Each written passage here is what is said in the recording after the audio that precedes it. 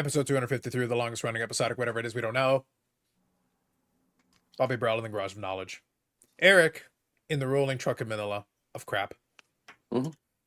As he tries to defend the homestead because family members of his may be in the realm of Florida Man. Allegedly. Name first. Let's go. Good evening, name. Speaking of Florida Man, here's Florida Man. Oh. Ham says, I was brought here by the future. The future's brought you. To learn something, question mark. Well, learning something might be questionable. Should be interesting tonight. That part I have no doubt. Philly Joe, good evening, Carlos and gang. Good evening, Philly Joe. Paul, evening, gents, and booblers. What's that? I don't know. Is Bubles? I don't know. I guess he's going to be here. Okay. Well, listen, he might be. How do you know he's not here?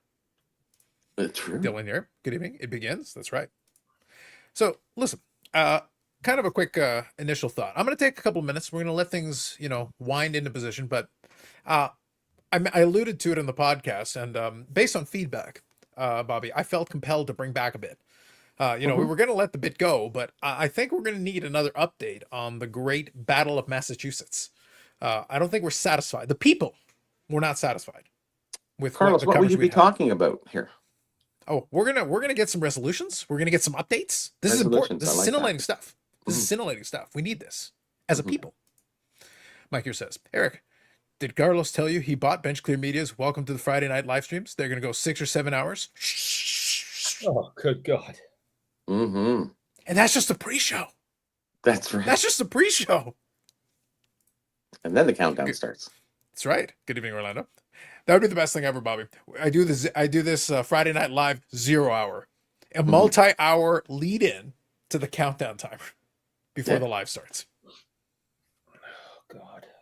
Endless coverage, endless coverage, wall to wall. Eric, it's like college football game day. It starts in the wee hours of the morning with the pre-shows and goes all the way through to the Pacific games. It's amazing. Tell me now. On the inside, you're already 14 dead. Hours. You can sleep On the inside, after. you're already dead, Eric. Like, would you notice the difference? That's true. Hodges, good evening. Indeed.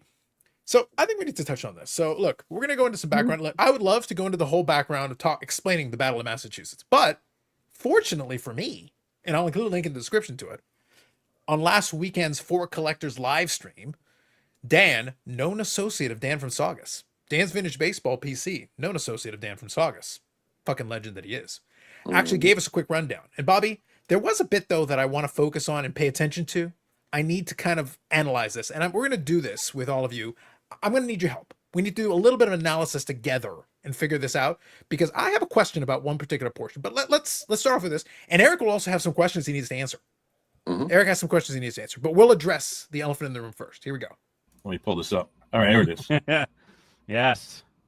It's a long. We can tell the long story or the short story. The long story is that I appeared on Carlos's show Friday night from the National, and I had a Ted Williams item, which is this, and I remarked, how beautiful it was, and the gentleman on the right, Eric, who works in Sports World up in Saugus, said that they have so many Ted Williams autographs in the store, and so Matt got a little upset at that because Matt had sold me the item, and he went on Jake's show and on what's the name of the show? I can never remember this. The hit list. The hit list. I was going to say the cut list, but that didn't make any sense. So on the hit list, our show. Matt from Providence had a rant about Eric, and then over the last couple of weeks, I guess Carlos has really milked the content of this. Oh yeah, and, he was talking about it Friday. I couldn't believe it. I could not. Sorry, Dan, I have to interrupt. I could not believe that they were talking about it again on Friday. I'm like, this is like almost 2 weeks old, and they're still talking about this. Like what is going on here? This is like almost 2 weeks old, and they're still talking about this. Like,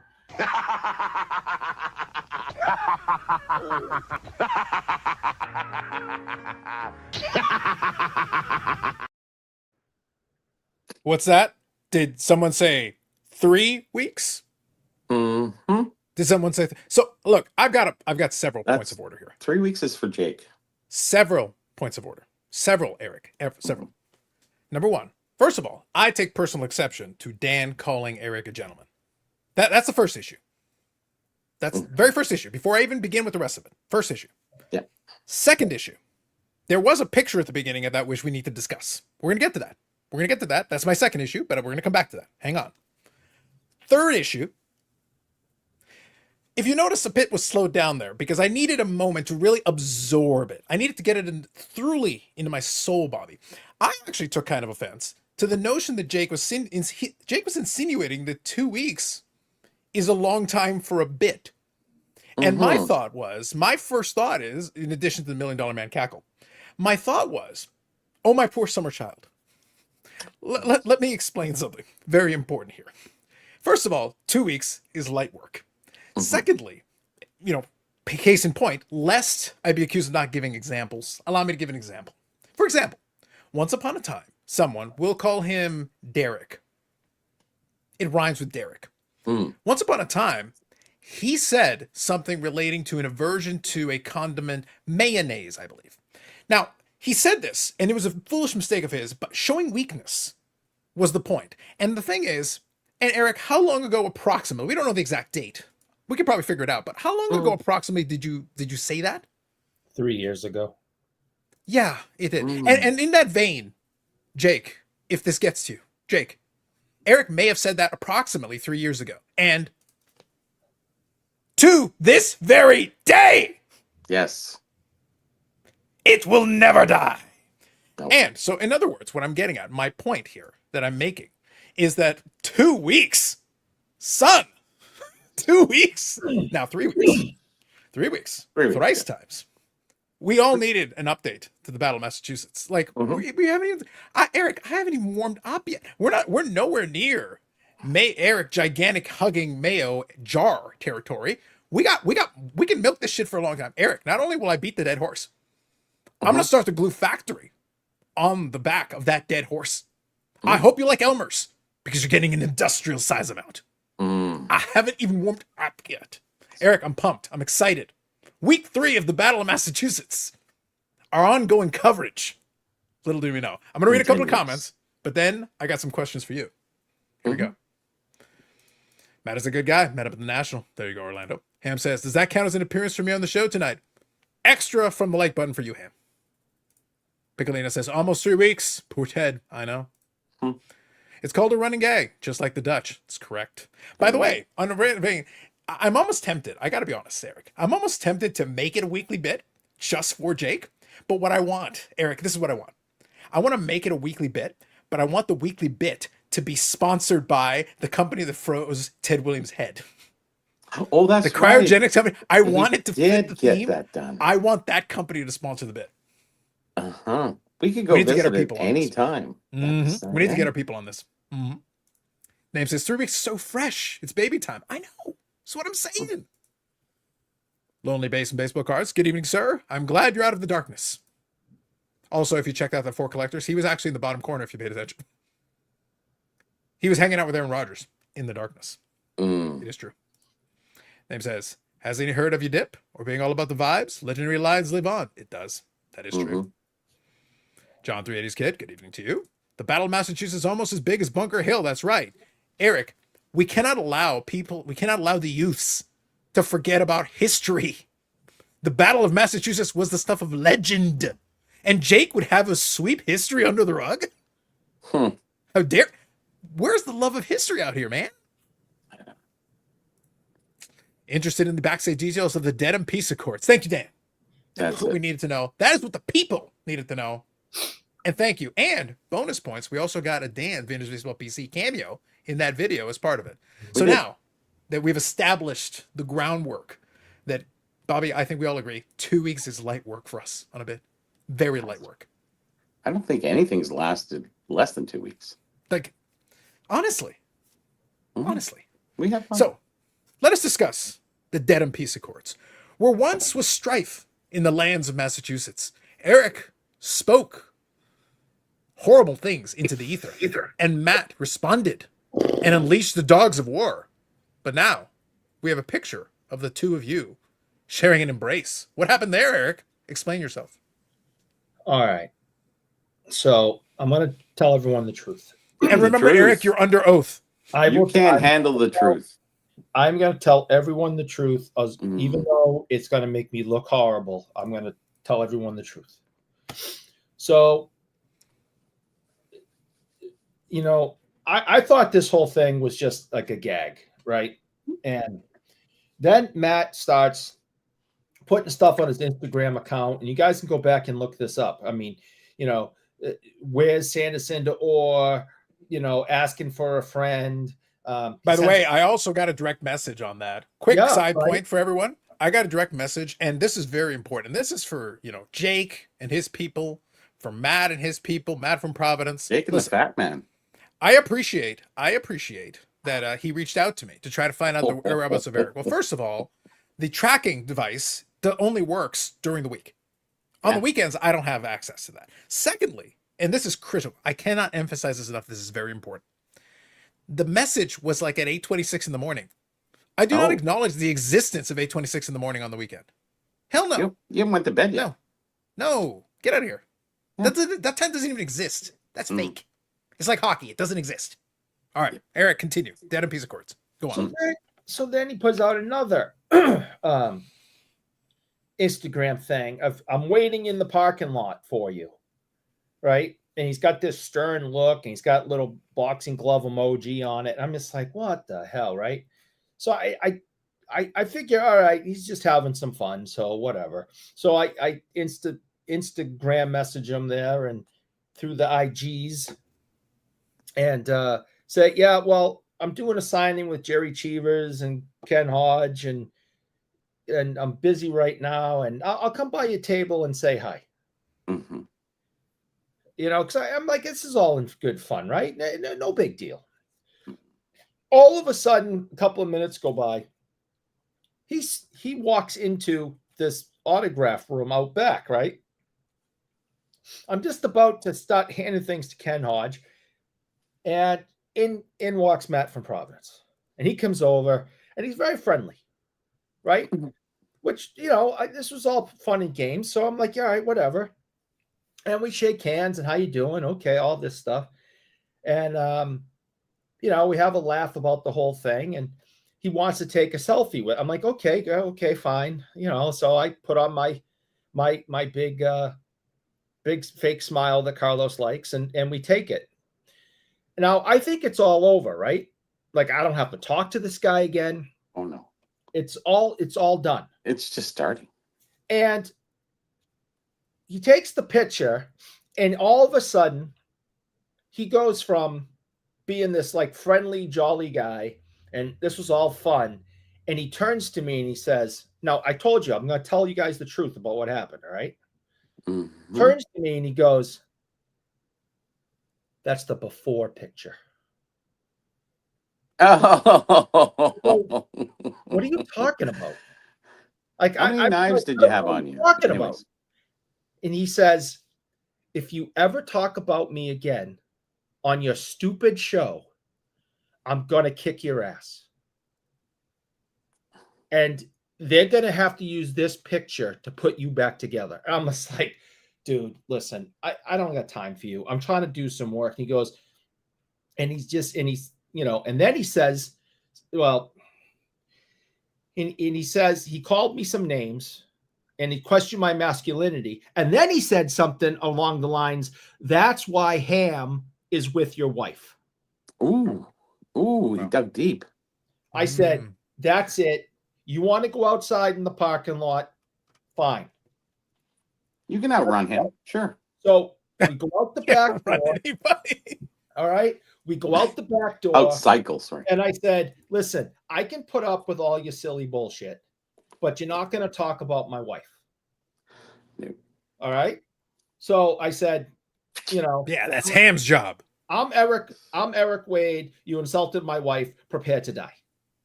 I said something along those lines. I'm sure something along those lines, no doubt. Did you do a Karate Kid move? Well, I went into crane technique. I thought so. Now, things get a little hazy at this point. It was probably the concussion. For you or him or both? I said I would tell you the truth. Mm-hmm. I went to just one punch him, hit him in the chin, knock this bastard out, right? Somehow, some way, the last thing I remember is that getting blocked. And then for the next 15, 20 minutes, he proceeded to beat the ever-living hell out of me. Okay? At one point, I'm pretty sure he beat me with my own foot. That's a standard move. Yeah. Well, he does have that fake leg. You know, you can. Listen, Mhm. for a he might not look it, but I am pretty sure he's part ninja. Mm. All right. I did Chris come Farley to- would. Yeah, I you did see come that. to at one point when he was like having a drink, and I thought it was over, but he was just taking a break. He was drinking your blood. So he made me drink my own blood. Mm. All right. So next thing I know, he goes, "Oh, good, you're awake." And I saw him put like the soda down on the hood of some guy's car. He then proceeded to continue to beat me for at least another 10 minutes. I woke up around 2 in the afternoon on a hot I got a sunburn. Okay. Now, if you notice, I'm wearing the same shirt still. Okay. My sunburn was so bad, I couldn't even like get my shirt off. I've been wearing the same shirt since Sunday. So And this time it has nothing to do with you being locked in that room and unable to escape. no, I can't get my arms above my head. It was horrible. He is part ninja. I'm very sorry for anything I said or did to upset him. Please. Are you sorry though? Please. That doesn't sound like a legitimate sorry. I just want to say, feel free to talk about my wife. Feel free to say anything you want. I apologize. Please do not lay that type of beating on me again. He must be a professional MMA fighter when he's not selling cards, because he just beat the tar out of me. And you know what the weirdest part about that whole thing was, Bobby? Like it was quite the harrowing tale. And not only that, like he hit him with his own foot, but then on top of it, he hit him with one of those Ted Williams pictures because there's like thousands of them. He just whacked him with one after another. It was wild. I was unconscious for most of this fight, so I don't recall what he may have used to hit me with, but it was probably a lot of stuff. There was a lot of debris on the ground at 2:00 when I woke up. I assumed he must have used items to beat me about the head and face and body and stuff. Wow. And stuff. Wow. It's quite the harrowing tale of woe.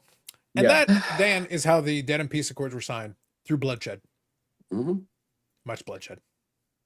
Funny part of understanding that, I never really knew that Matt had sold Dan the picture. I had missed that part. And putting it together right now, you should be beaten. Yeah, like obviously. Totally. Yeah. Well, look, Jake has one apparently. Like so like Dan has one from the pictures of that. Jake has one, even though like multiple. Listen, we might have to spend multiple weeks talking about Jake owning one of these photographs. That photograph might have been used in the beating. Oh, I never. I need to dig into this. I need more paper cuts galore.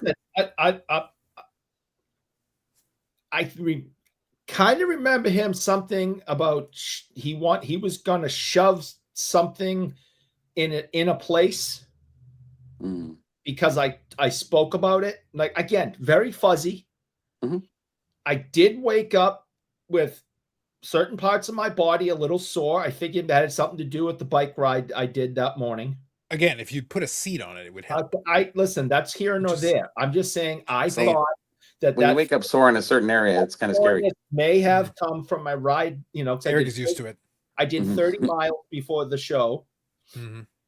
So I figured that's what, but now, looking back, I think he tried to shove one of those PSA graded Ted Williams things right up my hoo-hoo. Wow. Anyway, Ham says Tom Brady can't fight. Dan here says, so Matt doesn't know the show well enough to know the original thing was a bit, but he knows the ham and the wife bit.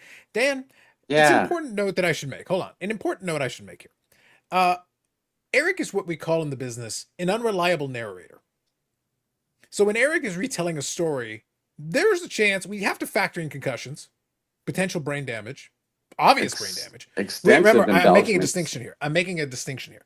Potential brain damage and known and quantified brain damage. We must factor both of these in. They're separate. Mhm. So you have to add that all in. So it's a possibility some of that happened. It's a possibility none of that happened. It's a possibility he may have been just in a ditch dreaming the whole thing. Or he fell off his bike and had a Mhm. dream. Yep. In the ditch. Sorry. Yes. I'm not saying that's all impossible, but I remember that's just what I remember. Implausible, maybe. That's just what I remember. That's all I'm Look, saying. Eric getting beaten up is totally plausible, but I'm saying the Yes, that I agree specifics, with. the specificity, we have to question it. We have to take it with a grain of salt here. Yeah. Name says the crane technique is what also Eric uses when he's riding his bike without a seat. Facts. Where's the video of the beating? Listen, Orlando, I am sending my people out there. We are scouring the earth. If there is satellite imagery of this, if I can get anything clearer than the Sasquatch pictures, we'll make it happen. I think he probably broke his phone. I think he may have used his phone to beat me at some point. So he probably didn't record it because he was probably beating me with his phone. And good evening, Hobby Champs. You joined us at a very interesting time, although not really that far off kilter. And this is an important note for those who know Jake. Send him our regards, and also inform him that the bit lasting multiple weeks. I accept your challenge, sir.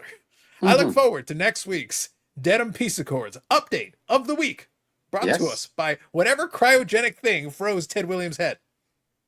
And look, possibly Sports World, home of 5 trillion Ted Williams autographs.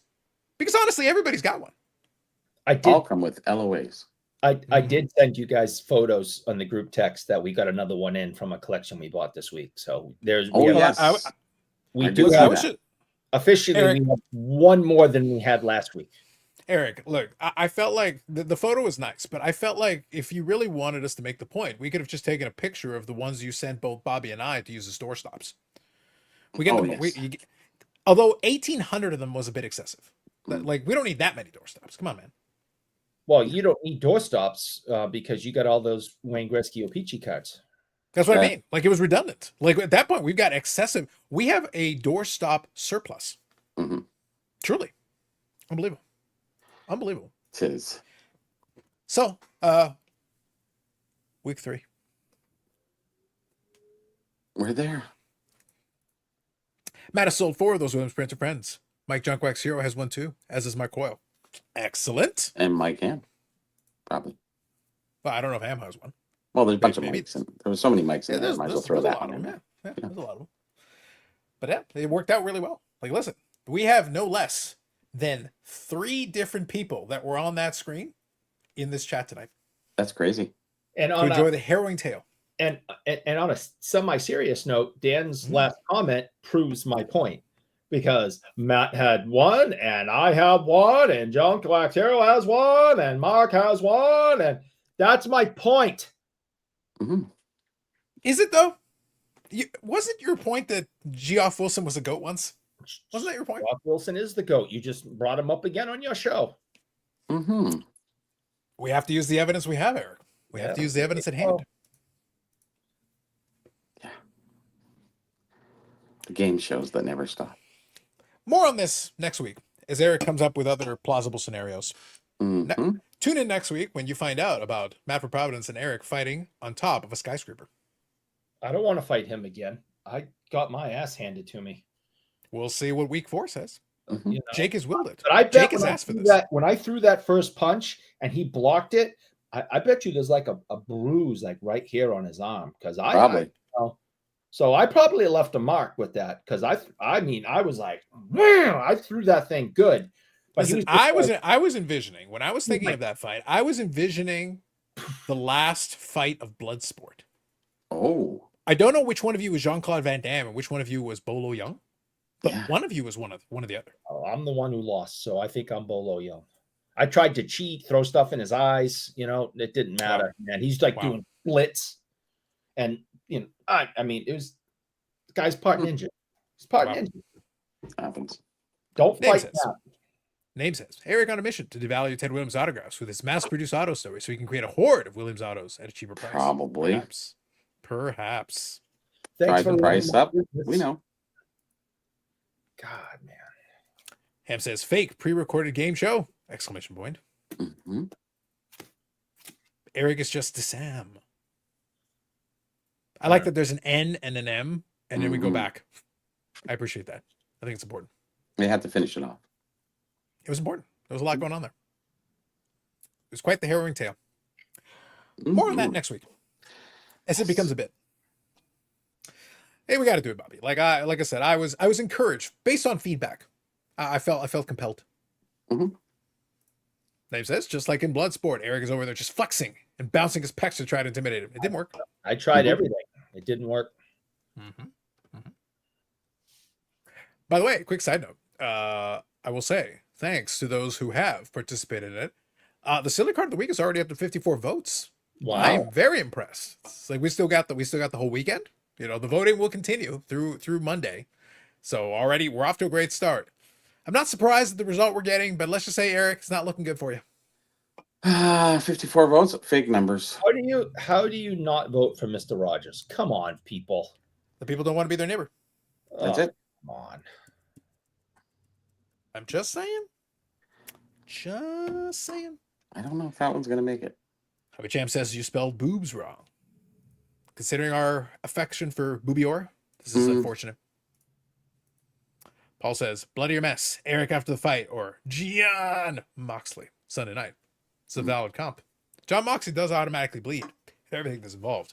So I don't know. Eric has recovered surprisingly quickly. We can only assume Mayo was involved. Yeah. Something like that. If you don't vote for Mr. Rogers, you're going to hell, said somebody. That's what I said. There's a special place in hell waiting for you if you don't vote for Mr. Rogers. And yet, the majority of people did not. That's the influence didn't work. Yeah, I was going to say, like, the opposite happened. They're like, Well, hey, say hi to Hitler for me, because that's where you're going. Going to hell. Wow. Jeff says, I voted for the Rogers. See? He's saying I said Burns. He voted for Aaron Rodgers. Possibly. Yep. Dan says, I'm surprised Take On Me isn't doing better. Dan, I'm disappointed by this too. Even Eric acknowledged on that podcast episode the Take On Me reference was good. That was a good reference with that card. It actually worked great. I could not lie. That was pretty good. Matt Jenny here. Good evening. I'm from the actual Mr. Rogers neighborhood. It is what it is. It works out. I don't know what to say. So yeah. So that is the dead and piece of cords this week. Dan, I hope it was satisfactory for now. But don't worry. If it wasn't for whatever reason, Dan, if there are additional questions, per Jake, Waxback Wisdom, we have to continue the bit next week. Even though we may not have a justification for it, we have to continue it. It's the right thing to do. Like, my hands are tied. I was ready to let it go, but we can't now. Bobby, can't stop. Won't stop. Can't stop. Won't stop. It's our first half hour. I know. That's what I'm saying. Ham says, makes sense. I assume he makes sense. But since he might Freudian more Cords news next week. That's right, Dan. We got this. You tell Jake. He has inspired us. Yeah. We will carry on next week. Week 4. I don't want to talk about it anymore. It's really upsetting to me. I know you guys think it's all fun and games, but I got the tar beat out of me. I'd really rather not discuss it anymore. Well, Eric, I got to be honest. You are making a valid point. Bobby, let's take a second. Let's take a second to think about this. Sure. Eric is talking about this vicious beating he succumbed to. Horrific. It was no doubt traumatizing. It was probably very horrible. And so let me look into myself and see if I can encapsulate my feelings.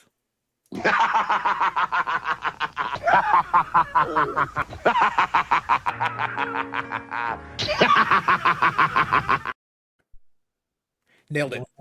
I'm not feeling it. Nailed it. I think so. Absolutely nailed it. I think if I watch Jake now from the 4 card collectors, I'm going to have to watch him at 0.25 speed just to get that great feeling that you showed in the video. I think that's good. Yeah, I think it's good. Emphasis was perfect. It really was. Like I felt it. I felt it in my soul. And we needed to take a moment to really absorb it. It was good. But look, here's the thing. I got to be honest. I appreciate it. Listen, I appreciate the feedback.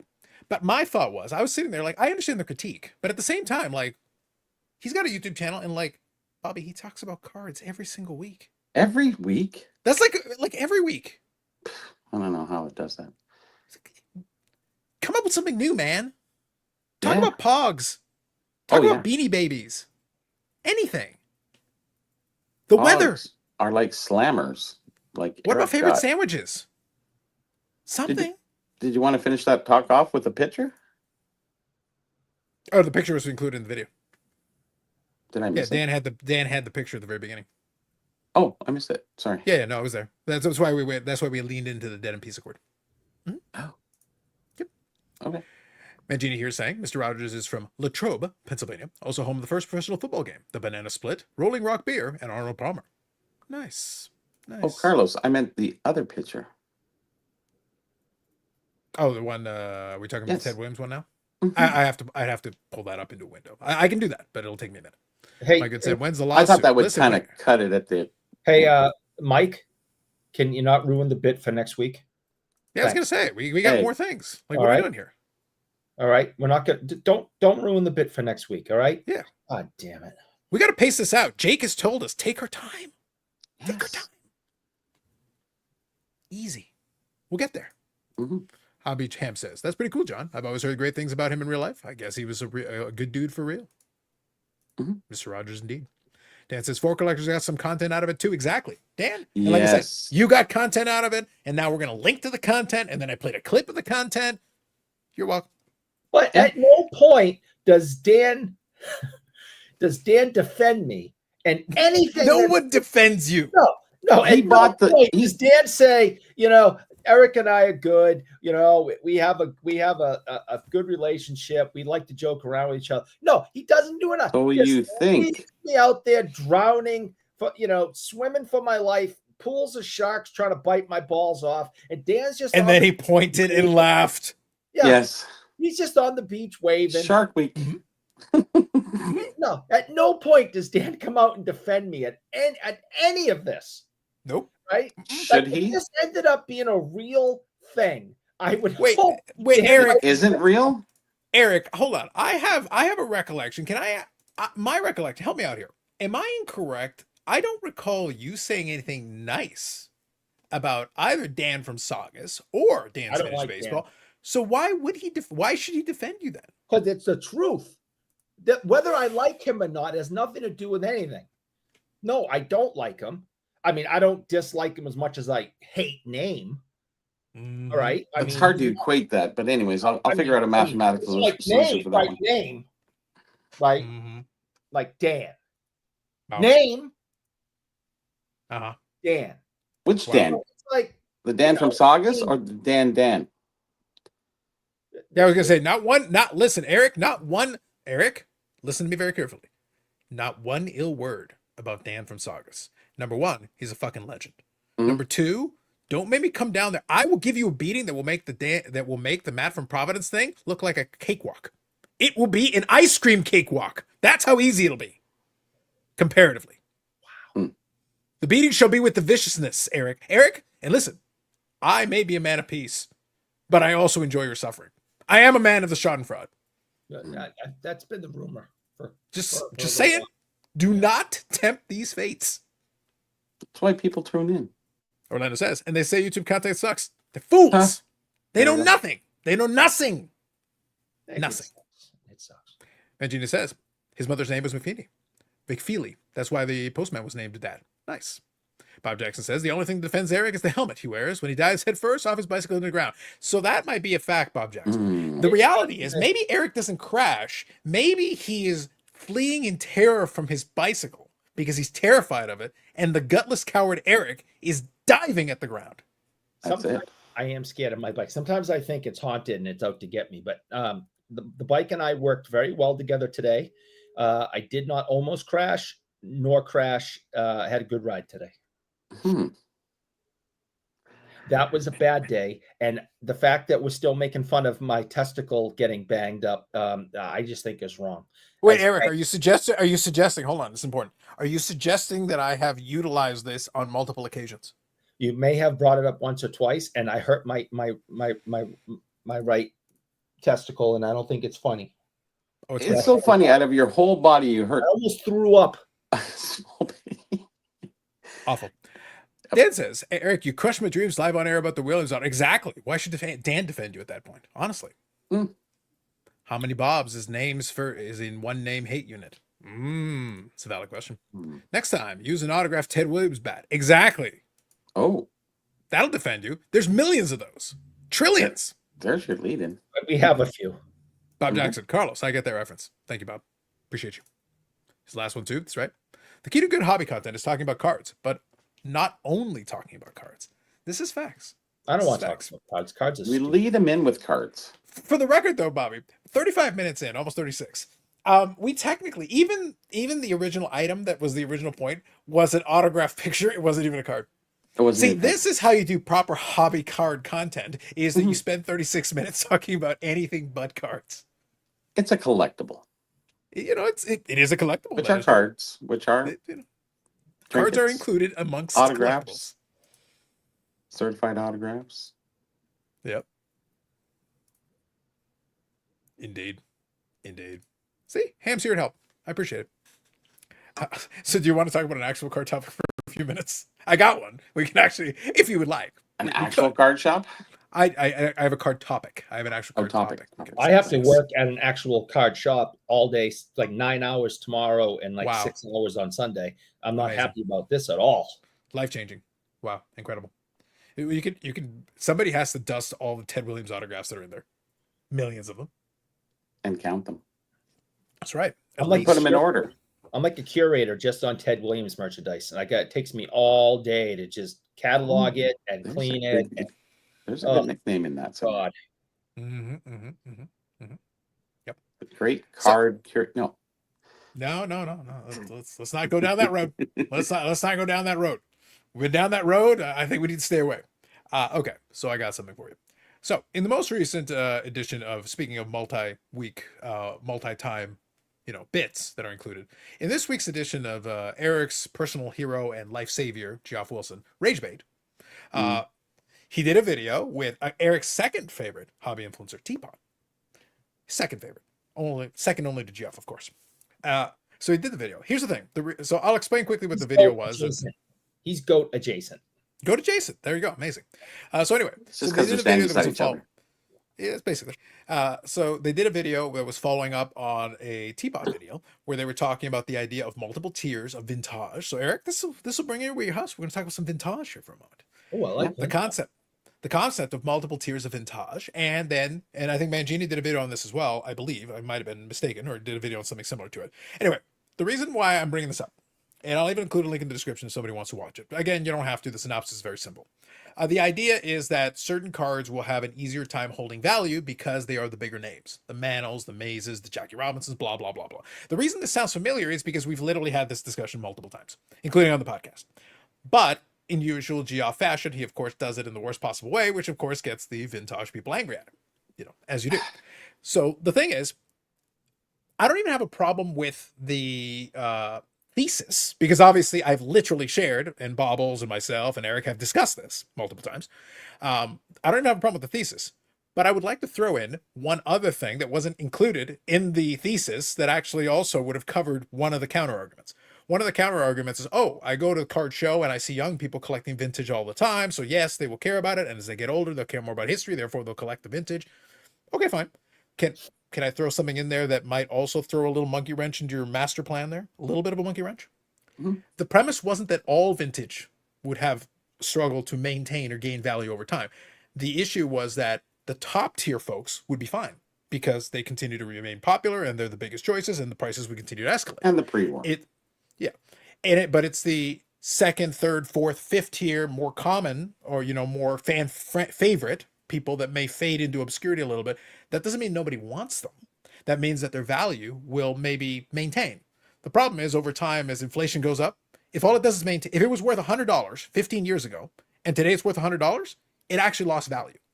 Even though it didn't drop in price, $100 is worth less now than it was 15 years ago. So it didn't actually gain, is my point. Whereas the other item was worth $1,000 15 years ago, and now it's $8,000. There's a difference. So one thing that's important here, Eric, and this is kind of a fun thing, we always talk about anecdotal evidence, and people say, but I saw these kids and they're collecting vintage. Hey, great. When I was a teenager, I was collecting vintage too, and I have fun with it, and I've got my projects and all that. But here's something that wasn't even considered. And I'm not surprised, because even though he's Eric's goat, he doesn't always think things through all the way. And Teapot didn't think of this either. I'm shocked. I know. What about this, Eric? Here's a scenario. What if the youths do one day start collecting vintage as the dream, as the prophecy foretells, right? But what if they do something crazy? What if they do something wild? And I'm glad you're sitting down. It's going to be crazy.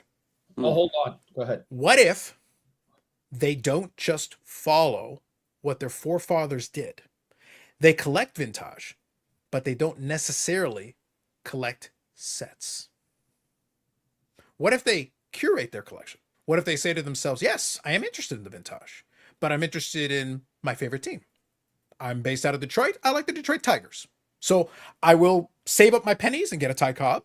I will get this player. I will get this player. But I'm not trying to build a T206 set. But I like to have a T206 Cobb. So I will still put my pennies together, figure it out, and get one of those. But I'm not going to try to build a T206 set. So the problem is that won't help the Southern Leaguers. That won't help the other players who may be into this other one. No, Or what about... I don't even. I can't even wrap my head around what you're saying. I know, it's crazy. What if who just bought all these 68, 69s? But Eric, hold on. Point of order, Bobby. Point of order. Eric is actually part of the problem. Eric is proving my point. He's showing me 68, 69. What about 54, 55 Parkers? Yeah. Why aren't you doing a set of those? Go into that box there, that one box. No, I don't care if you have cards, Eric. I want a complete set. I want you to show me a complete set of 54, 55 Parkers. I want it with the add backs and without. Go. I don't have that. You're trash. You're trash. That's you suck. No. Yeah. You're garbage. Yep. Get ready to hit the button. Uh-oh. Because I'm poor. Oh.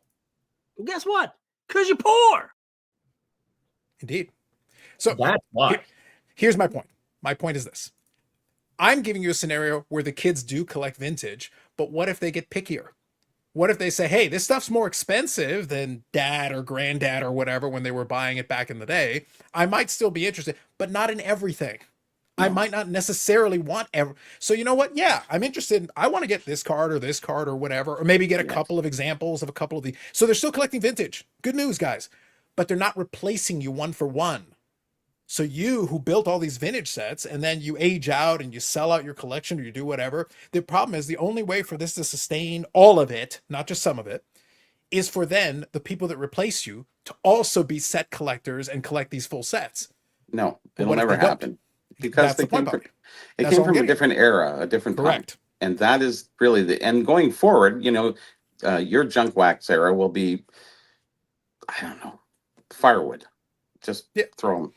But that's because there'll be 50,000 PSA 10s, and then at what point do so it's all going forward. If maybe the kids, well, see, I hate to take away from the children, because I'm like Jeff. I want the children to survive this. It's about the children, everybody. It really is. But I want to see the children enjoy something today as we did, but they can't enjoy the same thing. So it's a different scenario going forward. We don't know what's going to happen. So it's hard to predict that, but we can definitely tell that the collectors won't be there. As Carlos was saying, who's going to want a set of 54 Parkers, other than a couple key cards? But that's other than the odd person who is that completist. That's it. Yes, that's right. And that's all I'm saying here. What I'm saying, I'm giving what's coming. I'm giving those folks the scenario where some of those kids do end up collecting some of this vintage. Sure. But what if they say, hey, I've got a limited budget. I don't have an unlimited budget. So I'm going to focus my attention on specific things that interest me. If I am interested in that, then hey, great. We've got Jeff here who's from Detroit. He might be interested in the Gordie Howe. Great. He might be interested in some of the other Detroit Red Wings. Yes, but maybe not the complete set. Maybe not as interested in that. So there may be some other card. So again, that's not saying the other cards go to zero, but I'm saying the other cards could just stagnate. Well, what happens is over time, if the card was $10 20 years ago, $10 15 years ago, $10 10 years ago, and $10 today, it didn't actually go up. It went down. Or even if it goes up to $15 today compared to 20 years ago, well, that means it still went down. Because in reality, inflation has gone up. $15 doesn't buy you what it used to. So all the rest of it moves, whereas the Gordie Howe may continue to go up. The Gordie Howe may continue to move forward because there's still some interest there. There is interest in those guys. In the baseball side of it, the Mantles, the Mays, the Jackie Robinsons, the all-time greats, there'll still be folks that'll be, So they may focus their attention. They may say, instead of trying to collect these complete sets, and Eric in this case, ironically, made my point. Eric is a vintage collector, but Right. he picks and chooses certain specific things and certain specific projects to work on. Otherwise, that's why I was able to say, well, show me your 54, 55 Parkers. I want to see complete sets. Let's go. That's not 54, 55 Parkers. I know it's not. Tank. So, but Bobby, technically, shouldn't Eric be like the perfect example of somebody already collecting vintage, has been doing it for a long time in the demographic where he's got a complete set of that. He's working on multiple versions, autograph version, base version, all this stuff. But why doesn't he have a 54, 55 Parker set? He's Mr. Hockey. He's Mr. Vintage Hockey. Why not? Because he doesn't want to. And there's a money limitation. Hit the button again. Hit the button again. That's why. Yeah, but that's the point. But that's going to be the case for a lot of folks. They're going to have to make a choice. And if there's a limited budget, not unlimited, if there's a limited budget and they have to choose, then they're going to pick and choose. Well, that means his other cards are just going to sit.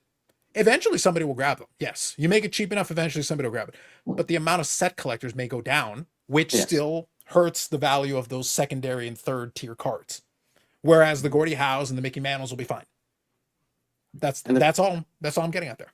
And I think Eric was upset in 1954 Parkers that Gene Velobo got beat out by Camille Henry for Rookie of the Year.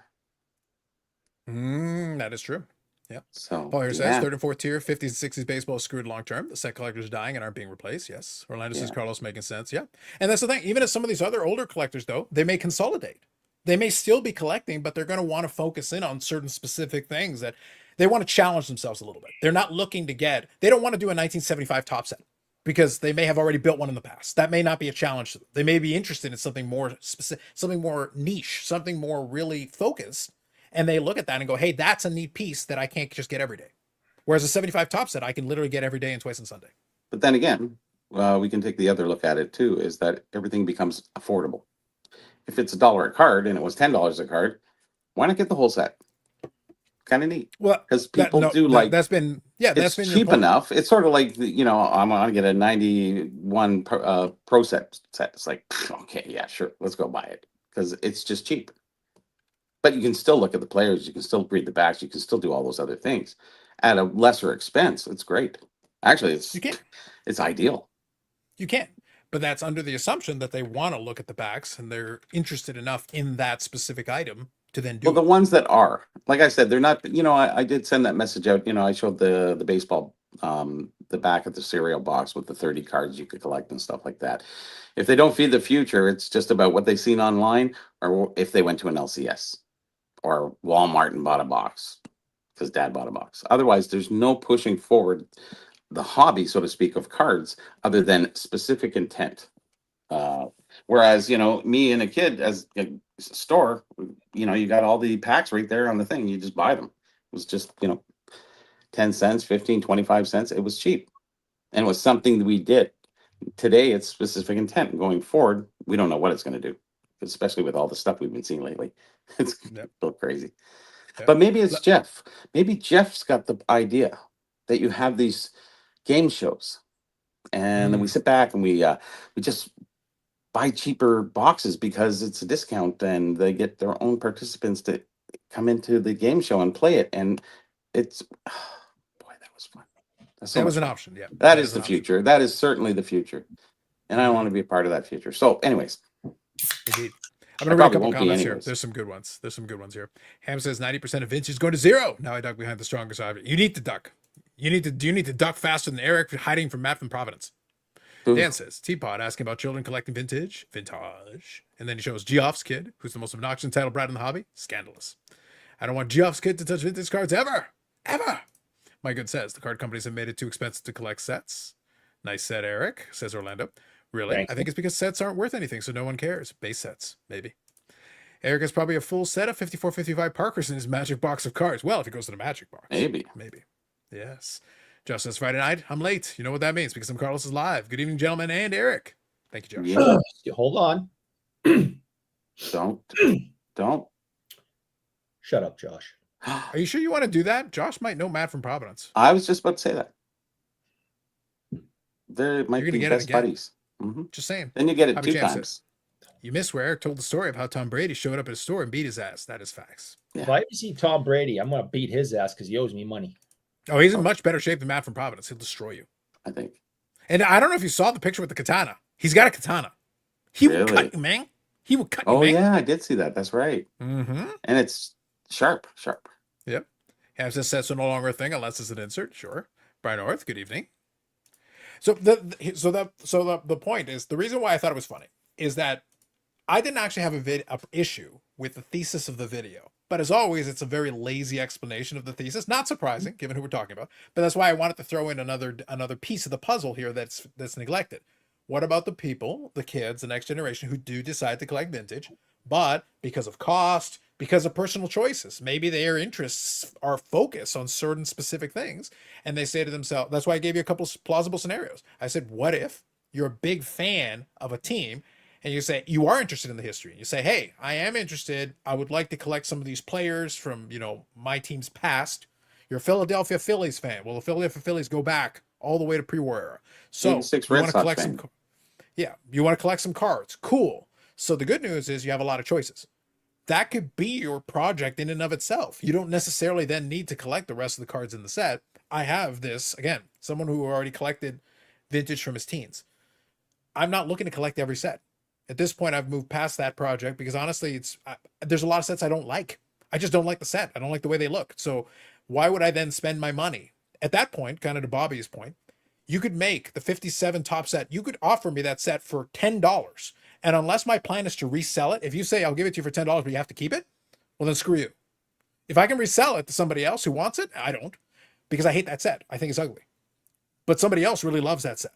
So then the price no longer matters. If I have to keep it, then no thanks. I don't want it. I don't care if it's free. But if I can get rid of it, if I can hand it over to somebody else, well, then great. Yeah, I'll take the profit. But that's the only reason I'm buying it. I'm buying it to get rid of it almost immediately, as fast. I don't even want to touch it. Eric can touch it and then hand it to somebody else. I think there's too much mind, especially for kids with the investment part of it or flipping or making money on it. And I think that's the wrong way. It was sort of grassroots when I was a kid. Just something that you bought, something you flipped against the wall, something you traded, just kept you busy. Because we didn't have the internet. We didn't have all these other things. So, we got a new world coming up in the next 10 years. Should be fine. After that, it's a snake rattle after that. I don't know what's going to happen. But and I don't think anybody can say what's going to happen. No, nobody knows for sure. But one thing I will say, though, to me, and I think this is an important piece of that conversation, I don't think it's a bad thing if some of those future, I'm talking about the collectors now. I'm talking about strictly the collectors. It's not a bad thing if the future collectors say, I want to figure out how I want to approach the collecting thing. If they say to themselves, yeah, I'm not interested in all of it, but there are things I am interested in. And then they create their checklist based on that and pursue those things. That's okay. Nothing wrong with that. That's why I say, like, in the past, the vintage collectors were used to the idea of, oh, we build sets. This is what we do. This is how we do this. We build put checklists in there. Exactly. And that's fine. If that is what you actually want to do, more power to you. Phenomenal. Fantastic. If that's what you want to do. But if you actually want to do just a team set, that's perfectly valid. I have a 57 tops Packers team set. I'm missing the Bart Starr to finish it off. So that's the big card. That's the last one I need. I'm only interested in doing that team set. That's all I want. I just want the Packers for that 1 year because Bart Starr's in it. When I'm done that, I don't want to collect the rest of the 57 top set. Even though there's a Johnny Unitas rookie in there, there's a lot of other nice cards in it. I'm not interested. I just want to do that one specific thing. That's not a complete set. That's a team set. Yeah, so go ahead, Bobby. Go ahead. Going back to the early 70s when we were opening packs, I was collecting the Leafs. Another guy was collecting Bobby Orr and Boston, other guys. Sure. So there was a lot of team kind of collectors out there, more so. But what happened after they fulfilled that list, then they kind of moved into another team. Hey, maybe I'll collect the Seals because they're cool looking colors, or maybe I'll collect whatever. So, you progress into a set. Then the second series comes out, and then you're kind of like, oh, I gotta, buy. And you only had so much money at that time. It's not like kids today where the dad goes, oh yeah, you need $80. Okay, here. It's like, I'm lucky if I got a quarter, right? So we didn't have that as kids. So it shifted from sports cards to Lolas or lollipops or candy, or other things that you would like to buy. And I think that shift and change happened to a lot of people. And then you stop your collection. That's why when you buy someone's collection, there's a lot of unfinished sets along the way. So anyways, it'll be different now. I don't even know. With all the grading and stuff like that, it'll be a different world of collecting out there. I guess it'll go by pop and it'll go by all the other things. Whereas, us people coming as kids, and then we hit the 90s, we hit that boom, we hit the educational part, we hit everything, it's all there. There's so many collectors because there was so many at that time period. Because remember, we didn't have the TV things, we didn't have the internet, we didn't have all these other things to keep our minds actively, going with something else. So it was really basically cards and your hockey team, and that's it. Watch the games and collect your cards. Mhm. Today, there's a million choices. Sure. Who's I think it's going to go forward with cards?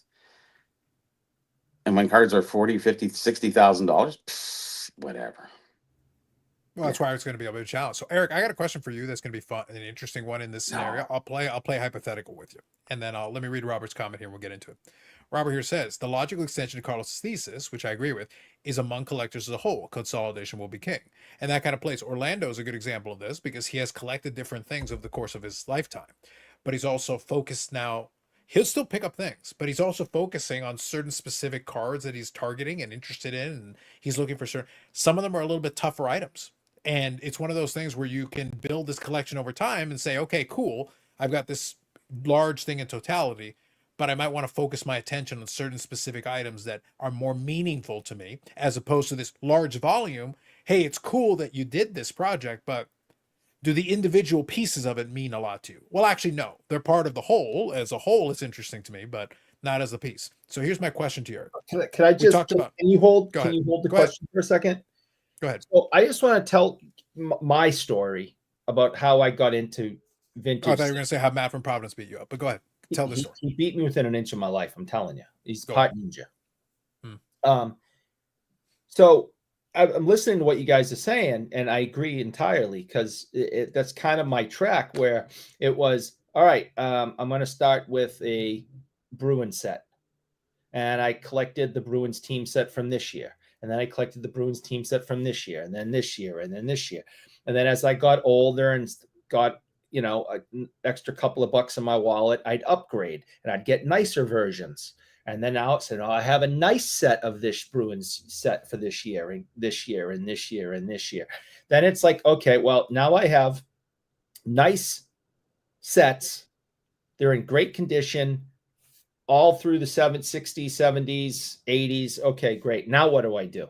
All right, well, now I'll get a Gordie Howe card, and I'll get a Bobby Hull card, and I'll get a Jean Beliveau card. All right. And then time goes by, and you get those in all the sets. And then you go, all right, well, I got an extra couple of bucks. I'll get a nicer version. So now you got the nice Bruins team set for every year. And now you start getting nicer versions of the star players for every single year. All right. Now what do you collect? I just said I might as well get the rest of the cards for the set. So some sets I've finished. Other sets like 68, 69, I'm close to finishing. I pick up when I can. I only pick up good copies of them. I don't buy fillers. I only buy them when I find them and they're in good condition. I enjoy that more. So, and then it goes to, all right, well, now I'll get them autographed. So here's the Andre Richard autograph 68, 69 that I just picked up. It's like when you've been doing it for as long as some people have, Bobby, for an example, myself, Carlos, you've been doing this for many, many years yourself, even though, Bobby and I got a couple of years on you.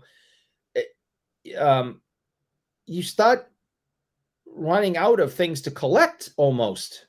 Okay. If you stay in your niche, which for me is vintage hockey, right? If I stay in my niche, I start running out of things to collect. So I got to start making stuff up to keep myself entertained. Mm-hmm. So, that's how I ended up where I'm at now. So I did just the Boston Bruins. Then I got better copies of the Boston Bruins. Then I got the Stars. Then I got better copies of the Stars. Well, you might as well keep going. Next thing you know, I got a full set. It seems in the internet sphere, it seems like a lot of people structure their sets around the influencers and what they see. Oh, we got to get one of those, because everybody who picked up at the National, it was just like, yeah, okay, yeah. This is It's why like I don't everybody's fitting into this structured collecting sphere of, oh, you need this to do this, you need this, I need this. It was like there's nothing unusual. It was very boring watching most of them. Yeah, that middle finger is not for you, Bobby. okay, That's for Mike. it's all right. It 80 happens. This specific one is for Mike. Now the Yeah. other one is for you. No. Cyber466 card here says the challenge to collecting a set pre-internet was the difficulty in doing so. There's no difficulty in building a vintage set today. No. For the more commonly available one, yes. You can go on the internet and get it done in 5 minutes if you wanted. Yeah, there are still some legitimately tough sets that are really that difficult, but for the majority, like a lot of the stuff, it's no, you can do it. I can do a 52 top set all day. If money is no object and I have enough money, I can do a 52 top set right now, all the way from 1 to 407 on eBay, hitting buy nows. That's boring. But the point is, you can't. I agree. But Yep. back in the day, it wasn't as quite as simple as that. You'd have to reach out to certain A dealers couple- and maybe go to shows or whatever. Couple shows would, Yeah. you could do that. But and if you have a bigger network, you could do it more easily. The point is, today anybody could do it, network or no network. Anybody could do it. If you just throw money at the problem, you can get that set done. But it's a build, and I think that's sort of the psychology behind it. It's building your way towards something that you can't afford it all at once, and that you do allocate the right amount of money to the certain cards that you do want to build. And I think there's more appreciation than somebody just having $1 million and saying, I'll take this 52 set, I'll just buy it. That's easy. That building, that's part of the hobby. That is actually, it adds so much to your personal life building than it is just buying. It's fun to just buy it. If you had unlimited, I know how many zeros you want on there, Carlos, but on the next check from Fanatics. But anyways, I can only hope, Bobby. I can only hope. what would you buy if you did? If you got All the Josh Rosens, Bobby. All the Josh Rosens. Other than that, nothing. Oh. Well, you'd finish your that's it. 52. I'd be complete. No, listen, I with all the Josh Rosen, I'd be complete. That right there is a hobby life completed. Like, is there more? What more do you need? I don't even know. Robert says, seems to me that Eric needs to break out of his niche and become an Eddie Merckx super collector. Merckx. So Eddie Merckx is the greatest cyclist of all time. That's the question. And I already have all of his sportscaster cards from 77. Yeah. So I do. If something comes up that seems interesting to me from the cycling genre, especially Merckx, I do grab it. So I actually have his sportscaster cards. Look at you. Now here's a question. So first, good evening, Baz. Dan says, I'm told Dan from Saugus is not a set collector and thinks Eric's collecting style is dumb. Facts. Dan from Saugus is a fucking legend. He knows. He knows the score. Tony Twist. Set collecting. NHLer Tony Twist. Set collecting is dead because cards are worth thousands now. Graded sell is the new normal. Exactly. No, the big MiG is not the greatest of all time, but the big fact MiG as opposed to the small MiG or the medium MiG. The fact that Josh knows who Miguel Indurain is and can add that comment, I deduct one. Shut up, Josh, for the evening. Wow, that's impressive. But the big MiG is not the greatest of all time, even though he has won 5 Tours de France. Mm. And we thank Tony Twist for joining us this evening. Good evening, Tony Twist. Yeah. So I almost asked earlier, Carlos. I swear to the hockey, the content gods. The content gods. Careful. Hand to the content gods. I was almost about to say, and then one of you guys jumped in just as I was about to spit it out. I haven't seen this guy or this. Yeah, I assume it's a guy. This guy in the last couple of weeks with his random hockey player names, and I miss him because I love the fact that he joins us and just throws out these names. And I look forward to seeing them every week. And I was like, I haven't seen him like 2-3 weeks where I haven't seen a random hockey player. Ask and you shall receive. And I welcome back. I don't know where you've been, but it's good to see you. And I'll show you. Just give me a second. Going to the magic box. It's going to the magic box. Oh my god. Okay. So here is a Tony Twist card. Autographed Tony Twist. But if you I don't know. That looks like a Ted Williams auto to me. Okay. So here's the this is why I have this. Whether you believe me or not, I am friends with former Bruin and Blues and Ranger and Hartford Whaler and Toronto Maple Leaf. I think I lost track. Friends with Glenn Featherstone. Okay, so if you look closely on this Tony Twist card, here is Tony. Here is his auto, but that's Glenn. It's an error. So that's actually my friend Glenn right there. Okay. And there's Tony Twist, but that's Glenn Featherstone. So when this came out, you know, a bunch of us went online and grabbed 21-22 clear cut hockey. Ham is So- correct. No, I specifically say all the time who I am friends with and who I just know or acquaintances with. Glenn is a friend, great guy. So that's why I have this, because he ended up on this Tony Twist card. So it's just funny that Tony Twist was the name that was used tonight on that account, because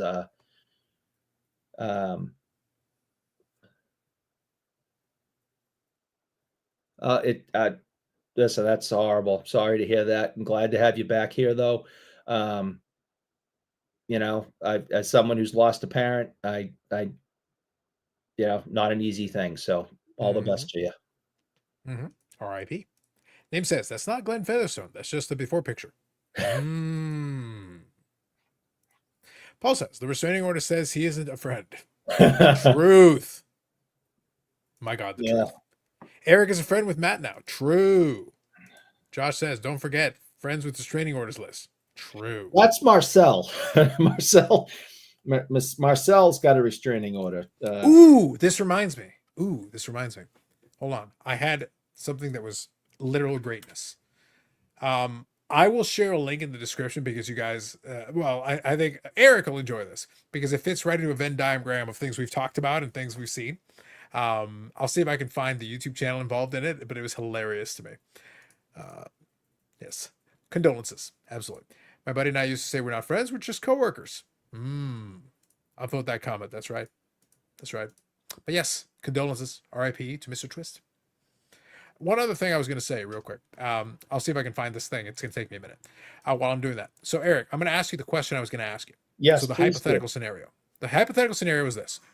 We talked about how the limitation right now for you, as far as what we were just talking about, is finances, because you're poor. Except for the like button. For the like button, you have unlimited funds. That's a different thing. But one thing that I was going to ask you is, in the scenario, so let me take away the restriction. You have unlimited funds, or you have more than enough funds to be able to pursue it without really infringing on anything else. It's not going to interfere with your day-to-day. You can do whatever. Here's my point. My point is that even with unlimited funds, I'm still not going to collect a bunch of these sets because they don't interest me. So it doesn't matter whether I have the unlimited funds or not. The cost is not the issue. Bobby's scenario where you make it cheap, I don't care. There's stuff that I don't like. So that, by the way, I recorded, for folks that did see the first episode, I recorded the second episode to my vintage rummage. I recorded the second episode, and it will drop on Sunday. So I'm going to do them on Sundays. Sundays is when I'm going to drop that video. It's going to be there. Sunday. That is correct. That's going to be the Sunday video. Sunday morning, I am going to drop that episode. I've already recorded. It's already uploaded, and it's already scheduled. It is ready to go on Sunday morning. It will be there if you check out, if you're already subscribed. If not, subscribe. Do it.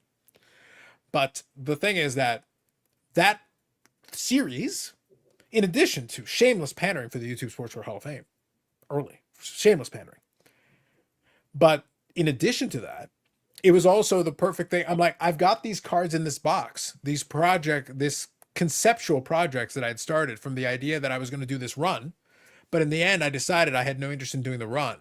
And the reason I didn't have interest in it is because a lot of the sets don't interest me. It's work. Some of these sets are work. It's not just like, yeah, put it together, because there is a cost element to it. I'm willing to do that if I actually am interested enough in the set. If I really like the set, 53 Bowman Color is not like, it's not like 53 Bowman Color is a free set. The Mantle is an expensive card. Some of these cards are actually quite expensive. And I've acquired them over the years. I've done it. But I really like the set.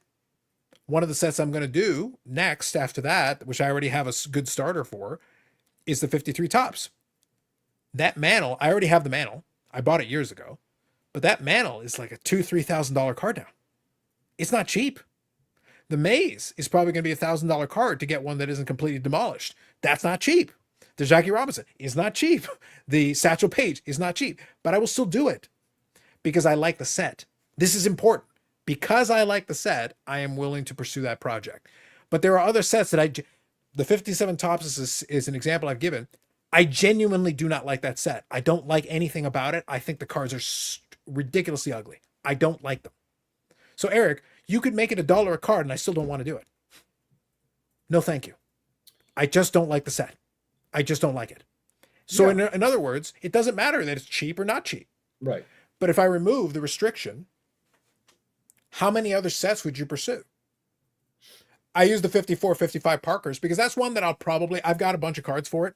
I've kicked around the idea of whether I'm going to do it or not. I've got the Gordie Howe. I've got the Terry Sawchuk. I've got some of the other ones in there. I might even upgrade a couple of the cards. It's a 100 card base set. I like smaller sets at this point, other than the handful that I'm going to be pursuing that are a little bit bigger. I love smaller checklists. That's why I like the 63 Fleer. It's a reasonable size checklist, so I can do it the way that I'm doing it because it's not 500 cards. The reason I'm not interested in some of these sets is that if I have to collect a 500 card, so example, 71 Tops was my first episode in that. That's more than a 700 card set, including some very tough high numbers. You got to want to do it because that's not like you're going to be throwing money at the problem. That's a lot of cards. Those baseball sets are just enormous. Yeah. Now, I'll give you an example of one that I will finish. 1970 Tops. 1970 Tops is also a 700 plus card set. But do you know why I am going to finish that set, Eric? No. There's a very good reason for that. I started that set almost 20 years ago. And I have completed the entire low number set, and I have a bunch of high numbers. So I've already done a lot of the heavy lifting. The Nolan Ryan is one of the key cards in there. I've got it. Nolan Ryan is a high number, and it's a key card in it. I have it already. So I have a lot of the important cards in it. Plus, I've got the stars. Plus, I've already built like 650 of the 700 and change cards. So it's not as bad. Like, I'm not doing a 700 card set anymore, Eric. I'm doing like a 150 card set. There's a big difference. Huge difference. I've already done most of the heavy lifting. So as a result, it is more attainable now because I've done most of the work. So for me, it's just finishing something I already am most of the way done. So it is doable. But I wouldn't start it again from scratch. If I had 0 cards, I would not start it. I'd be done. I'd be done before I even started. That's the difference. So that one is one that that's one that I'll do because I'm already most of the way there. I've got a good chunk of the cards. I might upgrade a couple of cards along the way, but the point is most of the work has been done. But I wouldn't start one of those projects today. Not from scratch. No way. It hails back to incentive. You know, you have maybe you inherit some cards or something and it's not a complete set. You know, you're going to finish the set. And, you know, that's great inspiration for people, you know, to do. And you've got some cards. You said, hey, that's 71. What do you have? The 71 baseball. I said, that'd be a nice set to finish, but that's a lot of cards. It is. But there's a lot of great stars in there. There's a lot of I'd still need 600 more cards to finish that set. That's okay. They're going to be cheap. Nope, they're not. In 20 years. In 50 years, maybe. Yeah, but it's not cheap enough, and it's just not interesting enough for me to do. And there's a lot of the cards that I genuinely don't care about. So it's like I'm not interested. And it's a black border set. It's so tough that the condition is like, ugh. But you're not so concerned about condition on those anyway. So no, I don't know. Those was not so much. Are those OPG or tops? They were tops, right? The ones I have, they're top. I do have a couple of OPG, but those ones specifically were tops that I've chosen. Okay. Yeah. Dan says 53 Tops also have some high number short prints that are just fine. I agree, Dan. Yeah. But 53 Tops. So now, contrast to what I just said a second ago. 53 Tops. Number one, I've got a lot of the key stars. I've got some short prints. I've got a lot of stuff. Here's the thing. I actually really like 53 Tops. It is my favorite 50s top set after the 56. 56 is my favorite. I've got that set complete. 53 is right behind it. So I am willing to put in more effort to build that set because I really like that set. They're paintings. I like the fact that, and there were real paintings that still exist out there that you can go get your hands on. The point is they're real paintings. Eric, that's some hashtag effort. You actually commissioned paintings to put in the damn set. Well, so And then the other 53 set is the color photographs. So both companies, both Bowman and Topps, came hard in 53 and put together some of the most beautiful sets that were ever put together in the 50s. So to me, having both of those are beautiful bookends to each other for 53. and the 54 Topps hockey is paintings as well. They are. So that's why I say I like certain, there are certain sets like that I like. So those ones to me are more worth the effort. So it is going to be more work. It is going to be more effort. I am willing to do that. But there are some other sets. A 71 Topps, not good enough. Sorry. Not interested. Not enough in there for me to pursue that because it's going to be work. It's not going to be, and it's not a cheap pursuit. It's a lot of You cards. got to work on it. Exactly. So there is a lot of work to do. But if you're willing to put in the time, there is ways to do it. So Dan says there's quite a few stars in the 70s high numbers. Yes. Bench, Mays, Robinson, K-Line, Santo, and Ryan. I've got the Ryan. I've got some of the other ones I think in there. I think I've got the Mays. I'm pretty sure I got the Robinson. I have to go double check. I have to recreate my checklist. That'll be for down the road here. I'm going to focus on some of these other ones. But the point is that there, and this is the point of that question, Eric, there are sets that I'm willing to put in that effort. That's fine. And I understand there will be a time, there will be a cost. I understand all those things. If I remove the cost element to it, for some people, though, that still doesn't mean they're going to want to collect everything. That means, though, it will open up certain other, like to the 54 top set, to me, is one of the most aesthetically attractive sets for the 50s hockey. I'm a big fan of it. I think the cards look great. So I think that's a fun set. And I think the checklist is in the 60s. It's not 200 cards. It's not 300 cards. It's like 60 cards. No. So that does help a little bit that it's not hundreds and hundreds and hundreds of cards you got to pursue. There hockey are some very 370, you're looking at no more than 132 cards. Exactly. So you're, exactly. Even the 54, 55, got, even the 54 Parkhurst that I was talking about, that is 100 cards on the dot. Yeah. 100 cards, 1 to 100. So if you want to collect that, it's 100 cards. You get one card that is 1% of the set. And then you can go from there. So like those checklists are a little bit more reasonable to me. Yeah. Not so bad. But some of these multi-100 card sets, that's a little tougher. Yeah. My good here says, Carlos, have you listed anything from your box of vintage baseball that you dug out a week or so ago? No, I will probably at some point, but it's some of those group lots that I have are so low condition that I'm sitting there like, do I want to list it just to get $20 for it? You have to get group lots of group lots. Yeah, it would be pretty. Take brutal, all actually. These for $50, please. And that's basically what I'd have to do, honestly, Yeah. effectively, to get rid of them. Robert here says, in my opinion, 71 O-Pee-Chee baseball is the toughest post-war set to complete in mid to high grade. 71 O-Pee-Chee would be tough. Yes. 65 O-Pee-Chee would be a 60. The first year of 64, 65. Anyways, yeah, it's only 283 cards opposed to 600 and 700 cards. Yeah, but I want to say, though, he's saying Attainable. 71. I think 71 still had most of the checklist size plus the black borders. So he's saying mid to high grade. That would make it tough. Yeah, so that adds an It's extra a monster element set to it. at that point. That's what I'm saying. So to And me, pricey. I agree with his statement that in mid to high grade with the black borders and the rest of it, I think that would be a very tough set to do. And the short prints.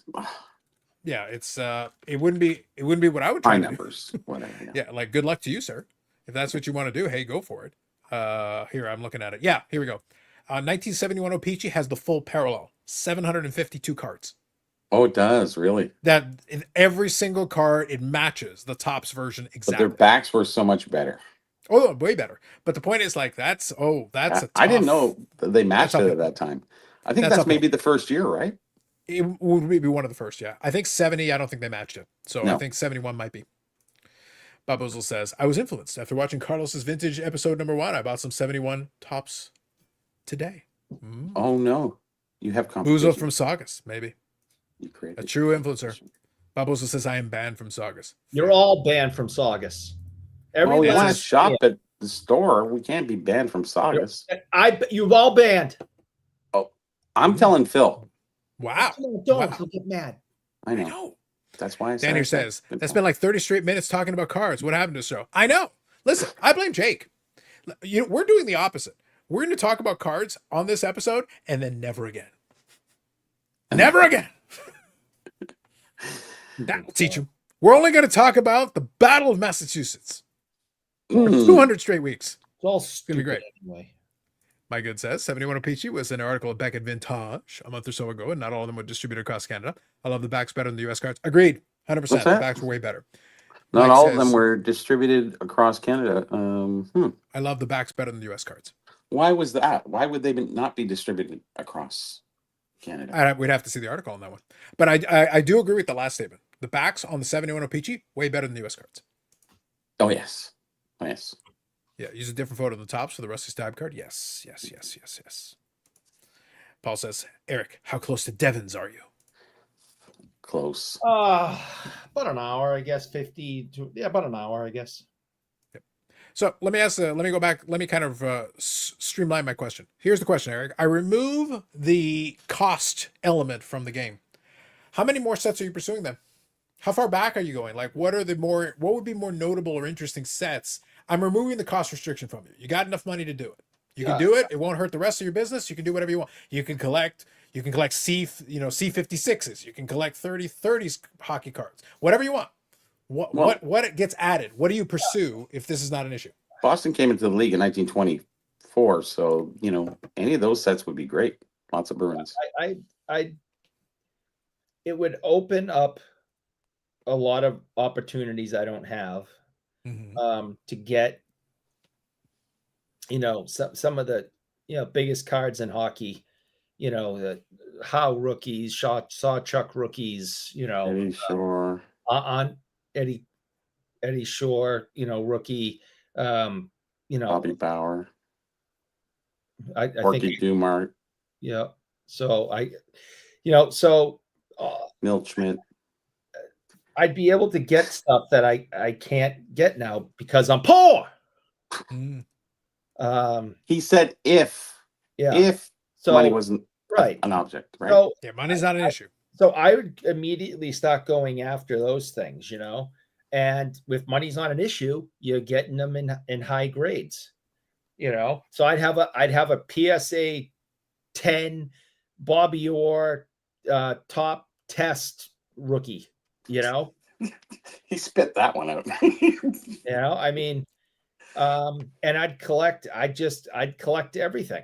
But I've had this discussion with people and probably with you guys over the years.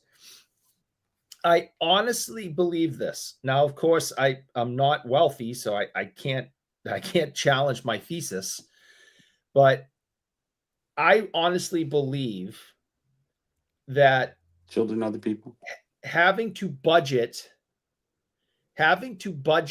my hobby makes me appreciate it more.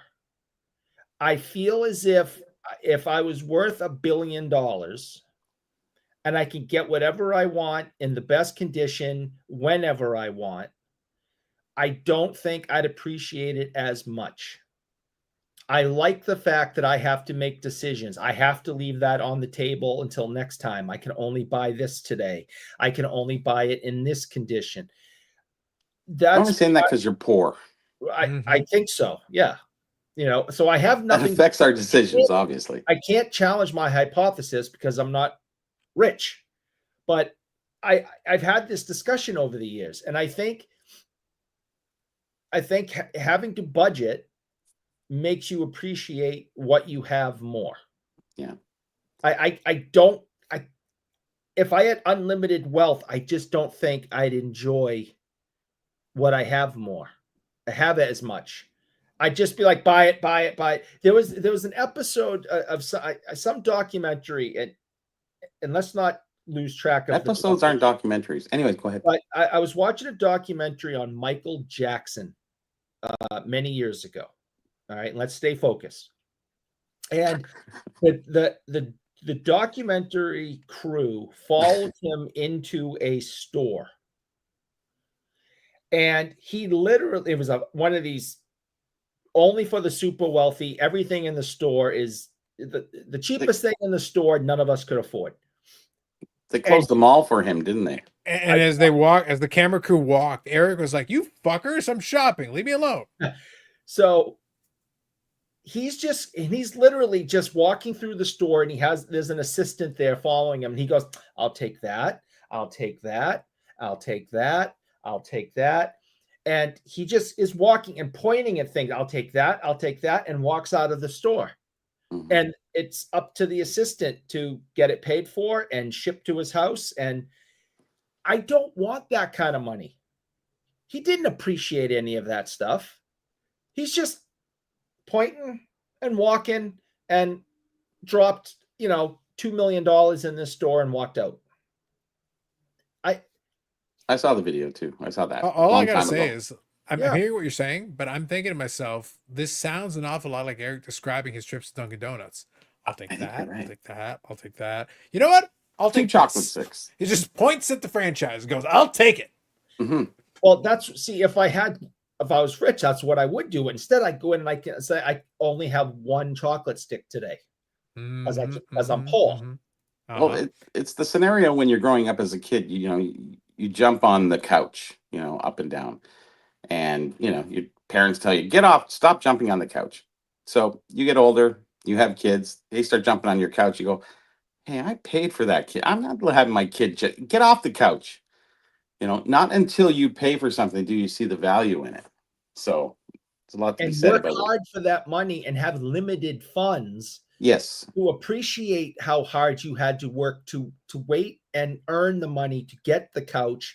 And maybe you couldn't get the super, super expensive foreign leather couch. You had to get the synthetic leather couch. And that's okay, because you know how hard you worked, and it's still a very comfortable and nice couch. Listen, synthetic leather couch is just fine when you're watching Emmanuel in space. But I never put plastic on the furniture. Maybe that was the And key. what you do in the privacy of your own home on your synthetic leather couch, watching Emmanuel in space with a pool noodle, a fully lubricated pool noodle, is your own business. Hmm. It's been weeks since we brought that up, and I brought it back. I did it for you, Jake. I did it for you. Yes. We brought it back. All right, Robert says, if money were to object, I would go for 2 Cracker Jack sets at the T205 gold borders. Fair. Bob Ozel says, picked up a 78 1970 rusty stub, but ran out of time to find the 71. Mike says, Dan, love the giant grand redhead, not the Hall of Famer, but the solid major league and good pinch hitter like Terry Crowley and Jim Dyer, along with Jose Morales, and left at Manny Moda. Name says, how's Eric not getting cars slab in BGS? BCCCCCCCCCG. Only that. And Smokey Burgess. Land the plane. Yep, didn't go back far enough. Facts. And I believe Eric isn't lying about Matt being him senseless. Yes, the man has no sense. Bob Ozel says, a hungry woman savors every bite. A big woman won't stop ending. I assume he meant eating. Eating. But he might have meant ending. Ending eating. Yes. Maybe. Who knows? Plastic was on my grandma's couch. Now looking back, it was just a giant penny sleep. That's right. That's the origins of Florida Man. It all makes sense. What it was. Zach says, Once you take the you're plastic off, you get another 10 years out of the couch. maybe. Now it goes into normal wear. Zach says, if you were rich, buying an expensive card isn't a big deal. How about buying a high-end sought-after card and lighting it on fire? That would get him talking. It's facts. Who did that? What was that guy's name way back? That Vegas guy. Dave. Vegas Dave. Vegas Dave. Dave, Yep. yeah. Yep. Name here says, if this is the longest running episodic whatever, you got to have the longest running bits too. Facts. Such as, I hate name. And once you go feed your 48 kids and go away and stop commenting and stop watching the show and go be a better father and go make some peanut butter and jelly sandwiches and grilled cheeses and whatever else. Go away. Apples. They Well, like apples. hold on. Kids real love quick, apples. I do have questions. One of my questions is that I am deeply concerned that Eric is sitting here trying to give parenting advice. He's trying to help Name with his 47 kids. But at the 48. same time, going back to Bobby's statement from earlier about the kid jumping on the couch, Eric's response to the kid jumping on the couch wasn't to ask him to get off the couch. His response to that was to chase him around the neighborhood wielding, brandishing knives. I feel like an escalation, an You won't be on the unnecessary. couch again. You won't see him on the couch again. Just running up and down the street, going, You'll be that's dead in the Daddy's lane right from Emmanuel in knife space wounds. couch. Get off it, boy. Won't be on the couch again. Just saying, I'm concerned. It's like my first car was an Omni. My first anything was a motorcycle, but I mean, first car was an Omni, and it was beat up and everything. But I washed it, took care of it like it was, like a $10,000 car at that time, and it was only like $800, I think I paid. You know, you just take care of the things that you have enough money to buy to appreciate, you know, because the car was everything when I was a kid. Like everybody got their license, like 99% of the people. Today, 30%. I don't know. Big That's difference. probably higher. It's probably higher than that, but it's not 40? 100% for sure. Yeah. I think a little more than that. I don't know what it would be, honestly. Well, there's a lot of I people who would don't suspect- drive. Well, I think depending on where you live, like there's if E-bikes you're not living in- included. Okay, e-bikes not included because I was those gonna aren't. say if you live in the city, it's almost a waste. Other than being ID, like it doesn't do you a lot of good. It just depends on where you live. Maybe some people who don't drive are just big, giant, stupid heads.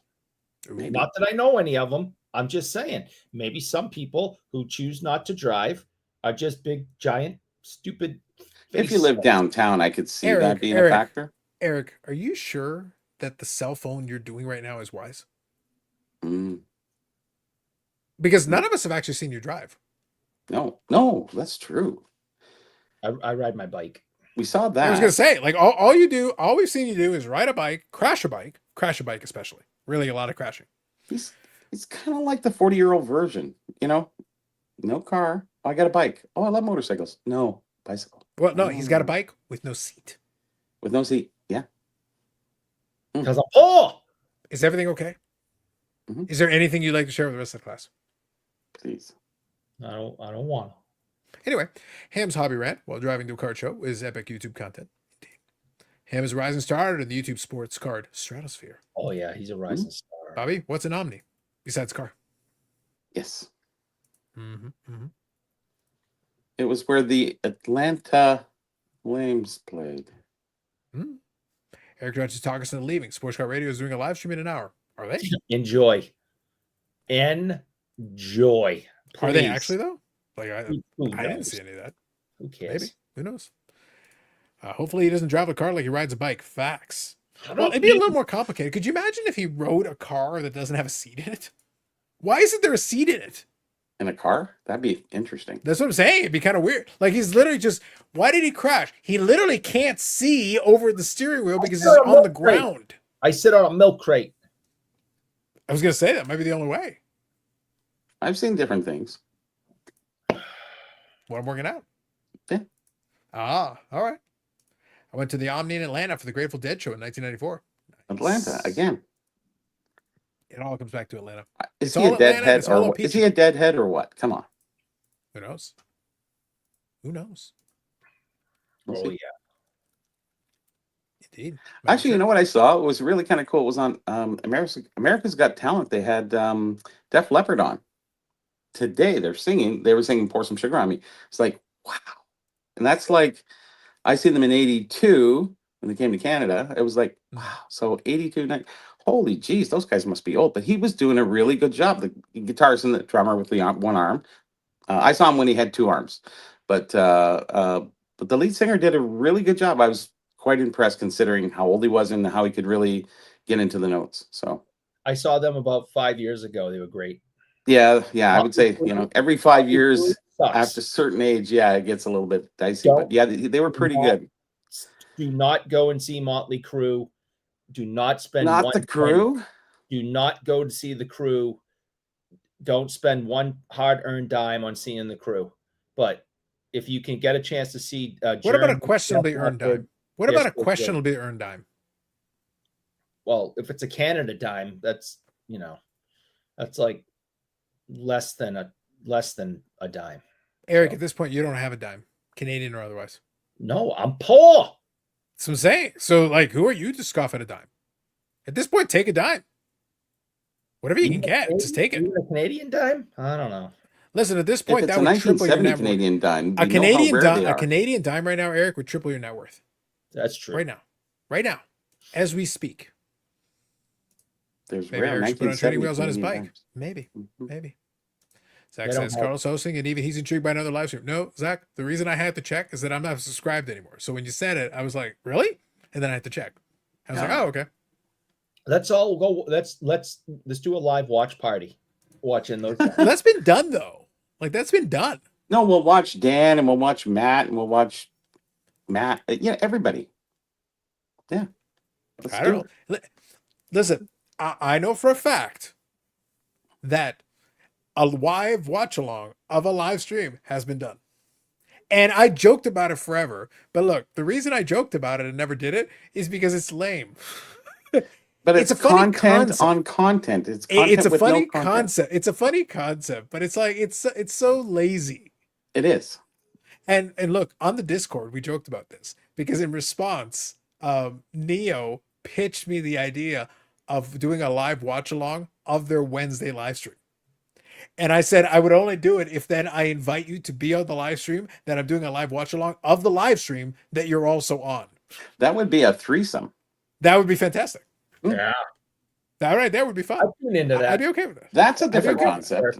That'd be a hobby first. I'm totally in on that. And a last, That- but I mean, And Eric, that was the only reason. That was the only appeal to me. I'm only interested if I can have somebody on my live stream that is also on the other live stream simultaneously, That's it. and Yeah. then our live stream is reacting to their live stream, and they're on both live streams simultaneously.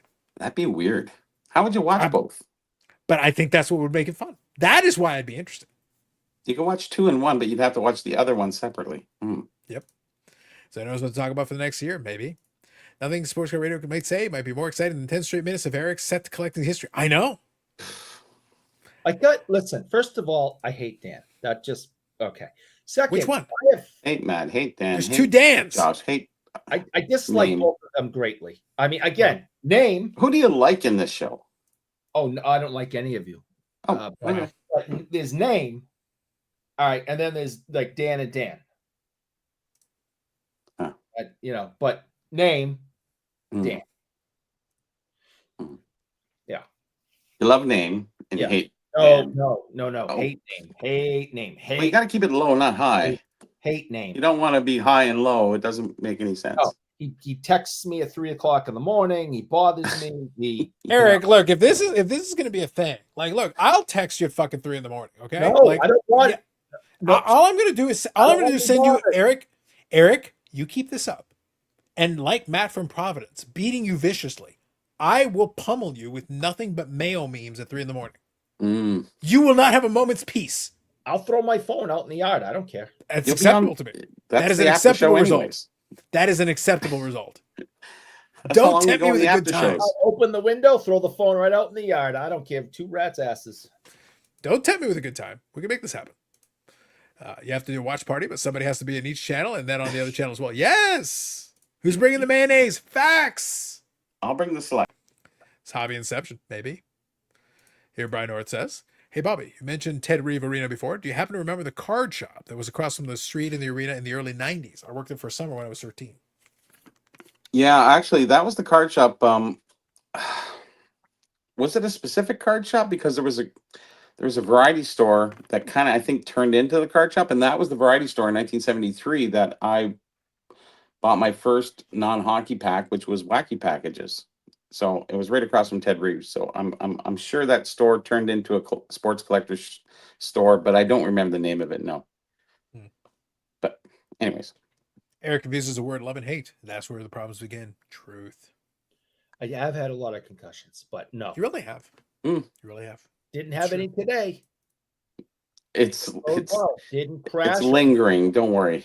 It never Are you ends. That's what I remember. sure you didn't have one today, or you maybe I forgot don't about it? remember having any crashes today. Oh, That might be the problem. maybe. You don't remember that crash? It was called Card World, and it was next to a hockey store called Mostly Hockey. Interesting. Where was this located again? They It's said right beside in- Ted Reeves Arena. Yeah, it's, I don't know. Did- It's Maine and Gerard and Toronto. So is it like downtown Toronto? Is No, it was it the up in Mississauga? eastern side, not quite Scarborough, but just mid Toronto. Cardinals next to it. Yeah, so the 90s. No, see, I'm living up at where am I in the 90s? Oh my god. Oh, I'm at Kennedy and Shepherd. So I'm far away from there. Yeah. So I wouldn't, and I finished playing hockey in the late 80s there anyway, so I wouldn't remember. Cool. There you though. go. Thank you, Brian North.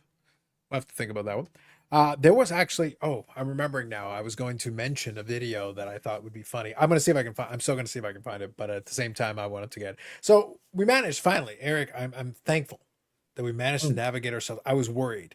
we were talking about cards for so long. I was frightened for all of us. Yeah, we can knock that crap right off. Like we would, whew. Well, Dan was right. Like, Bobby, I don't know us anymore. We've done so well, like not talking about cards most of the time. We've done so well, so well. It's kind of By the way, weird when we speaking of which- do start talking about it, though. It's odd. Like what Ooh. kind of self-respecting sports card live talks about sports cards? I don't know. It's just That's a fool's errand. That's a I fool's want to errand. talk about that clearly. When Bobby drives, he drives with his window down and Always. his arm out the window. Oh, that's why it's darker. Yeah, the left Because hand. That left forearm is dark brown, and the left forearm is dark brown, and the right forearm is white as white. So you know he's driving around in the summer with his left arm out the window. Always. You're Always. allowed to put the window up, put the AC on. You don't have to have. I have the AC on as well. It's just a comfortable way to drive because I like to hear what's around me. It's a safer way of driving, actually. I drive by listening a lot too. When cars are coming, you can hear things. You know, I see people get in their cars and they turn the music on so loud, and then an ambulance goes by and they don't know what's going on. So, you know, it's always good. People don't understand that, you know, you got a 1,500 pound piece of killing machine that you're driving, and people take it for granted, and only do they learn until they do a mistake or they hit somebody or hurt somebody or kill somebody that they realize that, you know, it's important that you drive proficiently and not have your music blaring all the time. Yeah, Eric. And keep your window down so you can hear a little bit more of what's going on in the road. It'll save you And a get lot. in a car that has a chair that allows you to see over the steering wheel, Eric. I always have my window down on my motorcycle. The top of this, the part of the steering wheel that goes just. Oh, you look through there? Look through there and you see just over the dashboard. I got my milk crates just high enough. I can see fine. Hobby Champ says, you guys talk about cards just enough. And it's always cool when cards just pop into the convo organically. Thank you, Hobby Champs. Good evening, Rob. Bobby, please tell that to all the 16 to 18-year-old drivers. What a bunch of squirrels. So I shouldn't comment on the show while driving? Maybe. Hey. All right, I found it. I found the You thing. found Hold it? on. I found it. No, but this is important. Bobby, this is incredibly important. Like, I cannot emphasize how important this is. It is a Venn diagram of multiple things that we love on this show. From a YouTube channel called Edition Sports Cards, discussing the hockeys. The title of the video. Editions? It's called Edition, singular. Edition. Edition. Yes. Sports Cards. That's the name of the channel. Oh. I will include a link in the description.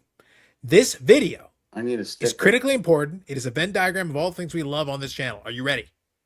The name of the video is The Hockey Card Hobby is Starving, all capitals, for Good Takes. That is the name of the video.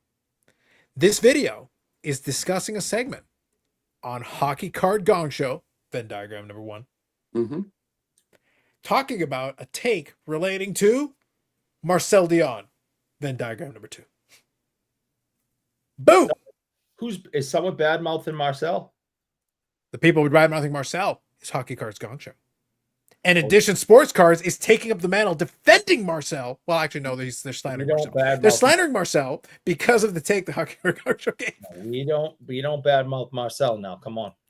Here's a Marcel Dion rookie card on the screen from this video. There it is. Right there. Yeah, there it is. There's Marcel on the screen. Link in the description. Eric, I will send you this video and you can have vigorous correspondence.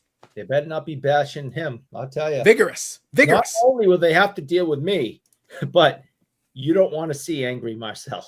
All right. I'm just saying. You can't handle that heat, people. Oh, no. I'm just saying. You can't handle we've been there. But Eric, look, I gotta be honest. What led to this video, is it 2 wrongs? I don't know if it made it right, but there were 2 wrongs committed on this video. Oh, please do tell. Number 1 was the original Hockey Card Gong Show take. So I'll give you the take. I'll give you the synopsis, and then I will leave the video because I don't want to spoil it for you. You're going to enjoy it, I think. Oh, you're going to give us a video. Okay, cool. No, this is the video. This video is there. So I want to make sure I'll give you the synopsis, but it's important. So the original statement that precipitated the video was that if Connor McDavid does not win a Stanley Cup, he is basically Marcel Dion. Wow. Pretty good. Ah, but you see, the young man in the video disagrees because he thinks Connor McDavid is already infinitely better than Marcel Dion. And he makes his case. Mhm. And he goes through the why. So real quick, I'll read a couple comments here. We'll get into it. Sure. Bob Boozle says, Bobby Brown would look great with Hulk Hogan hot dog skin tan. It's I have, I guess, Brother. the girlfriend beater. It's You not should the have wife included beater, brother. it's the You should have girlfriend included beater. brother. It's hot as a bugger. It's like the sweat box in here, man. You Today, should have included brother at the end of it. That would have sold it for you. brother. Yep. Michael Yeah, I Mann need to says, tan am up more up the arm, so You it gotta would be a little better. passenger. You Brother. gotta be a passenger. I don't like being a The other arm passenger. out. I don't like Balance being it a out. passenger. Look, you could get in Eric's car and it'd be an adventure. You might crash, you might die, but you might survive.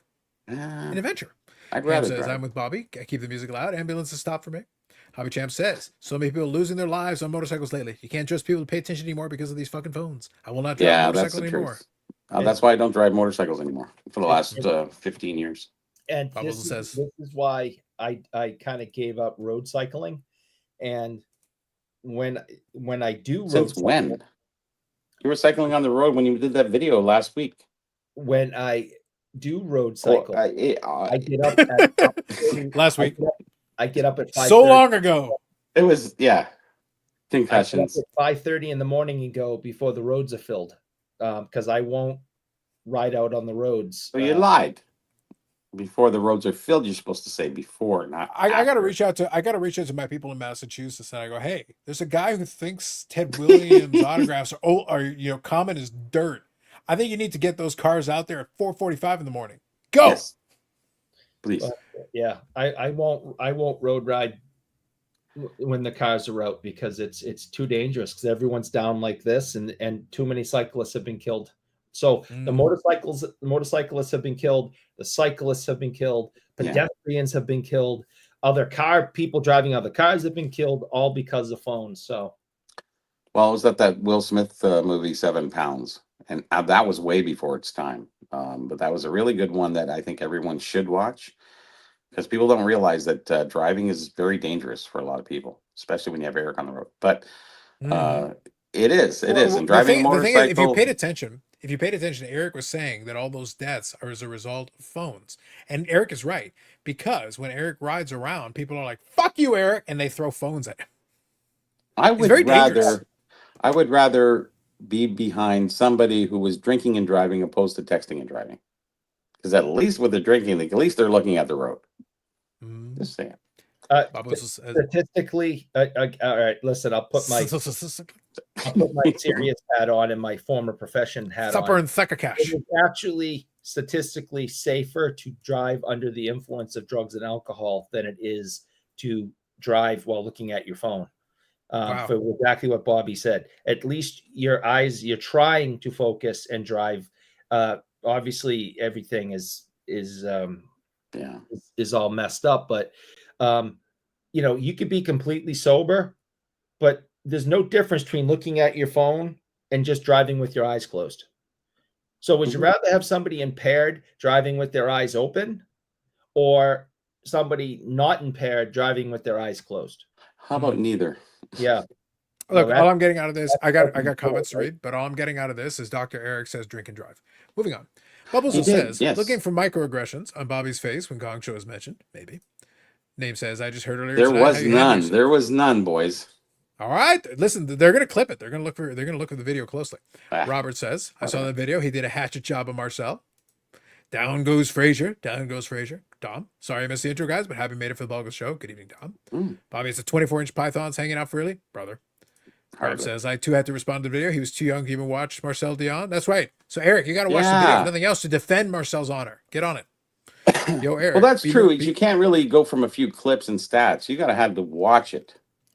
And I watched it. I was there in his rookie year watching. Yeah. No, so look, I'll put it this way. I actually enjoyed And the nobody video ever because cared about Marcel back then, honestly, in No, Toronto. nobody. Look, so here's the thing. The reason why, I won't spoil the majority of the video because it's fun. And actually, I want you to watch it. And look, Please if you get want to into the defend video, Marcel's audience, please watch it. Watch the video. And we I get actually to got the a kick out. video.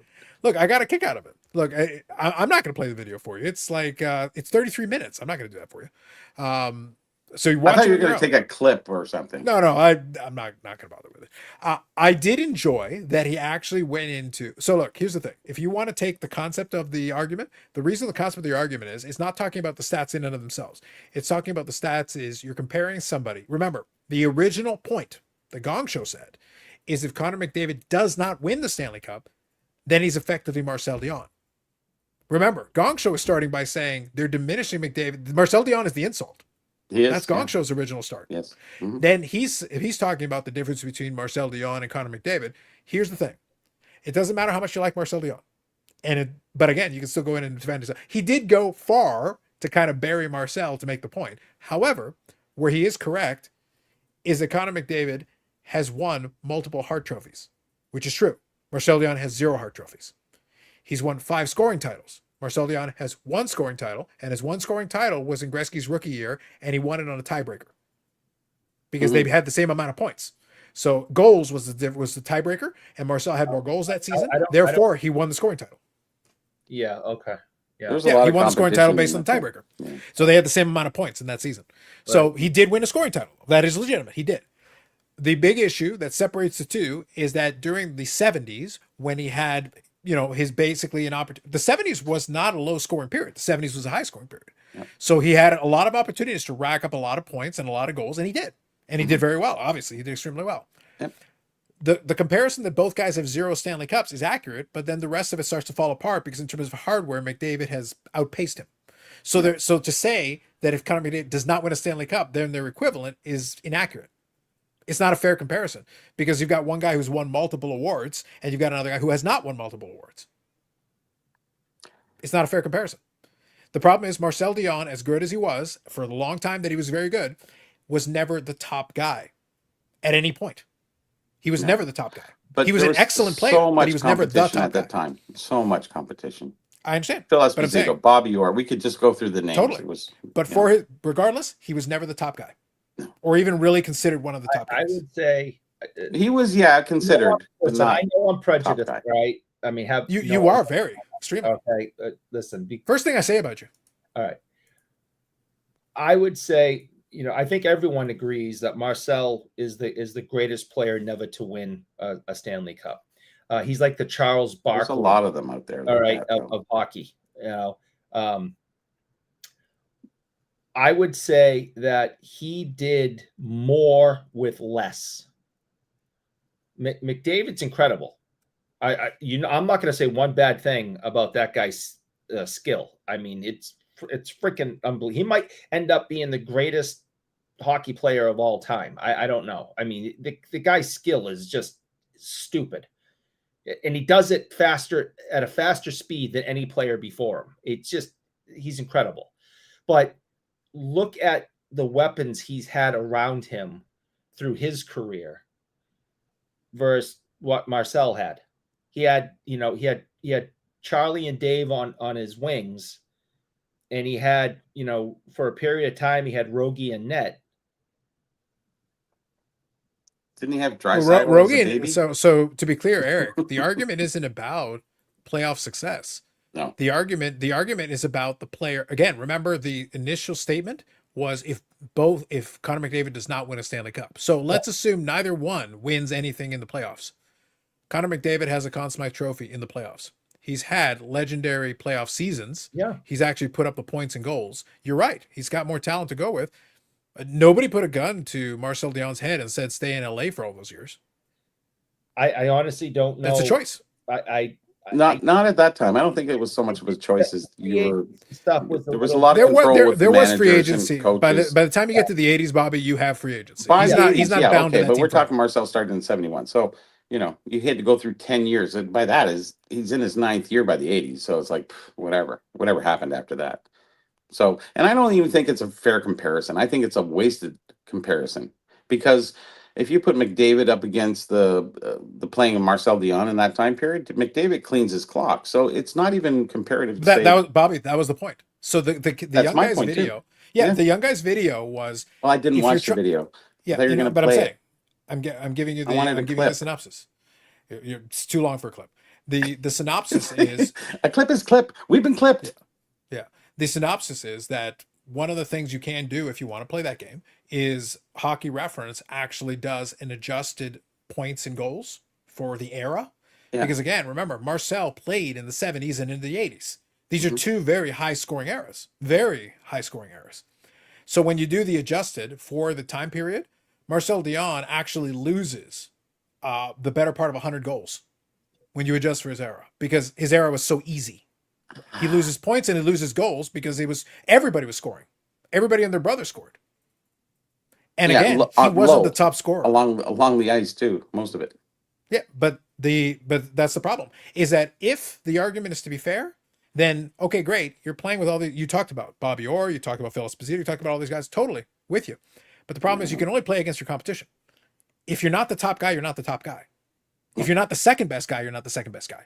You're not the third best guy. You're not the how far down the line do we have to go to give you the excuses?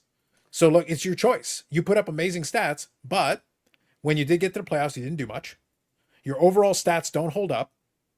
You've got the overall number, 1,700 points, one scoring title, and it was on a technicality because of the tiebreaker. Otherwise, you never win a scoring title your entire career. If Gretzky gets one more assist, Marcel Dion goes his entire career and never wins a single scoring title. But that's only an if. So we can't even draw that in. Well, technically, based on like the way that a lot of other stats are counted, Candies and nuts, all right? Yeah, goals is a lame tiebreaker for points. It doesn't matter. What's war in baseball? Well, this isn't Lame. war. This is a number. That's what I'm saying. This is we can say lame. We can say whatever. It doesn't matter. It is what it is. What it is. So it is. Hell, they took pity on Marcel and gave him a token out Russ. You can't compare the eras. The composite sticks that these guys have, the light skates, Bobby, I'm comparing him to Gretzky. Was his contemporary for the second half of his career. Second half of his career was nothing. His first half. In the 1980s, he was 29. Bobby, he wasn't dead. He scored 276 points in the 1980s. 276 goals in the 1980s. He still played in the league. But I think it was more of a thought in the 70s than he was in the 80s. Well, I remember Marcel. And actually, by the way, sorry, I'm incorrect. Sorry, I'm wrong. I was looking at the adjusted stats. He scored 351 goals in the 1980s. That's half his numbers. So that's still a good chunk of his career. So it's not like he didn't start sucking at age 29. He scored 58 goals. So then the 70s weren't a goal scoring era if he scored more in the 80s. So the 80s was the goal scoring era. Both were goal scoring eras. Well, if he's 29 or 30, he's old now. Well, in the 70s, Bobby scored 300. In the 70s, he scored 380 goals. Yeah. He actually scored more goals in the 70s than the 80s. Because he was younger. Yeah. Yeah. But the numbers were only 30 goals off. They're almost identical. Yeah, pretty much. It's pretty even. So he was kind of even both. But using a comparison for him I think they could have thought that one through a little bit better. And you shouldn't compare eras anyways. It's totally different. You know, you could use, there's probably a bunch of guys out there in the 2000s that, played well that never just got anything. Hey, listen, if you badmouth Marcel, you got to deal with me. And if that doesn't scare you, and it really shouldn't. I was going to say, they could just send Matt from Providence. I'm really. Again. That's a very weak. That's weak not much of a threat. Yeah. You don't want to deal with angry Marcel. You can't handle the heat. I'm telling you, folks. Been there, seen it, been on the edge of it. He's directed it towards me. Wow. He got mad at me for 5 minutes once. I thought I was gonna die. Yeah. And then he loved me again and said he was sorry he got mad at me. And then we saw him mad that one time against the other guy. And that was like, I've seen him mad a handful of times. Once was directly at me, and for 5 minutes, I'm like, is he gonna hurt me? Mm-hmm. Well, look, listen, Eric, all I gotta say is maybe the solution is if you find angry Marcel, you challenge his manhood. You tell him, you know what, Marcel? No, you do. You know what you do? Marcel, you know what? To be fair, I am going to let you have the first shot. I get one punch for every single Hart Trophy you won. Go. Oh, damn. And then he turns to dust. Listen, in November, you're going to see me with my arm around him like this from a distance. And I'm going to be like, that guy. It's going to be a janitor. That guy. Mm-hmm. So Eric, do you expect the janitor with the mop to be like, yes, sir, can you leave me alone now? Then you can deal with him. He's gonna and he's gonna mop that floor in front of me, and he's gonna show me like, Mm-hmm. and finally gets away from you. Just put That'd be me amazing. against Marcel. We're both the same size. Mm-hmm. I don't Wanna think walk he'll it win, on? but Is he's a Eric little bit comparing older. the Triple Crown Oh my line to Big God. Drive? He is solid. He is like a fire hydrant. Mhm. He is so freaking solid. It's scary. Yeah. Mm-hmm. Even with the I see. belly on him, he's just a brick house. I see. Eric often runs away from 74-year-olds. Anyway, Hobby Champ says, regardless, Dion was one of the more unappreciated players to ever play the game. Underappreciated is fair. Well, he's with Dom. the Kings, right? Yeah, but again, that was a choice. Dom says, I always appreciate the debate. While they're both great, we all know Joe Thornton's the best player who never won this cup. End of discussion. Facts. Ooh. See, they could choose someone like that or somebody else. Yeah. I'm sick of this shit. I'm done. Man, it says, where are Bobby's sleeves with Yannick? It's hot as hell. It's a hot box in here again. It was nice, 10 degrees, 12 degrees the last few days, and then today, bam, got slammed again. It's a Anyways, heat wave. it is. Yep. Like in here, You it's do. like, especially it's the humidity or something going on today. I don't know. Anyways. Yep. That's That's fair. So Robert here is saying, they do error adjustments, but not team adjustment, which is fair. But I will say this, like, look, again, I enjoyed the slander in general. I do enjoy me the odd slander. That's why it was a fun video for me. And again, look, you all fight each other. I don't care. But I will say, teammate adjustments doesn't take away. You can still make all-star teams. Eric, does your team prevent you? Because they basically give you an all-star spot for pity. Like it doesn't matter. As long as you're performing, as long as you're playing well enough, they can give you all-star selections. Okay, here's one for you. I got it right in front of me. How many times did Marcel Dion make the all-star team? How many times was he like a first team all-star or made the all-star Was team? he on Team Canada? Yeah, he was on the 72 team. That's big. That's Sure. huge. No, how many times was he on the first all-star team? All right. So, just so I understand your question, there is he was on the all-star team that played the game, and then at the end of the year, you have the first all-star team and the second. Yeah, I want the first all-star, because if you're on the all-star team, remember on the all-star game, they give a representative for every team. So it doesn't matter if your team's shit. Somebody gets on there. I wanted to understand. Yeah, I want the first all-star team. I want you recognized as one of the top players in your role, in your position, for 18 seasons. How many times is he an all-star? Not 17. No. Yeah, the answer is not 18. Spoiler. No, I would hope at least 3, but I don't know for sure. Yeah, they gave him credit for 4. They gave him 4 4. or 5, yeah. All right. So, But again, remember, this is a guy who scored 731 goals. right. So I'm like, I would hope that he had at least had 3, but good, he had 4. That's even better. Yeah, but 4 isn't. It could be better. I'm just saying. In the 70s, again, Gretzky didn't play most of the 70s, so like you've got these other great players, obviously. But again, remember, if the 80s is dominated by Gretzky, if we're looking again, the whole Art Ross thing, Gretzky dominated the 80s, so we'll give you that. And Lemieux and and Yzerman and all those guys are dominating that era in scoring. Okay, fine. But in the 70s, you have the majority of that decade kind of with you. So it is Phil Esposito, it is Bobby Orr, but it's also you. You're one of those guys, right? You're one of the 100-point guys in the 70s. So that's your opportunity to rack up some hardware, and he didn't. Yeah, he had to go against Guy Lafleur, who was Wayne Gretzky before Wayne Gretzky. Yeah. There was lots of people. Bossy, there was so many people. It's just. So what you're Lots of saying, we needed to competition put through Marcel that Dion time in the 1930s. He needed something. Like, what are we going to And do? the LA Kings didn't have a team. They came in 6. This is another part about the collecting side of things. A lot of guys don't really collect a lot of things past their team. So if you were a Minnesota, St. Louis, Montreal, Philadelphia, sorry, not Montreal, any of the expansion teams, those teams had a hard build. Although some of them made the playoffs early on. I think St. Louis made the first playoffs in '67 when they came in. But anyways, but they had Plante and a few other players. A lot of guys won't collect those teams because they had a hard build. They had, and most of the guys don't even care about the '60s collectibles or cards because they weren't a part of that then. Only until Minnesota or St. Louis or Philadelphia or the Oakland Seals came in did these people start collecting. So, and I think with Marcel Dion, the Kings, they were the West Coast. They were like, there was you had the Kings in Oakland. That's it. Nobody else. Where's the closest team after that? Not even at Atlanta later, I guess. That's probably about as close as you're going to get, right? It all comes back to Atlanta, Eric. St. Louis, I guess, maybe right in the middle. You know, That would be in the middle, yeah. yeah, but otherwise, they were far and away from everything. You know, I don't think they got really the recognition. Oakland Seals didn't. They never had great players. None of the teams really had great players. When's the last time? When did Minnesota win their first cup? From '67 till what? Minnesota never won a cup.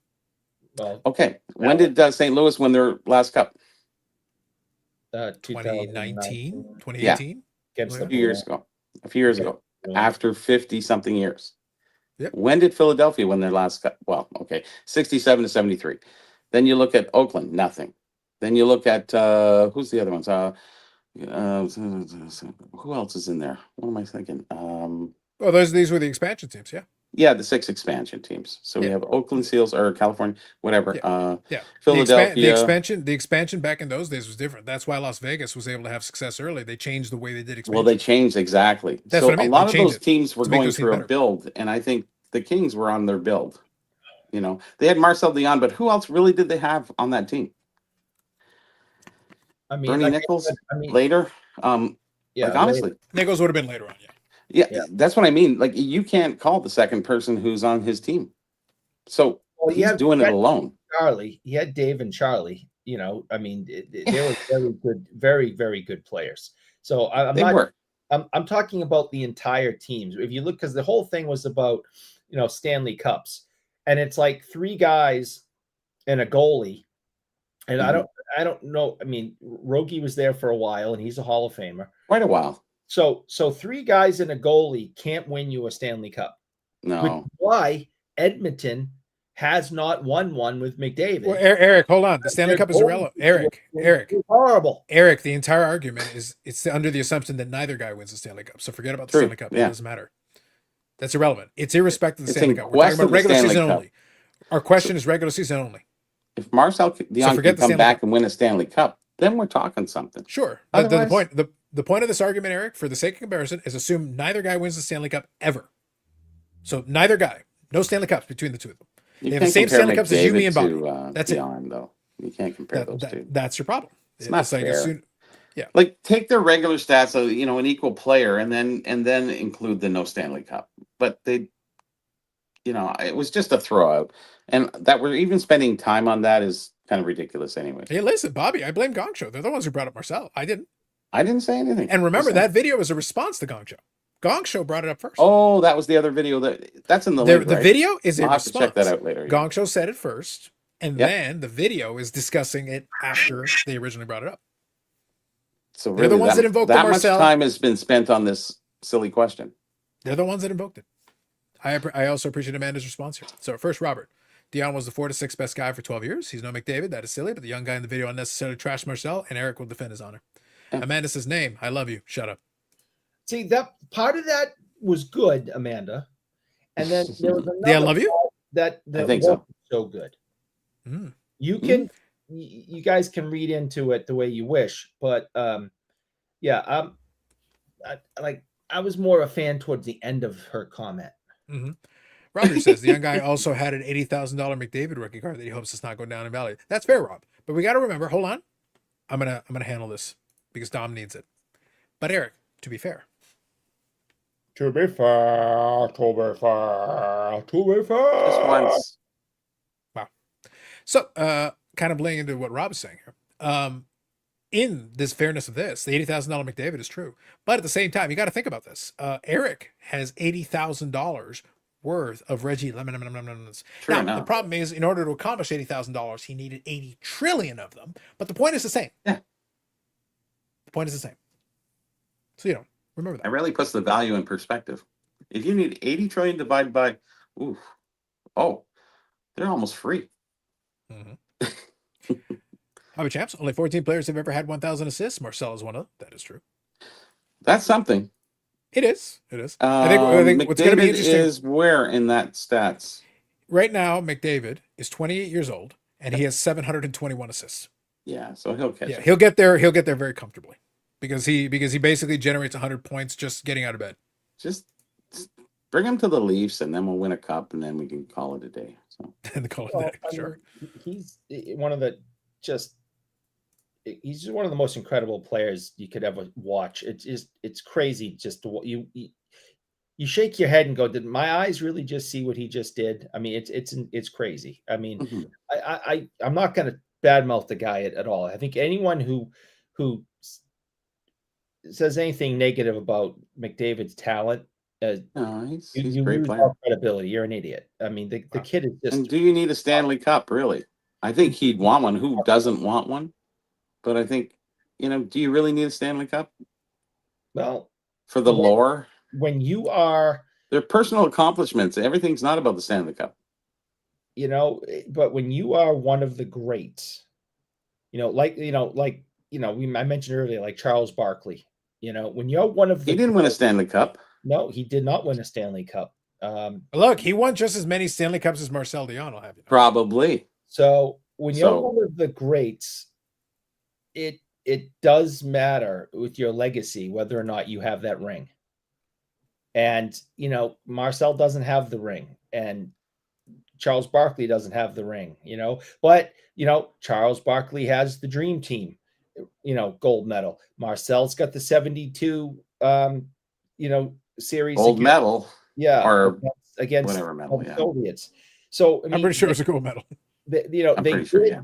they did accomplish greatness, but they don't have that Stanley Cup on that NBA championship. The Larry O'Brien Trophy. Well, listen, we've got Eric. We've got Yeah, comments about this. Hold boring. on. Name says Bobby will drop the leg on Marcel, brother. Oh, yes.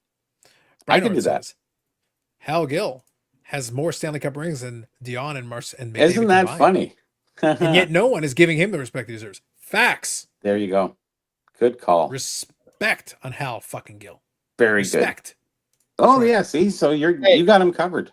Put listen, him, Look get at Marcel the- Dion and get him, Hal Gill, and say, who's the Okay, bitch now? that's right. That's right. Look at the respect Hal Gill gets. And he should. Yes. He deserves it. Okay, that is loose. Oh, Look at that. that would hurt somebody if you ever threw it at him. That's right. Oh, I wish I had this when I fought Matt. that'd be a different story. Yeah. Might have Yeah. helped you. If I had this, I would have won. Baz here is as Jim Fox, Larry Murphy, Bernie Nichols, Simmer, Bernie and Taylor Nichols, had yep. some great stars in the early Yep. 80s. Sure did. Get by without Stanley Cup just fine. Yep. McDavid is soft like Josh Allen for the Bills. Dang. I don't know. He's not supposed to be a fighter, anyways. He's a player. That's not really his job, yeah. Yeah. He's got 10 or 12 more years to get a cup. It'll probably happen eventually, maybe. Championships are irrelevant in Hall of Fame and discussion of greats, such as Eric says, but the GOAT conversation doesn't happen without rings. It's true. Here you go. Adam Morrison has 2 NBA championships. Adam Morrison greater than Charles Barkley. That's his name. Wow. Yeah, right. With that, he's the one that had that real nasty mustache, right? But listen, honestly, none of these guys are even hold a candle. Like, you've got the Bill Russells and all that, but remember, that's in ye olden days. Eric, Yeah. if we're talking about when we're looking at the Jordan and those guys, remember, Robert already has 7 rings. Yeah. Goddamn Big peasants. shot Bob. 7. He Big should shot give one Bob. away. Bam. What's he need 7 for? Give a couple away. He's just a greedy man. Mm. Barry Bonds in the GOAT conversation. He was the most frightening hitter in his day. When he was Sure. at his apex, he was unbeatable. But They what couldn't did throw. he They couldn't win? throw a strike by him. He was pretty good when he was in Pittsburgh. Mhm. I'll give him that. I like He's the hat the on him. least softest Yeah. quarterback in the league right now. The comment was ass. There you go, hobby champs. You fight for him. Runs like a running back. He's never missed a start since rookie season. Henri Richard, God damn it. There you go. Right, yeah. Let's bring that one out again. I had it out earlier. Autographed 68. I think Eric, it was very nice of you. I think it was very nice of you to take that card and to wipe off the original inscription. Henri Richard's original inscription on that one, Bobby. He wanted to have it personalized, and Henri Richard says, "Yeah, I'll write something." But originally, he wrote it, and Eric was like, "No, I can't leave this on there." Original, it says, 11 times Stanley Cup winner, you bitches. Screw you, Marcel. And it was like, like I can't leave this on here. No, like that's rude. Didn't win That's any very Stanley rude. Cups. Well, here's some information. Let's go back to the 54 Parkhurst again. Actually, there was a set before that was called Bedard and Donaldson. It was called the Blue Tints in 1952-53. So Camille Henry was in that set. Now, he came from the last 2 years. He actually had the most amount of points and goals in the games. He played what was it? 8 playoff games. He was all-star. He 8 playoff games. He got 21 goals. And then he came into what was it in 1953? He got signed by the Rangers. So the Rangers, he won obviously he won the Rookie of the Year. And then the next year, Parker's forgot it. They got Al Arbor, they got all the other guys in there, but they forgot to put him in, Camille Henry, in the 53-54 set. So the 54 set, he comes in. Do you know what his 54 set goes for? It's like his rookie. It's like $15-$20. Here is a guy, and he was abused, but by the coaches and what have you. They sent him down to the minors halfway through the league the next year. And then again the next year after that, and then again the next year after that. They're sending him down to where is it, Providence, and he's going to a couple other different, so he's not getting his play. But when he's in Providence and you mark the 2 different scores of how many games he played in the NHL and the thing, and his points, he's killing it. So I'm sitting there going, what's going on? Some say he had a drinking problem. I don't know about that. That's Wikipedia, whatever. But here's a guy who was abused by the management. If they didn't like you, and actually, Eddie Shore is one of the pricks of the hobby, of the industry, and everybody knew it. He was a cheap bastard. He was a real prick. Oh, And yeah. he was, yeah. And if he didn't like you, you didn't get played. And that's what happened with Don Cherry. I think he came in to Eddie Shore. He went, oh, hey, listen, because actually Don Cherry, that's his in the 52 blue tint. That is his first official, pre-rookie card. I'm not calling it XRP. I'm sorry. Anyways, so a lot of the guys in the 60s and 70s were sort of abused by their management in a lot of different ways. Not until the NHLPA really kicked in the 70s, in the 69, 70, it really started to kick in, but they started really jazz as they got into the 80s. Then it got a little bit more official and what have you. So I think guys like Dion were kind of abused in the sense of maybe he didn't get the players on the teams he wanted. Maybe he didn't get the trade that he wanted to go to. Maybe he wanted to go to another team. I don't know. So we don't know those circumstances unless you dig into it. But still not a fair comparison at the end of the day. And Camille Henry, another person, his rookie card is like $15-$20. I'm sitting there going, this guy's like, he beat Beliveau, and he's got records for days. And it's just, some people just get bypassed. And I think that's the Dion's. And McDavid won't be bypassed. He's going to stand up with his abilities and his enjoyment of watching him play. He's fun to watch. Oh my God, it's just incredible. Or Dion was probably great to watch, but this guy is just like, poof, yeah. Anyways, I had to bring that 54 in there because I wanted to get Camille Henry out there because he's actually one of those guys. Did he win a Stanley Cup? Oh, that's a good question. I don't think he did. I don't think the Rangers Rangers sucked at that time in the 50s. My God, right? Right. They had the worst teams, the worst players. So real quick here, I just wanted to quickly check. So just close the loop here on Eric's personal friend, Marcel. So I wanted to kind of double check because I felt like I had looked into it a while back and saw it. So when he was going to leave the Red Wings, because remember, he started with the Red Wings. That was initially where the team was drafted with. Yeah. So we'll take this from Wikipedia. Has got a couple of references to it, so we'll go into it because I think I saw it in a documentary too. Despite being offered a 6-figure contract from the Oilers to join the WHA, he agreed to a $1.5 million contract with the Kings. Show me the money. Yeah, it was a cash thing.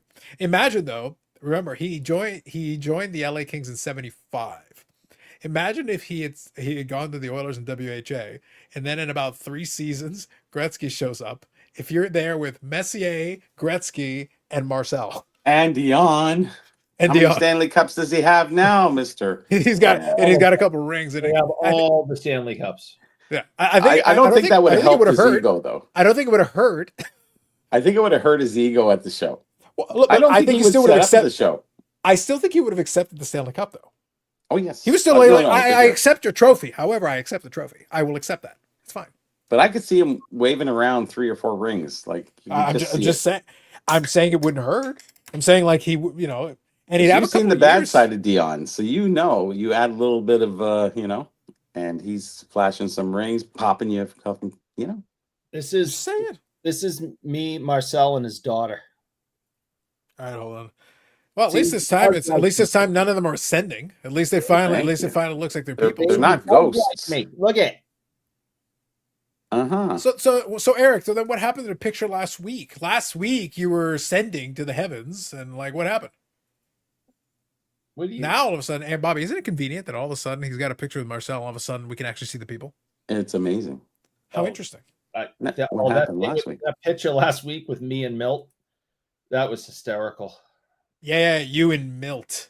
Mm. I had the pleasure of meeting him a couple of times, but I only have one picture. That's the only picture I have of him. But And that means you have no picture at all. I think none of us saw anybody on there. oh my god, it's on my frame right here. Next Sure, it is. I bet it's in the Mary Mhm. Poppins bag. crazy. That's messed up. That you mentioned A lot of things in there are messed up. No, but that's nuts. Look at Speaking about the Oilers and the WHA, that. Look I at picked up this bag. that's crazy. Ascension and still white. I see that. That's crazy that you mentioned it and there it came up. Chicago Cougars. Wow. Pretty bag. That is awesome. Yeah, it's equipment bag for number 18. I think it was Anderson. But, there's some changing in between. It depends what year it is, and you can't really determine the year on the bag. So, Yep. Orlando here says, can't wait for the hockey season to begin. Panthers could three-peat. And by the way, for the record, as you well know, Eric, I've been very clear on this issue. The only reason I accept Orlando's statements, as opposed to other Florida man, because other Florida man is illegitimate. Other Florida man, as far as I'm concerned, is full of shit. He doesn't count. No, but do you know why he doesn't count? Because he's having an affair with my wife. That is not a factor for me. That can be a factor for you, but that is not the reason why I'm discounting. And right now, and I'm not even joking, my wife is in Tampa. And yeah, I understand that. But again, Eric, that is not the factor that I'm weighing in here. That is not part of my I have great concern. That's completely fine. I'm totally not concerned. We're pretty much not. The rest of us are not worried about it. But the reason why I accept Orlando's statements on this matter is because he actually has had and been on YouTube's with a Florida Panther jersey in the background. That's legitimate. Oh. Where's Florida man's Florida Panther jersey in the background? Don't see one.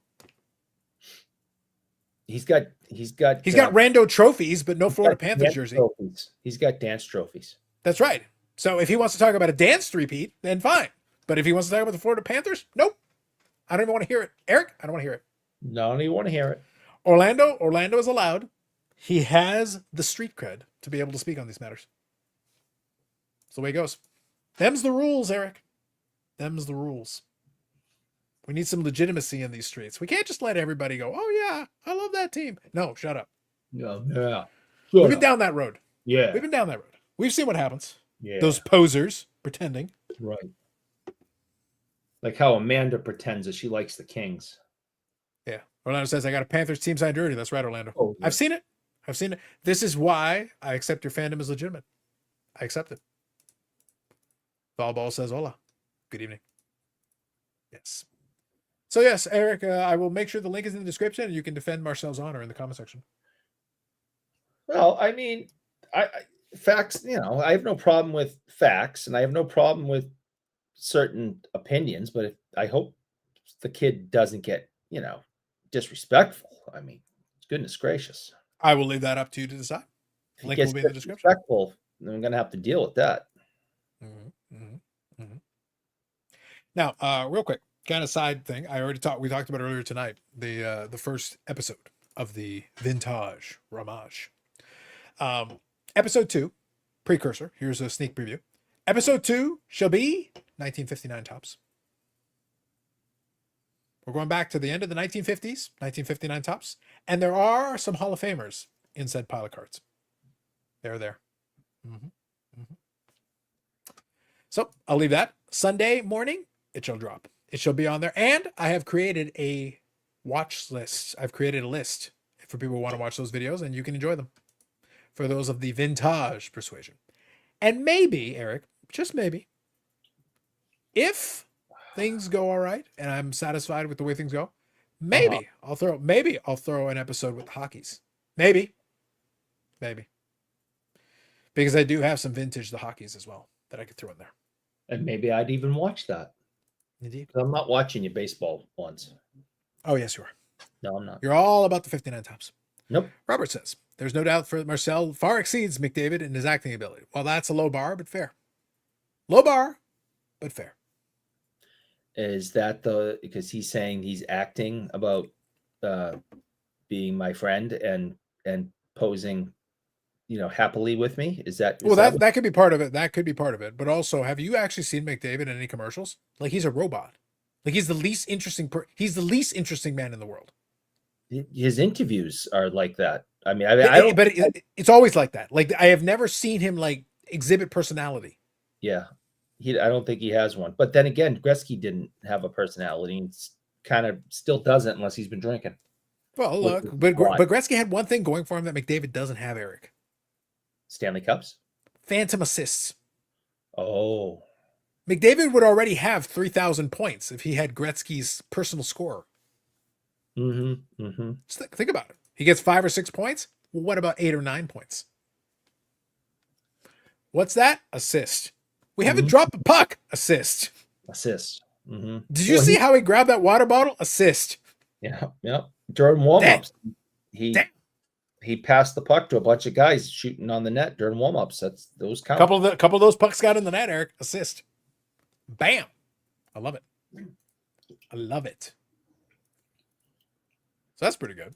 Eric, I got to be honest. I've actually been very impressed with this tonight. I have been extremely impressed. We're almost 2.5 hours, and no, I am impressed because we have 2.5 hours between the continuation. Again, thank you, Jake.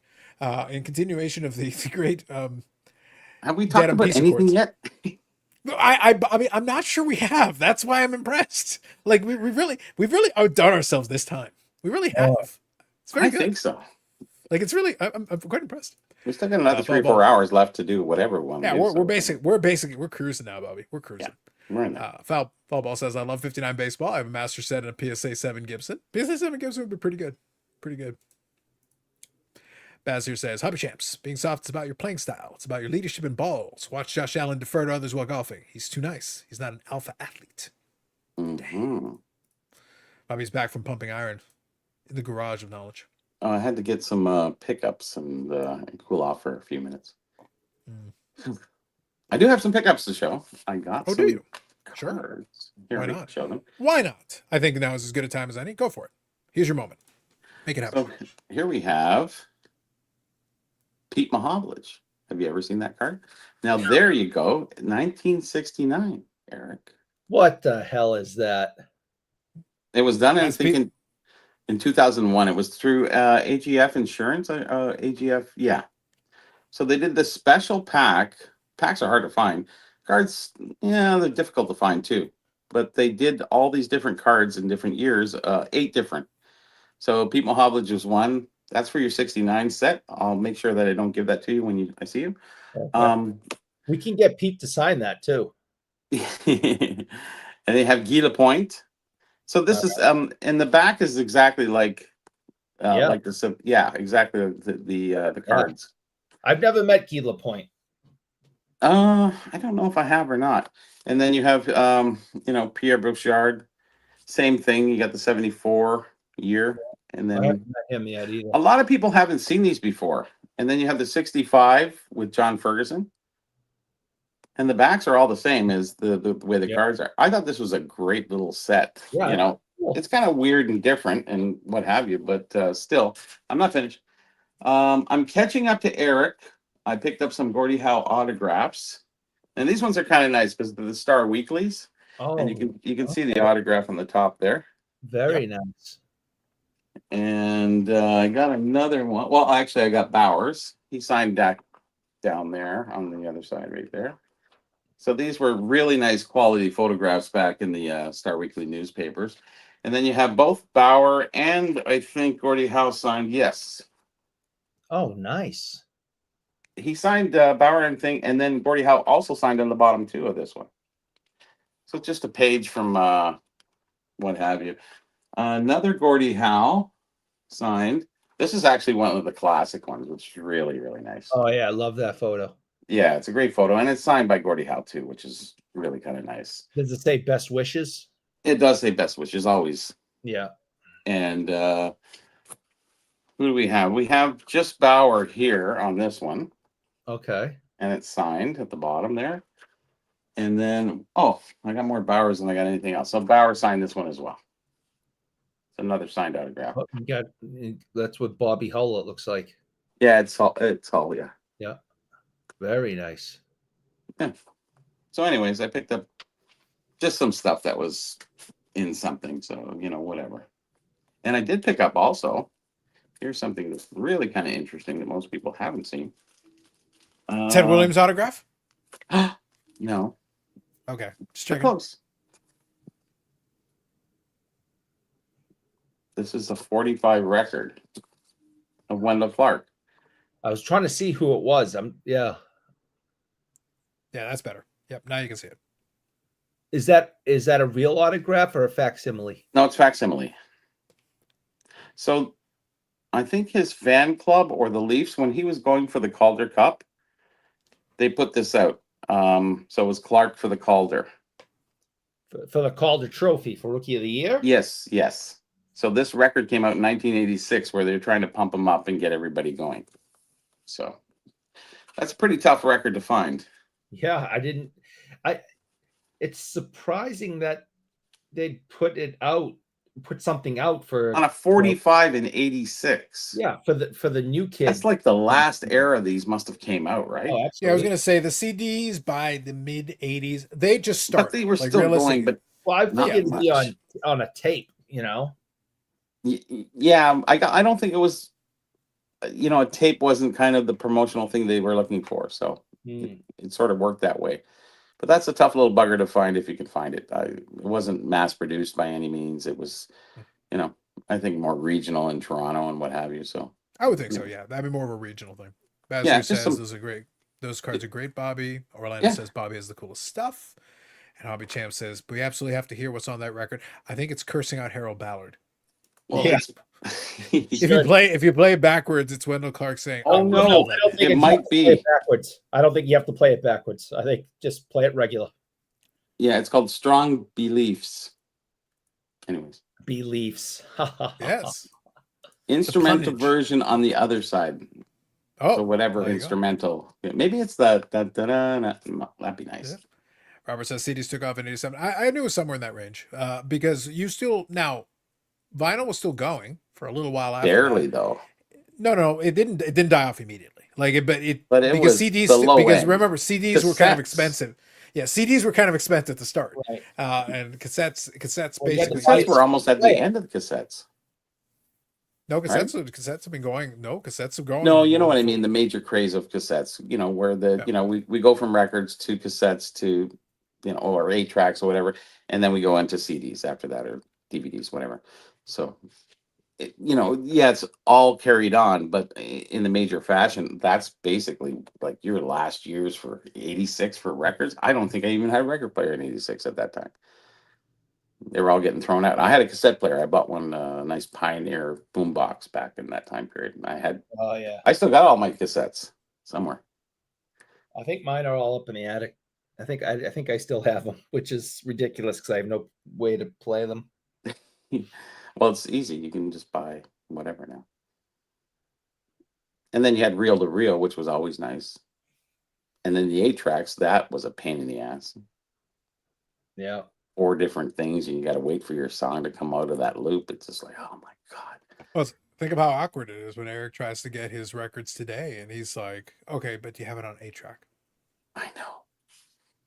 Well, people And collect it's like 8 tracks. stare at him. I go to the record store, that's at every mall, nowadays. Oh, the vintage record? Yeah.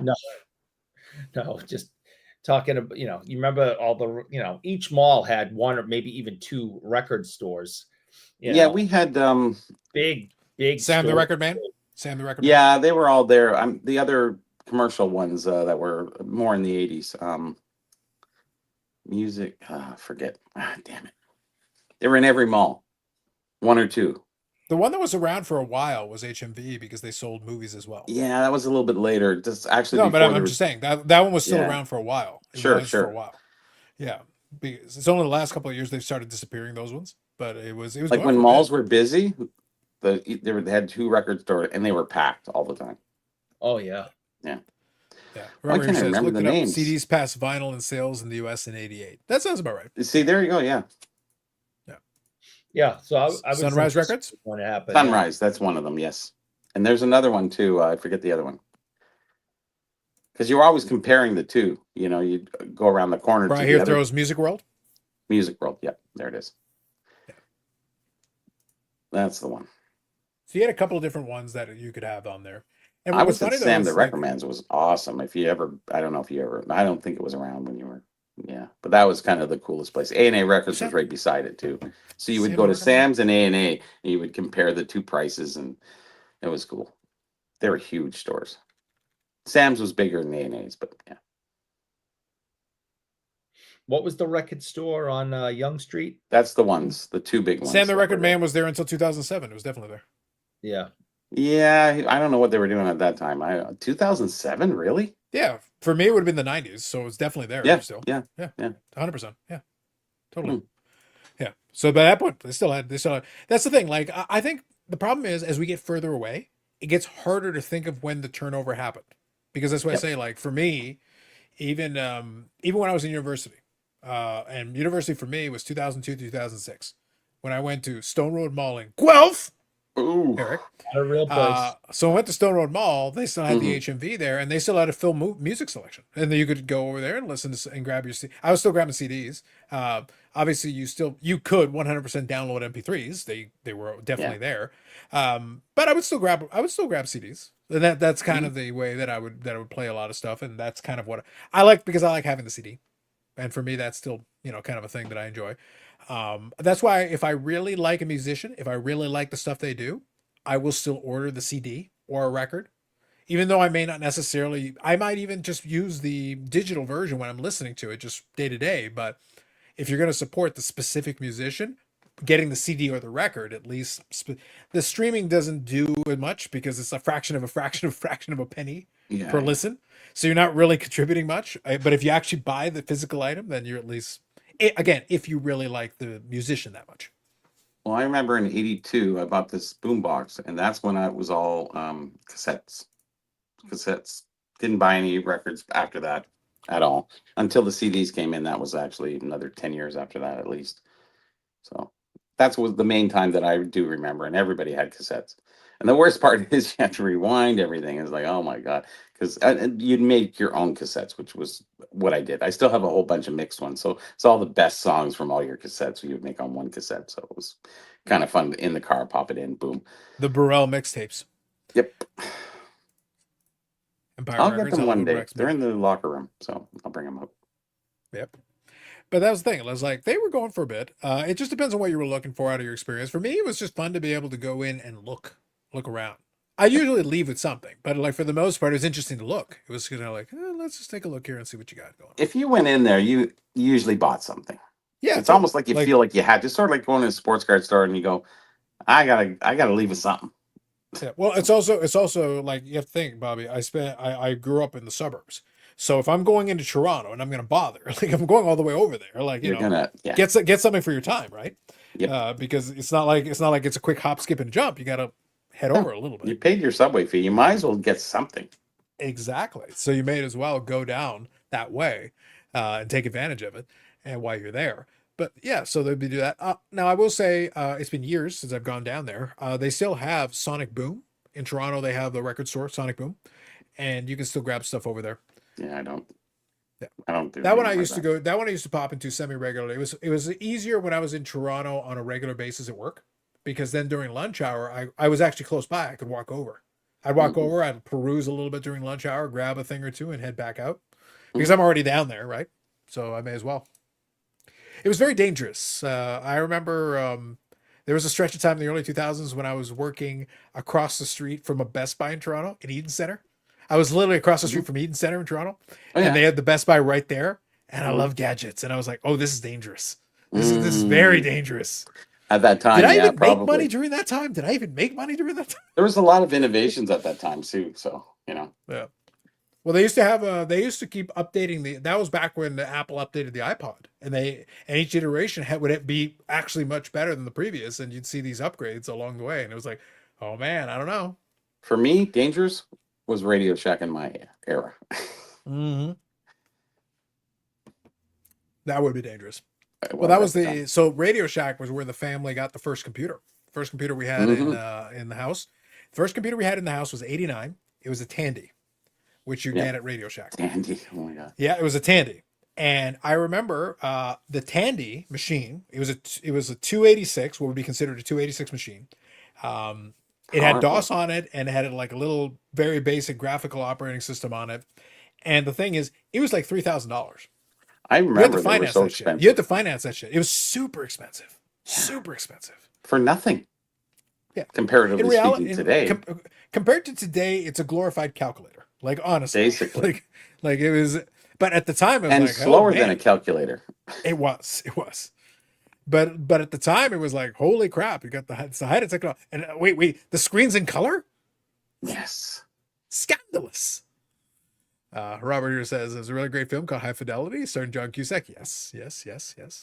Know that one. Right north Queen Street West used to have great indie music shops back in the 90s. I was disappointed when I went back many years later. They're all gone. Yes. Yeah. Unfortunately, being an indie shop was tough. Queen Street. That was there was comics and sports cards right there. The For a long time, yeah. Dragon Lady and the Silver Snail. They were there. I was going there. in Silver the Snail was going on for a long 70s. time. I visited Silver Snail many, did you many really? years later. Yep, I did. So I went there in 1978, buying Richie Rich comic books. Silly me. Yeah. I was probably there probably 1998. Yes. It was different. Yeah, I know. I'm But just they were saying, still that's there. how But long they were were still around. there. And the Yeah, they were Dragon still Lady there. was across the street and down a little bit, and they had sports cards, comics, toys. They had everything. It was a weird kind of place, but it was right Yeah. across the street and down a little bit.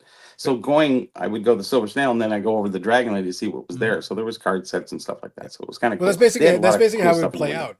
Back in those days, the way it would play out is that because again, suburbs. So I'd go on the GO train down to Toronto, head over to Union, and the things you make a day out of it. You literally go, and I'm going to go visit this thing. And I I'm had gonna to go come visit from that thing, I'm gonna Scarborough visit- on the TTC, so it was like same thing as you.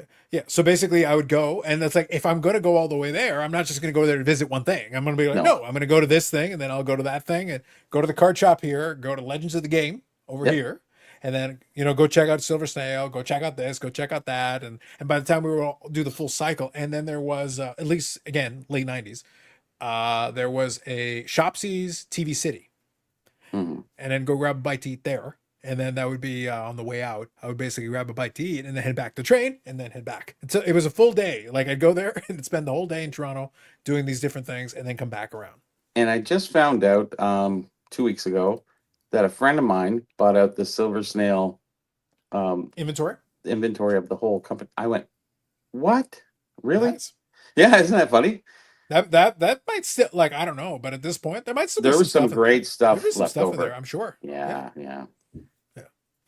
I would love to have seen, to be perfectly honest, what I would love to have seen, I'd still be curious what was left over at Legends of the Game when they sold out. Sandy he opened his place called Retro Rare, so he brought a lot of that stuff. There was a ton of stuff in the back there, but he brought most of it over to his Okay. other store. Okay. So, but there was another owner, like Sandy wasn't the owner. I think he was a co-owner or something. I forget the other guy's name. He owned most of the store, and I think they dumped a lot of that stuff to somebody because it had a I'm lot sure. in the back. But they didn't have much. To be honest with you, there wasn't much left at the end. No, I but by the remember. end, a lot of it would have been because they shrunk the It store was in new half, so stuff. they would have had to get rid of a lot of stuff for sure. Well, it was I still don't a know. long store. There's still lots in there, but it was just like, yeah, they didn't have much. Every once in a while they pick up something, but for the most part, then they got into doing, jerseys and all these other new packs and all the other stuff. There was all the vintage was kind of like basically finished. Yeah, But I that wouldn't know. Legends was a great place in the 80s. Oh my God. Well, look, no, if you went in, and I've told the story before, if you had gone in, even by the 90s, Mhm. if you had gone in with the intention, you could have cleaned them out Oh, because the there was so 90s, much yes. stuff. There was Early so 90s much was stuff. amazing. Because again, if you knew, and even for my situation with a limited budget, I could still cherry pick. There was still stuff there, even at low price point, that you could 100% because they're not looking at it. They just kept piling it up, but heaven forbid you knew what you were doing and you had the financing to be able to pay for it on the spot. Mhm. They would have sold it all to you. Like they didn't even care. They didn't care. Like, It was they in and weren't out. paying Yep. attention.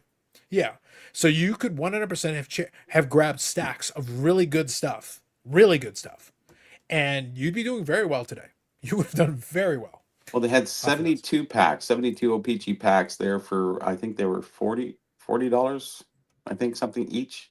It's like they're like almost $1,000 today. Like, Sure. damn. Yeah. They had And a they were full just- box there, and I looked at it, and I don't know if I bought one pack or not. I can't really remember.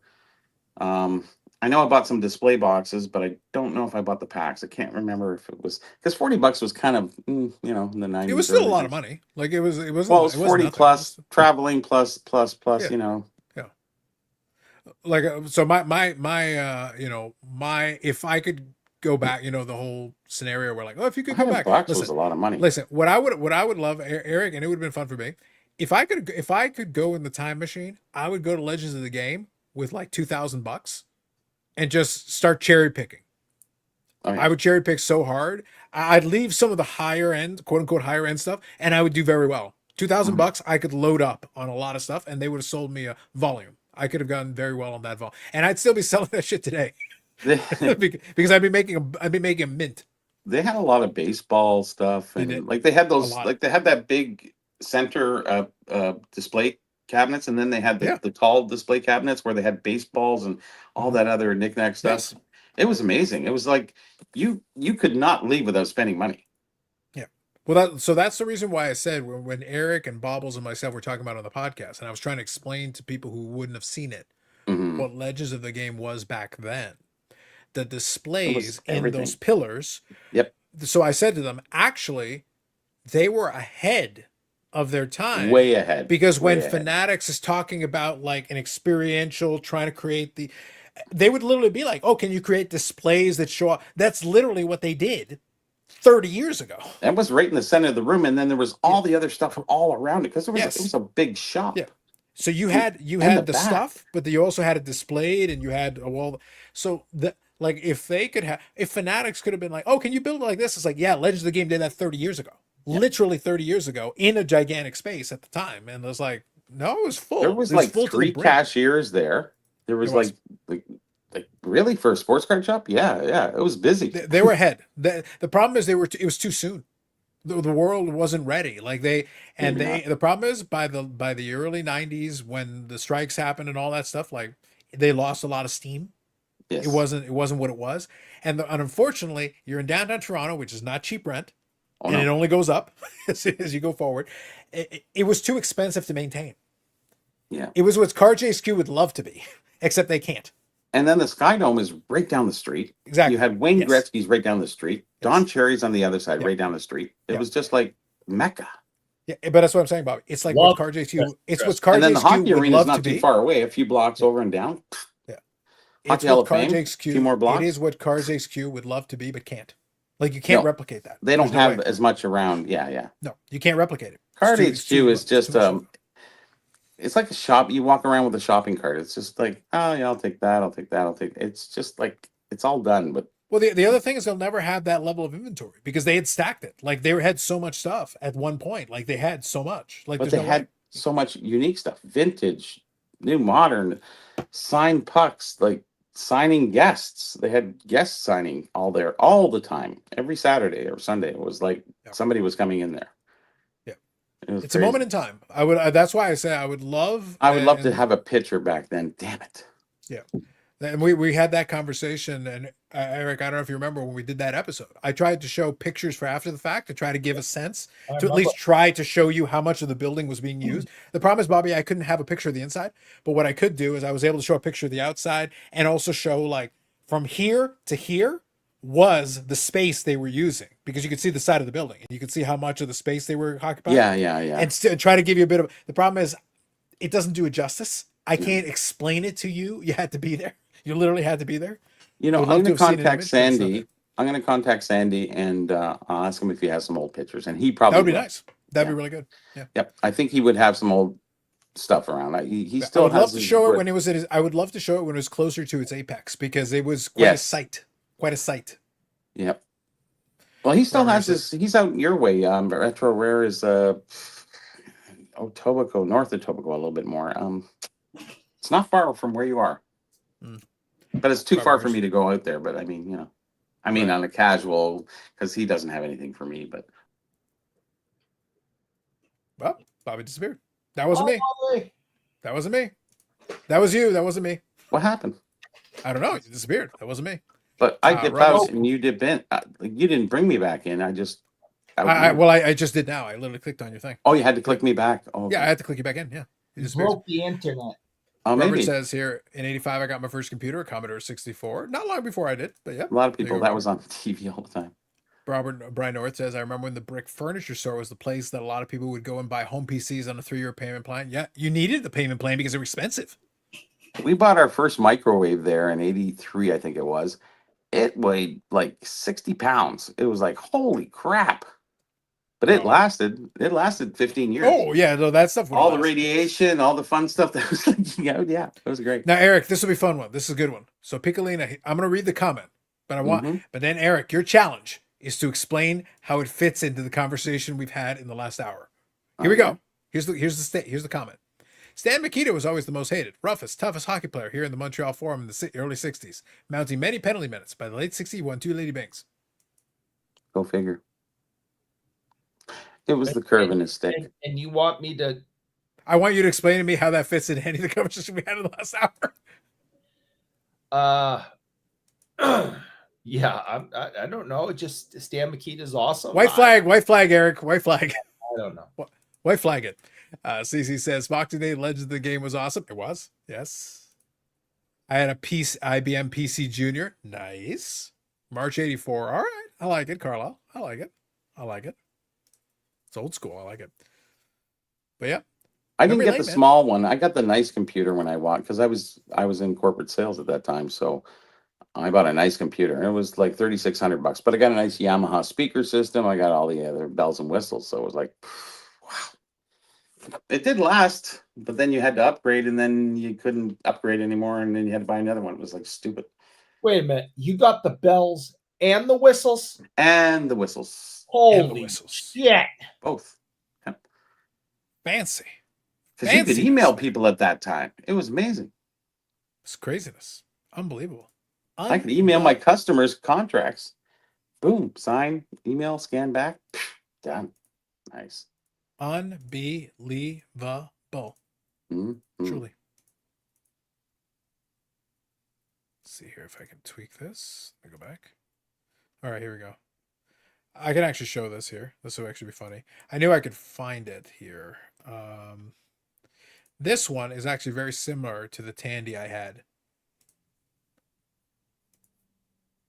Oh. This is the 1000 RL.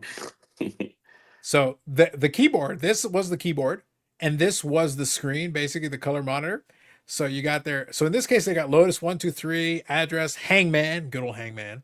Everybody had And- Hangman, yeah. Yeah, it was the Tandy Decimate was the operating system on this, and it was built on DOS. So it was DOS was the underneath, and then this was the one they would throw on there, and you'd have the different stuff in it. But yeah, it was text, draw, programs. That was the Tandy that I had in 1989 in my house. That was basically the machine that I played on. What year was that? 89 was when I got that one. See, I didn't get in computers till the 90s. It was fun. Probably- I will say, like, it was a fun machine to play with. Again, we did have, by the time I got mine, we did have the smaller floppy disk. It was the smaller version of the floppy Not the disk. big floppy. Yeah, but it was it was but it wasn't 1.44 megabytes. It was 720. Oh, That was the 720. ooh. So, but it was the smaller one. My first computer came in 95. I didn't have any of the Tandys. I didn't have any Commodores. I didn't have any of that stuff. The Teddy was overpriced for what it was. It was way overpriced. It was hilarious. I did have a Word. I had Word. We loaded Word Perfect on there. It was, Really? Oh, we were very fancy. Word Perfect. Ooh, let me tell you. Ooh, One of the 5 programs it handled. there we go. Eric, you're muted, and I didn't even mute you. That was you. Yeah. Oh, because I was making noise. I didn't want to be disruptive. Does anybody know where I get rid of this stupid ass Canadian money? Yep. I got. Oh, I yeah. got Eric. In my Eric. front pocket at the show. Eric, All right. that's a toonie. That's a toonie and a quarter. They're Yeah. edible. Go ahead. You can eat them. And then this is a dime, I think, or a penny. I don't know. Eric, you can eat them. I can A eat dime it. looks like our dime looks like your dime. It's just got a sailboat with the blue nose on it. It's fine. This one's got pretty little geeses on it. I don't even know what that is. Is that a quarter? No, That's a toonie. It's a toonie with geeses. Oh, A I dove. think you got a fake one. Carlos says my color monitor had 60 distinct colors. Love it. Wow. And they sold it on that. Piccolina here says, here we go. Here's the answer. Bobby was talking about Camille Henry, so I decided to talk about another great hockey player. There you go. That's the answer. That explains it. Yep. He was Dylan here says, I remember the days of having to program the games. Willie Beamish, where the world is Carmen Sandiego. So many cool computer games before NES. Yes. I remember the only thing I wanted to play was Leisure Suit Larry. Oh, Leisure Suit Larry. Good oh my Lord. God. You could never make it far enough. And when you finally did make it to the end, you were disappointed. Yes. Very, Yes. very disappointed. I laugh because It's not the there kill, is it's the thrill of the chase, right? Sure. And there was a whole subset genre of games in addition to that one. So King's Quest Oh. would be one. But there was also, I think there was like a police quest. There were a bunch of like text-based games where you'd have graphics, What's but that you other type big in the one? commands. You type in the commands, Mhm. and that's kind of how you do that one. Yeah. Never heard of that one. Google Leisure Suit Larry. It's interesting. Yes. Interesting how It's that still worked. around, I think. I have no doubt. Yes, it is. Sierra Online produced those. Yes. It There was you go. sort of So this- soft porn, so to speak. It was Listen. no Emmanuel in space. It was Yes. it was Emmanuel in space before Emmanuel in space, Eric. I think so. Yeah. And do you know how many people tried to get to the end to get to see her Mostly with their Eric. clothes off? Mostly Eric. Man, oh man. Whew. That was his Caveman Olympics / Sim City. There you go. See, Eric, we've entered into. See, Eric, now I feel like this live stream is going properly. We're done talking about this card It's bullshit. flowing. Yeah. We're talking about this. Done talking about this card bullshit. Now we're talking something proper. Yeah, right. Yeah. Early '90s computer games, PC games. Yeah, Mhm. there we go. Sierra Online games. Yes. Look, for me, no matter what happened during all those different eras, and I was there during all those ones, the Red Alert and Red Alert 2, Red alert, that's yeah. that's when the PC peaked. The PC peaked for me. That was it. Red Alert 2 was the height. Was the height of it. Mine was Half-Life. There you go. I still have it. Well, And the you may cheat as book I well. bought. Huh? You may as well. Like the Half-Life sequel was the running joke, and it's never happened. Well, the funny part is I used to play with Steven, and I would use the mouse and he would use the keyboard for direction because you had to move, up and down over. So it was kind of, we shared playing. And Yeah, that you made was it freaky. collaborative. Some of those little things were freaky, and Steven was freaked out. It's like, hey, yeah. Boo, boo, boo, boo, these fucking little things. Oh my God, it was fun. Yeah. But that's as far as I got with video games. So if you're thinking I played anything else beyond that, never. Atari 2400. After that fad passed, I didn't have video games in my house until I bought my daughter an Xbox, and that found that to be very overwhelming. I never played Xbox. Dad, play with me. I'm like, I want one button and a joystick. That's what the hell's all these up, down, left, right, this around, this buttons over here, buttons over here. I'm like, sweetie, Daddy can't play this. Daddy does not know how to make this work. And I'd get frustrated. Well, not with that attitude, Eric. I'm playing like these little tiny kid games, for little kids. And I'm like, I can't get, this cactus to walk across the road. How do you make the cactus walk across the road? I don't know. I get Eric, frustrated. how do you make the cactus walk across the road? I don't know. What are we doing? Come on. Used to drive me crazy. Dylan here says, Make the I saw- Pac-Man go. No problem there. You're a simple man, Eric. Dylan says, I still have all the computer games for the floppy, actually floppy disks with boxes. Yes. Carlos says, do you recall when printers were all dot matrix? I do. And the paper had holes in it to help it feed? Yes, I do recall that. Yes. My dad would do his taxes and bills once a month, and the printer would tear off sides and make sound made printing takes me back. Yes. I remember turning in a paper and my teacher asking, what's wrong with your typewriter? Yes. Look, that's why I say we've joked about this before, but it's like a thing. Remember, Eric, that I explained to you, like we've had the conversation about generations and all that. Yeah. And one of the things is that there is millennials, and then what happens though is that because technology changed so fast, there are these little sub pockets within it. And then we talked about this a while back, and somebody actually finally figured out how to coin the phrase and actually explain it properly. The problem is everybody always looks at these generations, and you look at the different era, the different years, right? From this year to this year is this generation, this year to this year is this generation. The problem is it's not that neat. It's not that neat and tidy. If you go 1 year and then you're born the following year, it's not like suddenly the switch flips and you're in a different world. Like, it doesn't work that way. Realistically, there's a little bit of a carryover. There's a little bit of a gap in there where there's a little bit of a mix of the two. And and somebody finally came up with a terminology. So what they came up with for my generation was the Xennial. So it's a combination of Generation X and then Millennial, because I'm at the beginning of the Millennial generation. And because you're at the beginning, well, the thing is, when you grew up before the internet. Somebody who's at the other end of the Millennial generation, their entire lives was on the internet. Like, all of it. From the moment they were born, the internet already existed, was already online. I lived before that.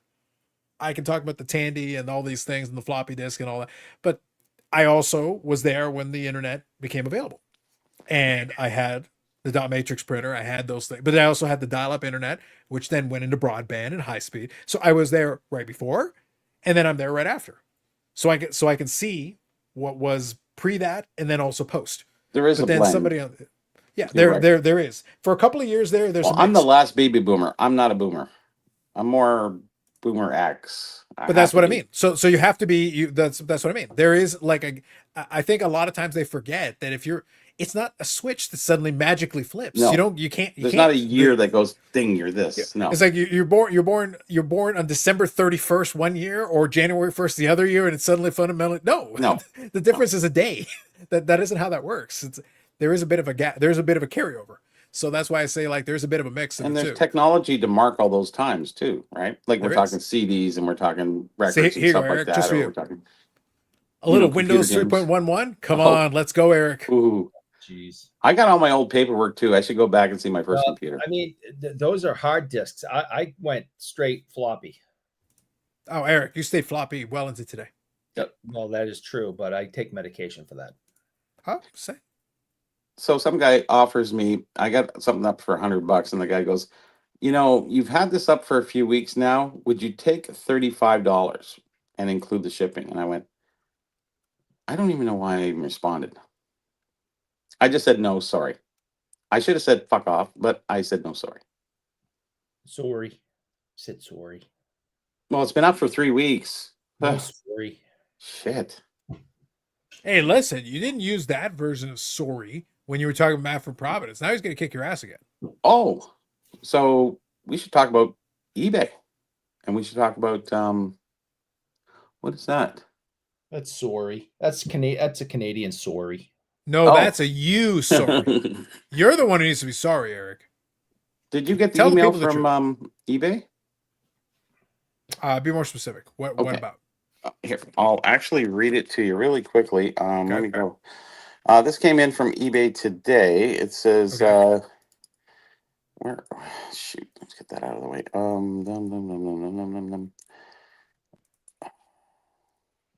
Good evening, Mike. Real quick. So, Bobby, Sorry, hang just on one before you second. read that. Yeah, Before you sure. read that, I just want to Go show one ahead. thing real quick. Eric, this is one of my favorite things since we were having this conversation a moment ago about these video games and everything. So quickly, let me just show this. I want to have a little fun with this for a second. So here is Tony La Russa Baseball 2. Oh god. This was a PC game that I actually played a crap ton of on the PC. Yeah. And it was so what's funny is obviously we talk about all the different collectibles and everything, and obviously I've got a few video games and stuff. That this is one of those ones where like I don't have any need for any of the other ones, but I would totally buy this shit on eBay just to have a complete set. I would love to have the box set again because I played a crap ton of this game. But did you play Tony La Russa Baseball 1? I did not. I played Tony La Russa Baseball 2. This was the actual box that I had. This was the one. Baseball Boogaloo. I remember that box. I remember all the inserts and everything. I had this exact thing, brand new, and the whole thing. It was hilarious. And it was a good game, actually, surprisingly good. I was actually very impressed with it. Because like again, this is like 90s. And probably fairly early 90s. It was just hilarious watching it. See here, I see if I can pull up an image of this. Let me go here. I'm ready to so go this- anytime. So just when you're finished. All right, I'll show one more thing and then we'll Sure. get into yours. Yep. Yeah. So here is the screenshot of the game, which again for early '90s actually wasn't half bad.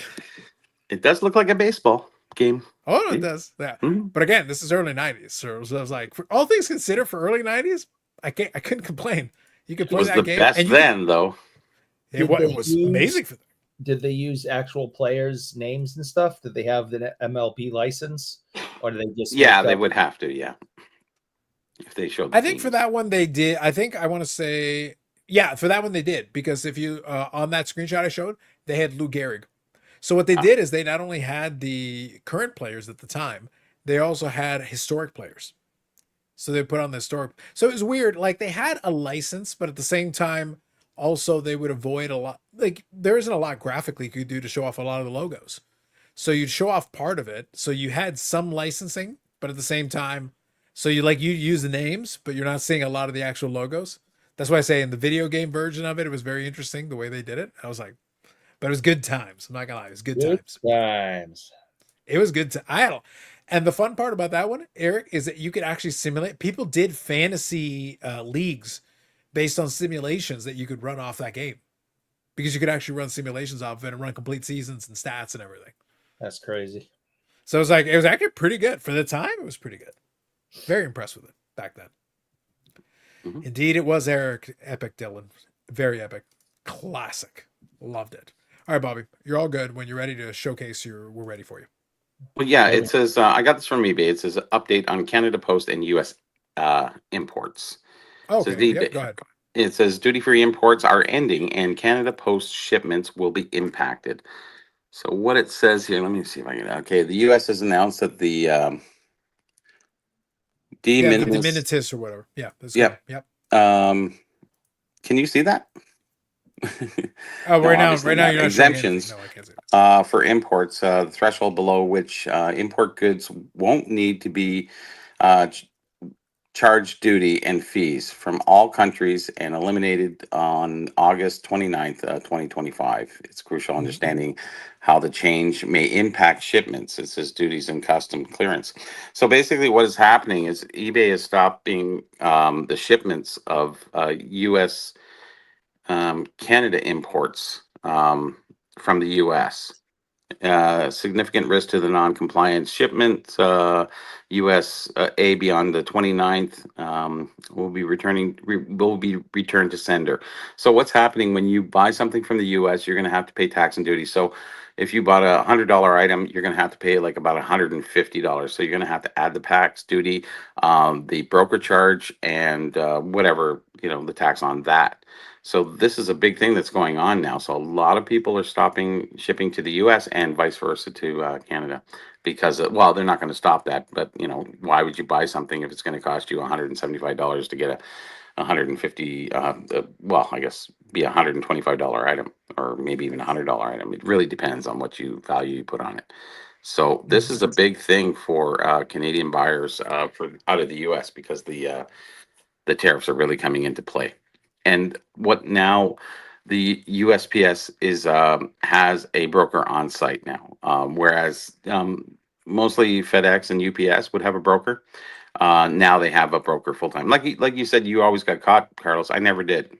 So what you're describing to me, yes, it is very significant. But to be clear, so Eric, business as usual for me. Yes. Well, if you're selling something to the U.S., you should be fine. But you have to watch that they will be charged a duty shipping over to them as well. Yeah. That is going to be on them to understand that piece. I agree. Right. Yeah, because I'm definitely I've been getting charged that thing for the entirety of it. So I never had the diminitus exemption. Never came into play, Eric. I'm getting charged duty the whole time. Yeah, I've been lucky. It's crazy. It's so stupid.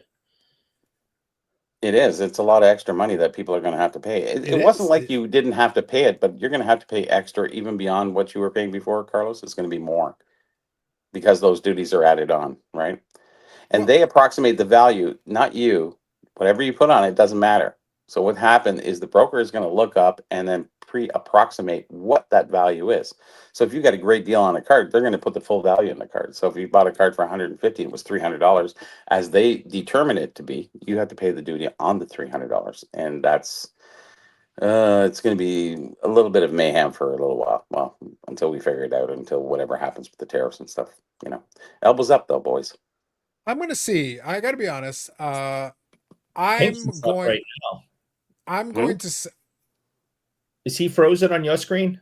Yeah, he is. What? His Kingston's up. Yeah, look, he's getting picky up. He's being very civilized there. Yes. What I was going to say was that I'm gonna try that. We're gonna see. We're gonna find out. We're gonna find out together. I'll be honest with you. I doubt it, and the reason why I doubt it is this: I am getting charged. I've been charged the duty and taxes on the thing the whole time, based on the valuation of the package. Now, if they want to open the package and try to break down the components of it, They will. okay, well, let's see. Well, great. Let's see it. It's I'm going to curious. slow down. Yeah, I know. It doesn't matter. You can't fight it anyway. So it's what they Yeah. predetermine it as. And Yeah. I've seen a couple videos on it already. I accept the challenge. Let's do it. Yeah, good enough.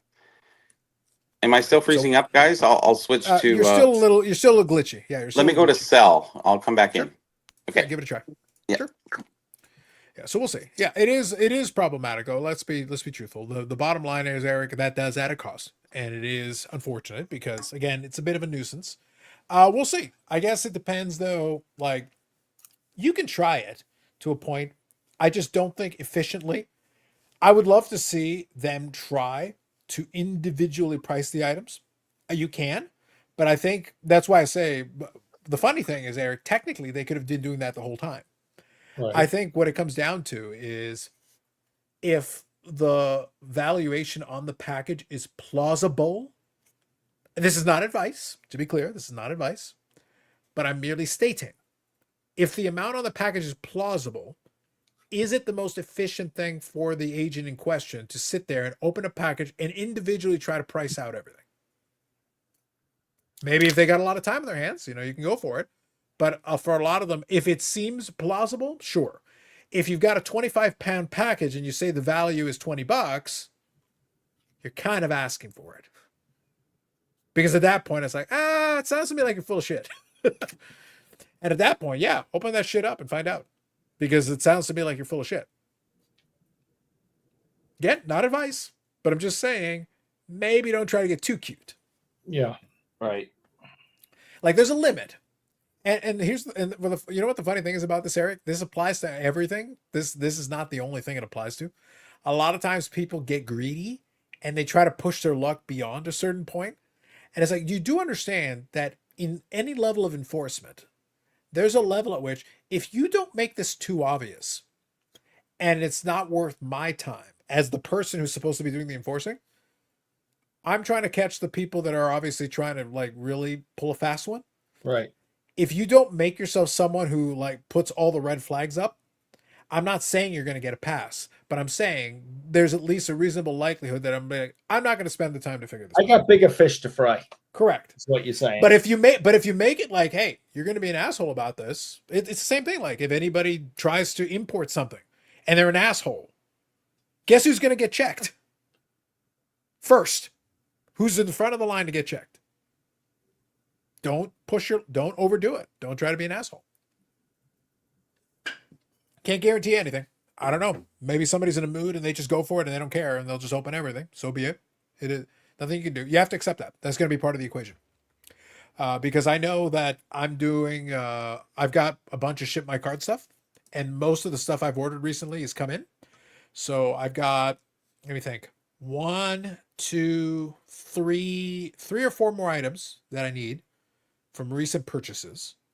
And after those items are in, I'm going to ask for shipment. And we're going to see. We're going to find out. Well, I think by the time that takes effect, because it's soon, I think it's very soon. By the time that takes effect, we'll see how that goes. I'll report back. But I will say, if they decide to be really stringent on it, yes, it will slow down shipping to a crawl. right. Absolute crawl. Because good luck. Imagine the difficulty we have with comps and then take somebody who doesn't know what the fuck they're doing trying to comp things. Right. Good luck. Yeah. That sounds miserable to me. Yeah, at that point, all of a sudden, that right there will stall. Eric, the hockey card sales will be like zero Yeah. because it's No, like, yeah, it's not worth it at that point. I already walk away from eBay sales because they want $14-15 to ship me a $5 card. I mean, if the price is now going to be $50 for a $5 card, it's definitely not going to happen. So, it depends on how many games they want to play. Yep. So that's basically what I'm going to be curious about. Not sure. I genuinely will be curious. No idea. But that's why I say, like, we'll see. I will check in on it. I will report back. But I'm not going to spend a lot of time worrying about that. Unfortunately, if you want the thing, it goes back to kind of a conversation we have all the time, right? Do you want the thing? Because these are the rules that we're playing under. If you want the thing, then that's how it's going to be. If you don't, well then, yeah, just sit back and chill. Or buy local. And hope they have got the stuff you want. Like I said, I've had to Yeah, that's better. That's better. I've had to walk away from a bunch of stuff over the years because I'm just not going to pay $15 to have something shipped to me. I shut my phone off too. I haven't shut it off for 3 weeks, so I figured maybe it's that too. I don't know. Oh, okay. Look at But that. I have it on sale now anyway, so I didn't want to chance the other one. So. Oh, God. What'd I miss? No, I was just saying that we're gonna get a chance to kind of test that out. I'll be curious. I've got a handful. I've got 3 or 4 more items that I'm waiting for eBay to ship my cards, and then I will have them ship it over to me. Yeah. And I'll report back. I'll let everybody know how it goes. Yeah, I got a shipment for UPS tomorrow. I didn't think they did Saturday deliveries, but I guess they maybe do. For UPS, they might. Yeah, I think they might for that. FedEx, no, I don't think they do Saturdays, but maybe UPS does. But anyways, it was supposed to be in today, but obviously, it never comes in when you want it. So tomorrow I'll get my stuff in, and I'll let you know because last time I've been duty free, except for last time I had to pay $7.95 or something, and so this time it's a mystery. But you don't find out until about 2 weeks after when they send you a letter in the mail. It's like, oh, okay. Eric, I figured out why this whole thing is going on. It's because the Burrell in the garage of knowledge and the undercurrent of sin that is going on over there. Sin. And Is it it turns called out sin? it's all about sin. No, it's sin. There's a lot of that. It turns out I think this it's more about place, jealousy than it is about sin. Bobby, this lawless society you live in. Honestly, It's you not guys owe lawless. like $100 It's- trillion. You owe 100. Pay your fair share. Somebody is lucky and somebody is not. So it's not lucky. That's lucky the same way that the bank robber that puts on a ski mask. It's like, hey, listen, just because you guys have to work for your money and I can just take it, it's fine. And there's something wrong with that? Well, allegedly for Eric, who knows? Might not be. Oh, maybe Eric, yes. Well, I'm that just would be saying. a different story. Yeah. Well, Eric is like, you do what you got to do. Like everybody needs chocolate sticks. That's Eric's. Everybody does. Everybody Except does. us. We don't have. What you gotta do. Do you have any Dunkin' Donuts by you? I don't think there's any No, left Bobby. here. But if I want a chocolate stick, I can go to Dog Park. Basically. They're all there. It's the same thing. And they're free. Same thing. Yep. Yeah. And they're free. I think Yannick had more chocolate sticks than me when he was here. He said they were good. He He didn't say great. He said good. he likes them a lot, and he had more than I had. My son Steven, we used to say, well, how was dinner? Good. Everything was good. You're like, okay, let's hear a little something more than that. Excellent. Great. Wonderful. Chocolatey. Freaking But awesome! he didn't have a chocolate milk with his, did he? I was about to say, I hope that there's chocolate in the thing. That It's would make more chocolate and sense, at chocolate. least. Yeah, it doesn't equal chocolate. So, real quick. So, by the way, folks in the chat, I don't have anything specific card wise. We can talk about whatever. But if there's anything you folks would like to talk about, feel free. Let us know. Real quick, can I talk about one quick side thing? So, I was with the parents, and they needed some help with the grocery shopping. Fine, no problem. Yeah, Are You know, you I'll sure? do my grocery shop. Yeah, while I'm there, I'll help you out. I will say it was making me laugh. I kind of knew this was the thing, but I was laughing because one of the things they wanted a bag of rice. And I was like, cool, great. I need one too, so all good. And my mom loves to look at the flyers and get the discounts from the, whatever the flyers, whatever this on sale. And Lord knows she was looking at this thing, and it was like a bag of rice, and it was one of the like 15-pound bag of rice, whatever. And Oh, it one of was those. like, and it was like, $12 or whatever it is now, because they've gone up in price, they're more expensive, whatever. So we're looking at it, but a lot of people went to this grocery store. So I went to, this chain, Bobby, No Frills. So on No Frills, they had it on sale. That was the price. Yep. But the thing is that a lot of them look at the brand and they just assume all the ones for that brand are the thing. And what happened was, obviously they sold out all of the ones that were on sale. Oh, And what happened is the people saw the thing, they saw it was the same brand, and they thought it was the same one.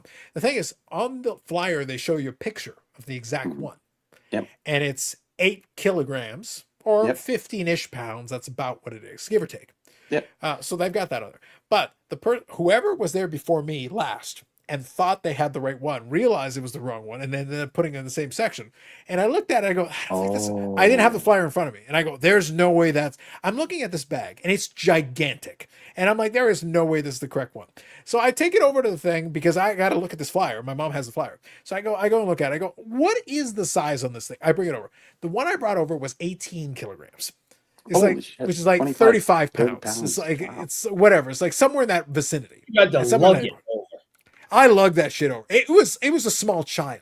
Like it was like A holy decent shit. sized child. Yeah, it was like Jesus. So I was like sitting there. All right, I got it in front of me here. What kind of rice? 18.1, it was like jasmine rice or whatever. you buy 18.1 jasmine, kilograms is just shy of 40 pounds. So it Oh, was yeah. a 40-pound bag of rice. And I cart this shit over and I look at it and I go, it's the 8 kilogram one. Son of a bitch. Oh, I damn. cart that. So I got my workout. I cart that shit back over. I was like, holy crap. Sorry, Mom. Nah, Yeah. not gonna So happen. sorry, that one was $12. The 8 kilogram one was $12. The 18 kilogram one was $40. And I'm like, nope. No, That's actually, Nope. when you think about rice and you say it's went up in price, it's still cheap. It's sort of like eggs. Like, In relative terms, it's not bad. In it relative isn't. terms, it's Like, not you know how much Yeah. rice you can get from a 40? Holy shit. Well, is that so that Bob, like that's lasts the a reason. while. That's like That's an the, East so Indian that's the bat. reason why we like it, because I make a bunch of dishes with rice in it. So one solid bag will last me a while. It's not like I'll finish Lasts it in us a a minute. while. Yeah, exactly. So like, and I can do different things with it, and it's all good, whatever. But I was just like, yeah, 40-pound bag, we ain't doing that. That shit's going back. You I could have was split it. like, we could have. Well, the best here's thing the- about pricing here in Canada is what we do. I don't know if they do that in the States, Eric. Is it gives you the price per kilogram, like so you can weigh it Yeah. out and see the different prices. So Yeah. it's in small writing. Sometimes you have to take a snapshot because it's on the bottom shelf. It's like, fuck, I'm not gonna. Yeah, but in this case, the deal was worse because the 8 kilogram bag is about 17 pounds. I just looked at the conversion here. Yep. It's about 17 pounds. The 8 kilogram bag was $12. The Mhm. 18 kilogram bag was $40. So that actually works out to more. Yeah, but sometimes you have to Sometimes. actually watch the specials because sometimes the specials aren't as good as buying in the bulk size. I agree. And I agree. and I always look for that stuff because I go, well, if hey, that's not right. No, well, I'm buying the other one. Screw that. This is on special. No.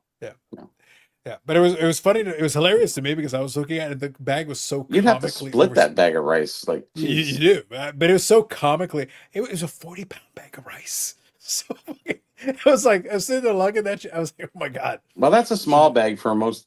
Asian people love the rice, and the East Indians love their rice. So Well, I don't think, Bobby. I think just from a practicality standpoint, how big do you think the biggest bag of rice would be? Like at a certain point, you're not carrying the bag anymore. What are you going to do? 40 with it? pounds? Yeah, probably not much bigger than that. I don't. Yeah, I was think. going to say Eric. Not at would a you grocery want store. bigger than a 40-pound bag of any food stuff? One No. bag.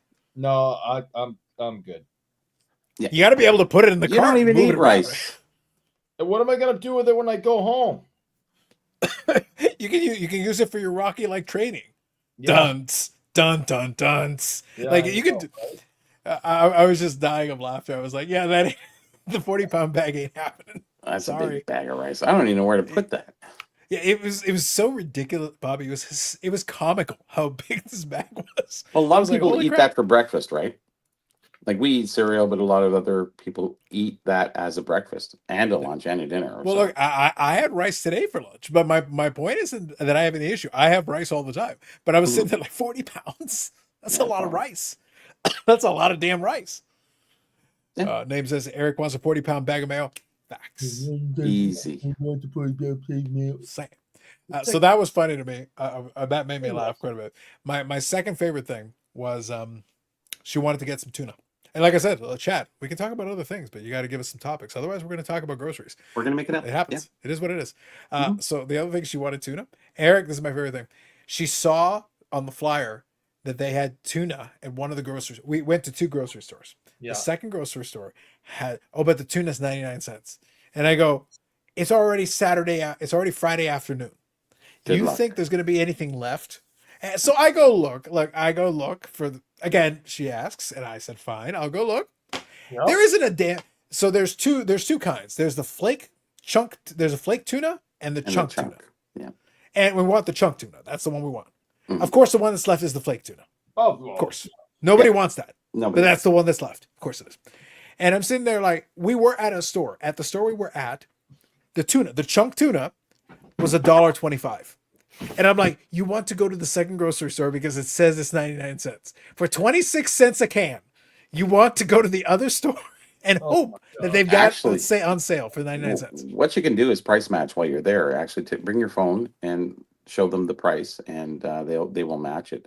Sometimes, yeah, for You some have to grocery stand stores. in line a little bit longer Yeah. because the time it takes to do that.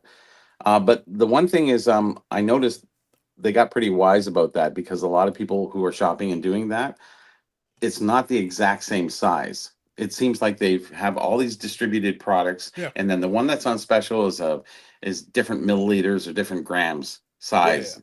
Yeah, and it's like, nope, sorry, it's not the same. Yeah. Damn. Yeah.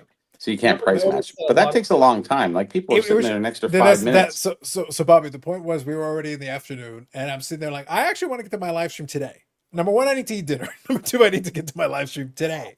So we're already kind of running a little bit late. And I'm sitting there like, we're not going to sit here for price match. We're not going to do any of that stuff. No. But the bottom line was, of course, it was sold out of the 99 cent. Mhm. And I'm sitting there like, you wanted to say and then she goes, and then the conversation goes, oh yeah, well, you know what? Fine, we'll grab it at the Costco. And I go, it's going to be more than $1.25. When we started, Eric, I could have gotten her as many cans as she wanted for $1.25. I For tw- know. To save 26 cents, she wanted to go to the other store. For the record, we will be paying more than $1.25 a can. I guarantee it. At I guarantee Costco? it. Well, Yes. if you And then you got to It's- buy a it's case higher of now. 16 of them, right? Yes, and it will be higher than $1.25 per. It I will be, guarantee it. yes. Yeah. And if you're jumping from store to store to go save 29 cents, time is money, and so is gasoline. Eric, I am aware of these things. And it's like, this doesn't make sense. To save 29 cents, Eric- we're going to spend Eric, I am No. aware of all dollars these in things. gas. Listen to me, Eric. I am speaking as a man who has been disowned more times. Mm, I have been disowned more times than Barry Bonds has home runs. Wow, wow. that's a lot. I have Mhm. records that will never be broken. But you know what? I'm not getting into an argument with my mom about this. No, There's a lot of things that I will get into an argument over, Bobby, but this is not worth it. it's For me, groceries. a a 99 cent can of tuna, Bobby, is not the hill that I'm prepared to die on. Yeah. I'm not prepared to fight for this one. Smart man. Be smart.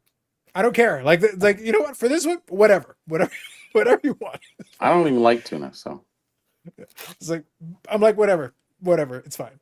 I just thought it was hilariously funny that I'm sitting there like, I could have gotten it for $1.25. $1.25 is fine. It's a perfectly reasonable price. It's fine. it's still cheap. It's fine. It's fine. It's I just died of laughter. I was like, yep, it's sold out. And the other one, yeah, sold out. Well, what I do is I shop at different places. Whatever's on special, I check, the flyers and see what's on special. Yeah. And when we do something, we usually pick up at a certain place. Yeah. They have this on special. No, Fresno. Well, we can go to Fresco, or we can go to whatever store. And it's just like you just pick it up when you can. It's not hard. It's not like you're going to go from one shop to the other shop to the other shop. It's just you do it along the way. Some things run out fast. Yes, depends on the store. But I find that the stores are very ethnically organized, and some things you can't get at certain stores. Like I can't get bacon chips in a Muslim area. They don't have bacon flavored chips there. No. And then you go to another area and it's like, yeah, oh, they got the bacon flavor there, because I do like bacon flavored chips. So. Yeah. No, It's just the way they work. there is a strategy to this. You can, in fact, go and get certain things in certain stores, and you'll be able Yes. to get it, whatever. And Sure. But like my thing has always been, and this has been going on for many years now. And it's basically since I've been living in my own place and getting groceries and everything, I always sit there like Friday and Saturday are like the worst days to get Why would you just get Why? it in the middle of the week? Are Get they it, not get sort it of on Wednesday. semi-retired? Wednesday. Go get it on Wednesday. Wednesday is a perfectly good Wednesday, day. perfect. Yeah. Perfectly good days to go But get Thursday your is the special. You don't have to fight anybody. It's fine. Thursday they go here because it's, day of the special, so you want to be in there. It's like Thursday's somewhat busy, Friday's really busy, and Saturday, forget it. Sunday, well, if you go early, you're okay. Yep. But then There they're you go. usually out of something by Sunday anyways, if it's a really good And special. that can happen. Totally. Yeah. Yeah. So Real quick. Piccolina says, I do enjoy a good tuna sandwich with mayo. How Dan much here time do says- we have left? Okay, I can make it to midnight, but you people. Dan here says, look, Dan here says, Sports Car Radio is complaining about national content. And we're talking about important things like tuna. is Sports Car important Radio thing. still out there? I Oh, don't yeah, even we see talked them. about it earlier. We talked about it earlier tonight. Yeah. Yeah, they're doing. Apparently, Bobby, I did not know this. Truthfully, I didn't know Mhm. this until the chat clued me in on it.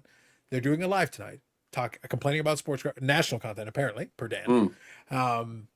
But yes, and I went and checked, and based on the thumbnail or the title, they're checking out. They're doing the West Coast Card Show, the one that was the Burbank show, but now is the West Coast Card Show. That's happening this weekend. So, Mhm. and by the way, from what I understand, it's going to be like 1,100 tables. So it's gonna be a pretty good Wow. size show. That's a pretty big show. I think Decent. it's a pretty big show. So no doubt on the West Coast, like at this point, there's enough going on. That's On the bigger West than the Coast. Expo. Oh, totally. Yeah. At this Wow. point, they're using the same hall that the National used in '91. They're using the Anaheim hall. Oh, So now and they've got like 220,000 square feet. So That's amazing. 1,100 dealers, totally No doable. problem. 1,100 Yeah. tables or whatever is totally doable. and I think you're going to see that the graduation of people are just going to go, hey, I'm not doing the national. There's no way, all these other smaller shows, 1,100 tables, not a small show. Remember we talked about this and Mhm. we posed, Eric, this is coming full circle because we posed the question, does the Nationals insistence on trying to clamp down on things and whatever simply push people to bigger and bigger regional shows? And the West Coast Card Show, we're talking about 1,100 tables now. That's not a small show. That's a big show. And how many days is it, 2? It's like 3. 3 days? Uh, Wow. Hold on. Old Expo days. I'll Friday, tell you Saturday, this. Sunday. Speaking of 3-day shows, Mhm. we need to start, announcing the my next fight. Oh. Uh, It will be 4 days, Bobby. It 4 will days. be held. Wow. It will be Wow. held in Wilmington, Massachusetts, Wilmington. in early November Hmm. at the Shriners Auditorium. Of course. Where else? Uh, That's another Yeah. big show. and it's going to be me and Dan Versus Fusell. the Shriners? You're gonna fight the No. Shriners? The me, guys with the hats and stuff. me versus Dan from Saugus. Wow, scandalous. Put them up. Put them up. So I was 19. like, I'm just making the announcement now. Get your popcorn ready. Shriners Auditorium, early November, Wilmington, Mass. Me. We'll have to keep There's track no of his problem. fights. I was gonna say, absolutely. Yeah. So Dan here He's going says, down. He's going downtown. Downtown. we're gonna say, Wow. we're gonna see it. Is that better than the uptowns or the downtowns are better? Yeah. I'm hashtag Team Dan from Real Saugus. Mhm. Anyway, Dan here says, without national Yeah, where content, we would from? never have the dead on pizza courts. That's facts. True enough. That is facts. Honestly. Rock Latex here says the West Coast Card Show next summer is July 16th and 19th, 2026. Wow. 2 weeks ahead of the National, no longer a month earlier. Wow, that's crazy. Competition. So put up your dukes. There's another fight, Eric. So look, I'm being serious. I actually think that, like I said, the National can do whatever it wants. I think the National will still be very successful regardless. They're still going to do very well. But there are a lot of other shows that are putting up a pretty good, like, if you live on the West Coast, if you're actually based out of California, a West Coast card show Texas, Los Angeles, that can, Las Vegas. yeah, Yeah. that can boast 1,100 tables. You've got all the main players are there, like they're there. So, do you need to go to Rosemont No. and deal with their bullshit if the main dealers are going to be there anyway? Do you And care? it's not like anything's cheap. It's not like you can't find anything. 1,100 tables? You can't find something? Can't find what you're looking Yeah. for? Really? And the thing is, a lot of these national dealers are going to be at that show too. So it's like you're going to have there's a good chance. And let's say you are in one of these other regions. Okay, fine. Eric, between a West Coast card show with 1,100 dealers and say a Philly show in Philadelphia, you're talking between two major regional shows. You couldn't Yeah. pretty much hit every dealer that is decent, that has anything good. Yep. You could probably there's a good chance you're probably going to find the stuff you're looking for anyway. You get your fill. Yeah. And like I said, even for these guys, look at these dates, 2 weeks out of the national. If any of these guys are national dealers, you're telling me they're not going to sell you something they have in their inventory 2 weeks before the national. You think they give a shit if they No. can sell it to you right now and No, make they their money? No, they want money in the pocket. They will care. sell it to you right now. It's fine. Yeah, Don't worry for about sure. it. I was Guaranteed. surprised, and I guess I've never paid attention to it before, so I don't know if it's something that always happens. But the East Coast National, it was like the week after the national. It's like Yeah. you're gonna have this major card show, and call it the East Coast National, like 7 days after the national. Well, Eric, No, it's East Coast. It's totally different. Hold on. Eric, That's- this is a bonus one. This is a bonus one. You ready? Bonus. To be fair. To be fair. Indeed. The national did start at least a week or two later than normal this year. They did. So yeah. that normally there's more of a gap between the two. So Mhm. the national decided to start into August. Normally it's right towards the endish of July, but in this case they actually were into August while the show was going on. That Yeah. isn't normal. That is actually unusual for them. So like to me, that's the Nationals doing. Like they book this show years in advance. So like they have a certain amount of access to certain dates. It's like, I wonder like- what the price difference is between East Coast and the National. oh, East Coast is Booth way price. Booth. lower. Way lower. Understood. I would assume so. I'm just Yeah. saying, like, if you were going to go to the National, you had the choice. I would go to the East Coast. I would probably set up the East Coast because you're going to go. Yeah. You're going to get the people. You're Well, going to get the Bobby, sales. however you want to phrase it, look, I've been very consistent on this point. If you're a dealer or show goer, look, if you want to go to the there is certain use cases for the National. Understood. Here are the use cases for the National. If you are a player in the sports card space and you want to rub elbows, influencer? hobnob, and everything, if you're one of those folks Mhm. or working in the industry, there is legitimate business reason why you would want to be there. Because yeah, everybody's going to be there. You can get into the conversations and be part of that. Yes, totally. Or you want to hang out with the maximum amount of people that are going to be in one space and one time for that. Yes, totally with you. But if it's just about cards and the other thing, you could grab 2 or 3 regional shows and have more than your fill and get better bang for your buck. So, another question about the East Coast National: is there a trade night that's set up? It seems like trade nights are hitting people differently. Just saying. Like some people, maybe dealers don't like it.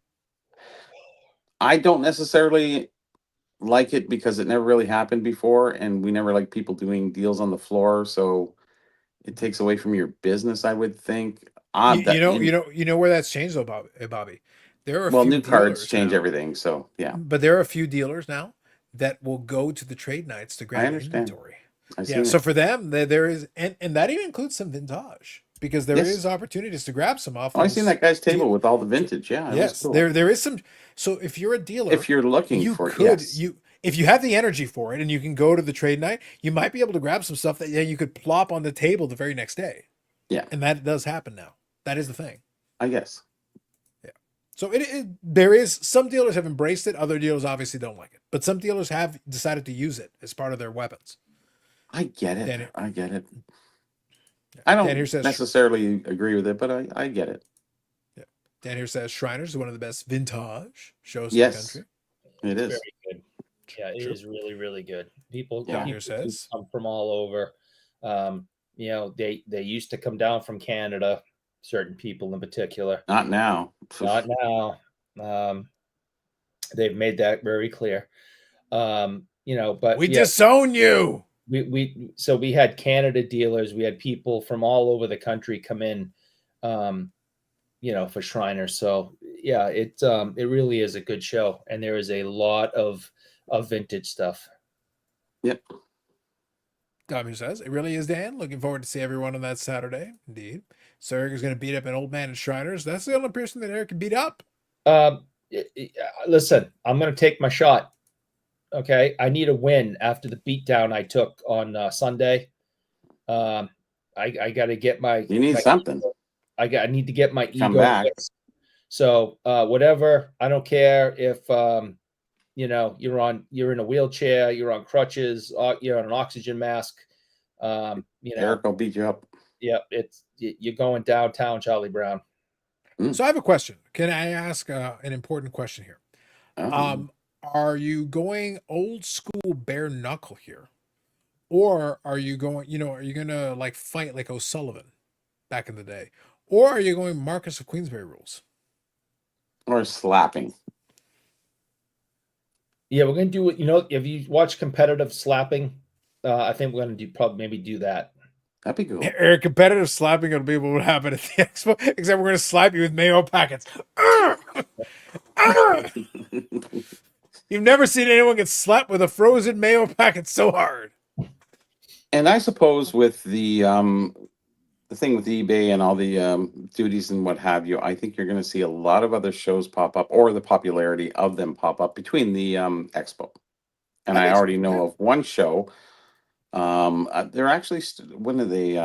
Rob's show is on the 14th. This one's on the 28th. Free hamburgers, free hot dogs, and they did a show about back in June, I think it was. So there's another show that's coming and rivaling stuff. They're trying to do a little bit of both vintage and maybe another sports card, the non-sports card show. Okay. So I think you're going to see the rise of a lot of smaller shows coming in. And there is already a bunch of small ones. The other one, what's the name of it, Carlos? The one we go to, the one you went to last time. Are you talking about the CSC or the GTA? CSC, yes, yeah. And CSC, that one's, okay. How is the popularity of that one turning out? Well, I think so. What I'll say this from the last CSC show I attended, Yes. I think the popularity is doing tremendous. Yes. I will say though that the guys are struggling a little bit to maintain the balance. Yeah. Because it is a newer show, and this is a distinction I'll make right now. Mm-hmm. Newer shows here are the ones that are that stereotype that the folks keep freaking out about. Like at the National, they were so worried about a Pokemon takeover, but the National is so old school with the dealers that have been around a long time. Yeah. It's the Pokemon was a relatively small percentage.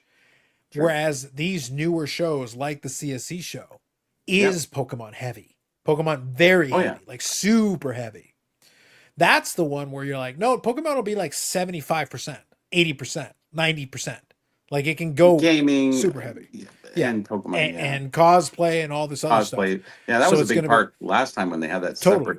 So section, the last show I went to, I did grab a card while I was there. So here you go. Here's your vintage for the day. I grabbed that at that CSC show. Ooh. Yeah. I know. But the thing is, like, the amount of sports cards on that thing was Very relatively small. Very small. If I wanted Pokemon, I had my fill. I had my pick of the litter. Like, there was lots of choice. Well, Did you string them on, Eric? Might you string them on PC? Could have been on fire. I think the vintage cards would stay there, but they realize how edged out they are. And why go back if you're only getting 10% of the population? Yeah, it's too heavy. It's too heavy vintage. slanted one way, and then kind of for the cost to kind of participate on it and everything. Yeah, it's tough. I was there for and about it's 2 days, right? So yeah, I was there for about 75 minutes. I was there for basically a little over an hour. All that time. I had enough time to walk around. I hope you had a beer in between. I didn't even bother with that one. I actually had I had enough time where I walked around. I looked at just to see. I did grab a couple of things while I was there. I still made something out of it. It was fine. But the thing is, then I said, okay, well, I could just randomly stick around here for no reason, or I Yeah. could go get some lunch, go home, and then do the rest of my business. Like Yep. I was like, no, I'm just gonna go home and do the rest of my business. I got other stuff I need to do. So I'm not gonna stay longer than I need to. So the point is, like, for someone like me, the value wasn't there to be longer. I wanted to visit, I wanted to check it out, but I will say it's skewing so heavily in one direction Yeah. means there isn't a lot of incentive for me to go back necessarily right away. And look, on top of everything else, Eric, I asked for media credentials. I supposedly had a review and I didn't get any media credentials. You know what? Forget it. Wow. Yeah, that's right. You got gypped.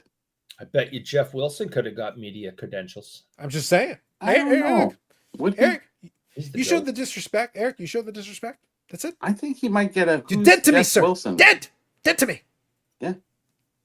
You might get a Who's Jeff Wilson at that show. Mm-hmm, mm-hmm.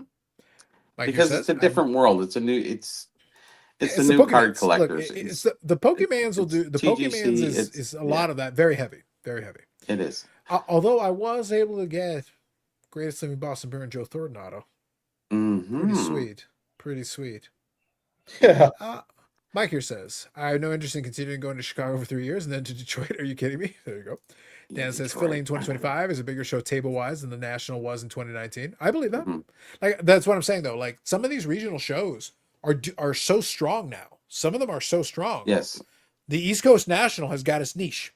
The Philly show is a pretty strong show. The West Coast Card Show, again, it's no longer called the Burbank Show. Now it's called the West Coast Card Show. They've rebranded it to make it more broad. But at the Yes. same time, it is a very strong show that's only getting stronger. Like what's going on in California, they've got a very strong card base over there, and they can do their thing. 1,100 tables, man, that's strong. And Dave went to that other one in Pittsburgh where they used them all, and he said there was a lot of. I heard that customers was like out 600 there. or 700 tables, like Yes. very strong. It was very very strong. strong. But it was a think about mall. It was kind of. Eric, He said A 600 discombobulated table a little bit. mall show. Think about that. That's Never heard strong. of it. I'm sorry, that's still very strong. That's very that's strong.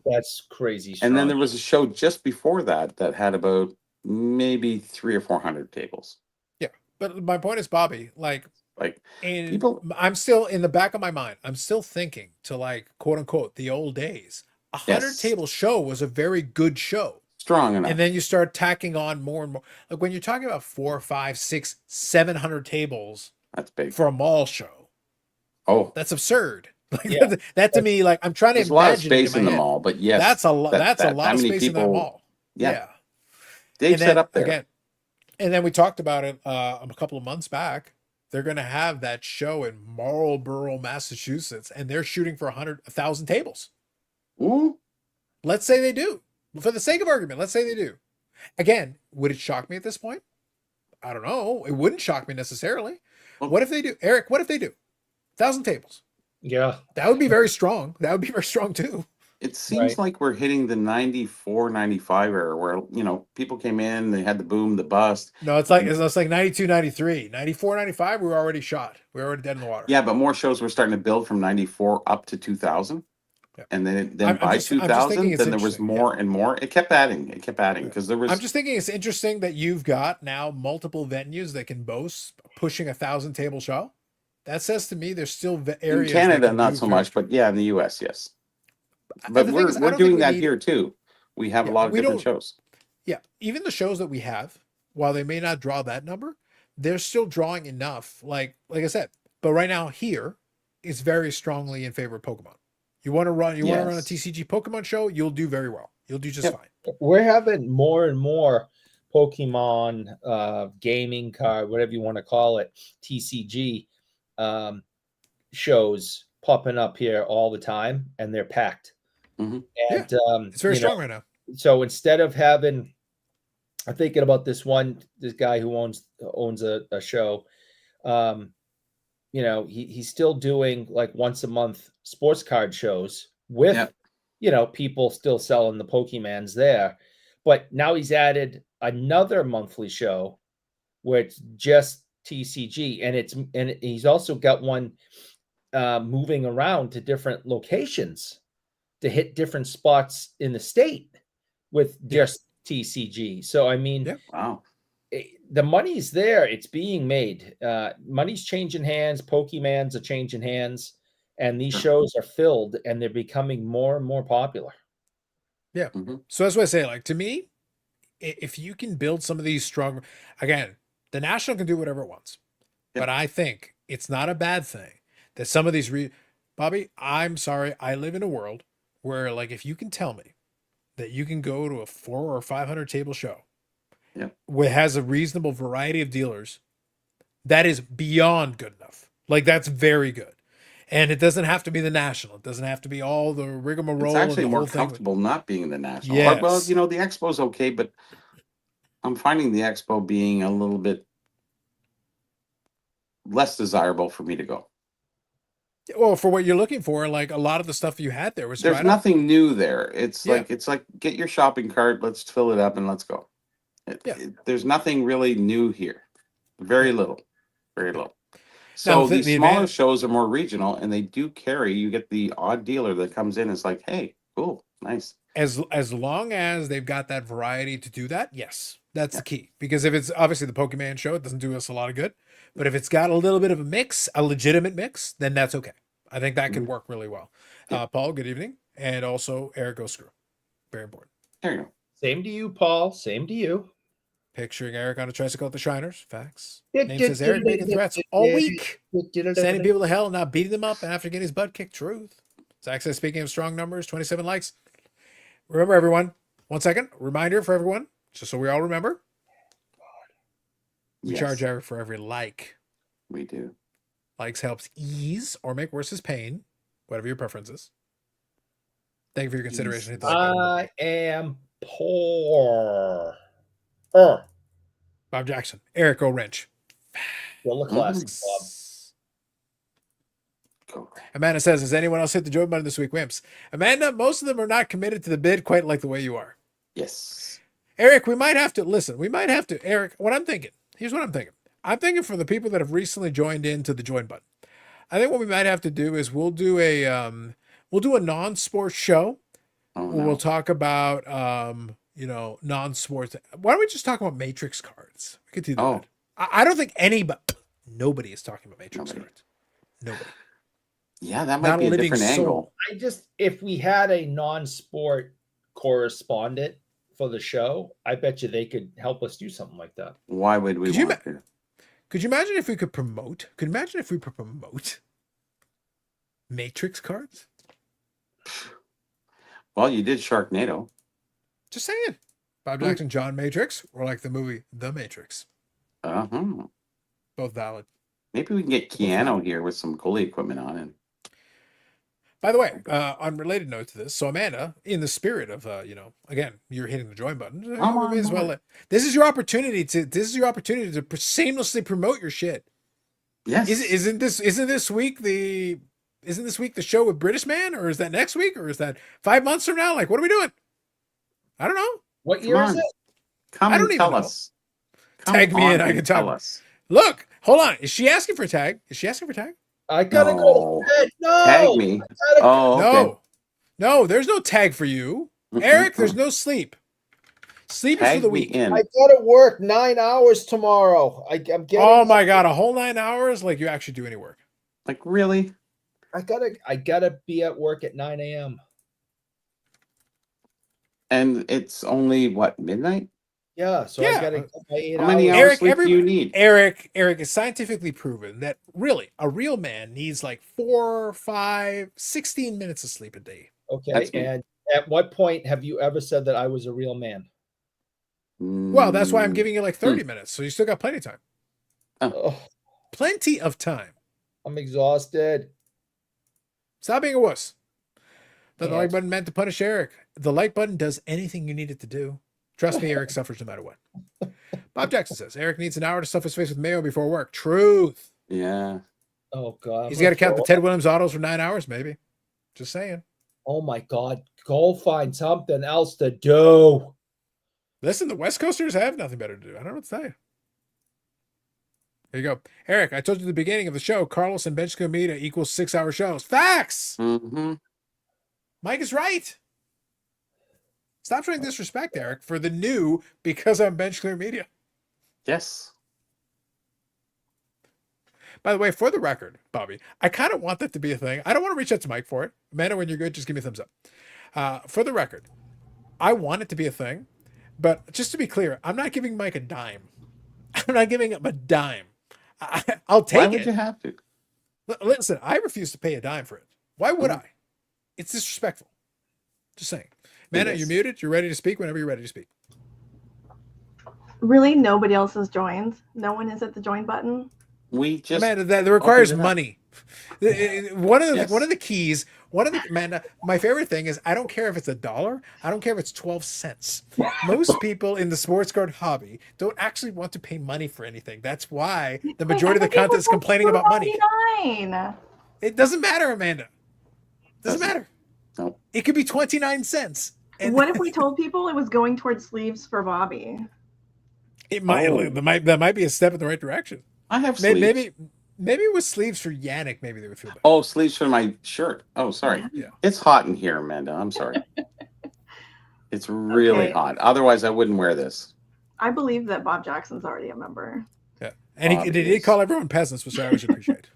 I feel like we should get some of those steins or the mugs or whatever. It's called. Not for Yes, $2.99. yes. Not for $2.99. She's right. For $2.99, you might get a picture of a Stein. No. I'll send you a small photograph, a digital photo of that. Eric, how Even are the you? even the shipping. Now she can. Yeah, you can't afford the shipping now. I was gonna say, yeah, absolutely beat. not. Amanda, shamelessly promote the podcast. Please do it. Do that first, and then I'll come right back, and then we'll make fun of Eric, and then let me read Rick Vintage All About Cars here comment here. Did I hear because I'm Carlos joined Bench Clear Media? No, Rick, you heard Carlos intends to buy Bench Clear Media as long as Mike doesn't try to charge me any actual money for it. Without money, yes. As long as he doesn't actually expect money in return, I would like to purchase Bench Clear Media, and by purchase I mean just take. It'll be Amanda, yes. 17,000 subscribers. I just want it. There's nothing on it anymore. He's abandoned it. As far as I'm concerned, Eric is going to be my squatter. He's going to stay there and hold the territory. That's all I want. Yep. We're not Eric. Whoa. Amanda. That's right. I joined it, but I considered the Eric Torture Fund, which is a valuable point. Oh True. my god. See, Amanda, as a member, you should vote on this now. This is an opportunity for you. You should vote on what horrible. Look, if we're gonna have perks, I'm open to suggestions. But look, again, the Stein, like with the weight of the Stein, like this is basically Eric's annual wages just to ship the Stein out at this point. That's what it is now. So like, I won't make you We can ship it. I'll torment pick, Eric. I'll pick I it think up it's the his expo. commission. I can consider it. We'll see. As a big time hobby influencer, Amanda gets a lot of free perks. That is true. I'm not. Oh. I'm Spending not- the money on the Joe Bunny Z for her. That is true. Yeah, As an so- enthusiastic community member, Thank you. She has to get a storage bin for all the free stuff she gets from all these different shows and people. It's unbelievable. the stuff she you tell her, Eric. By the way, Amanda, shamelessly promote the podcast. Do it. Yes, please Yeah. do. So we are doing the podcast tonight, and I think Bathroom it's break. the first time in. You know what? That's really rude. Promote your show, Amanda. We'll all come back later when you're done. I'm still here, but it's only because I'm too tired to reach over and hit the video. But Well, how are you, Eric? I feel like I haven't talked to you in ages. we haven't talked in a while. It's nice to see you. I'm just really tired. We had a clubhouse room yesterday. What? I'm sorry. We had a clubhouse room yesterday. Oh, really? I didn't see it. I did see Timmy Two Hats Instagram account today, though. Oh, with the deer. He's insane. He's gonna get rabies and ticks somehow. And he's going to get arrested and fined. Yeah. He's a lunatic. He's an absolute lunatic. And I put that in the comments. Okay, but just that out of all the people we know, that Tim is the one who has wild animals eating out of the palm of his hand is bizarre.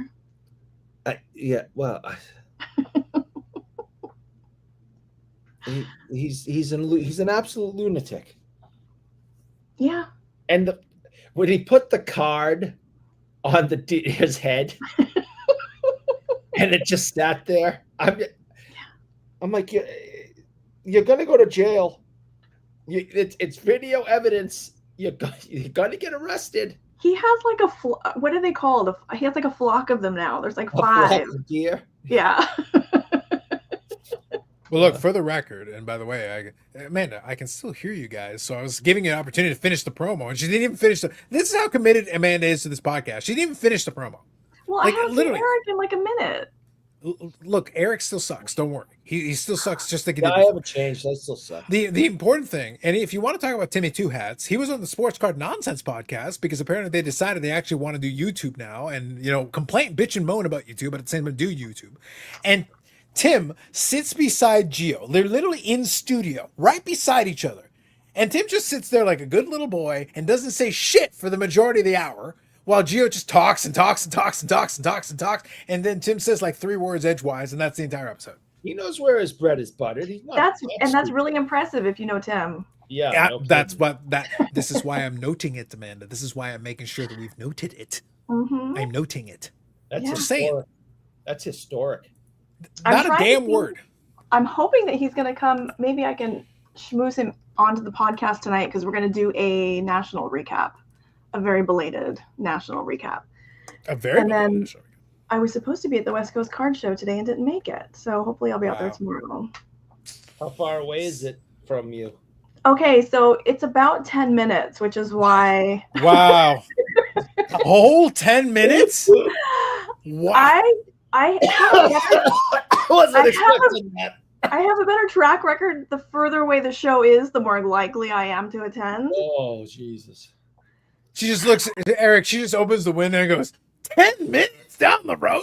That's walking. Oh, man. It's That's too not close. even driving. It's too That's close. Walking, it's 10 minutes. Yeah, I wouldn't even pretend like I was gonna go, except Ken came down from Canada, and I want to see Ken, Yeah.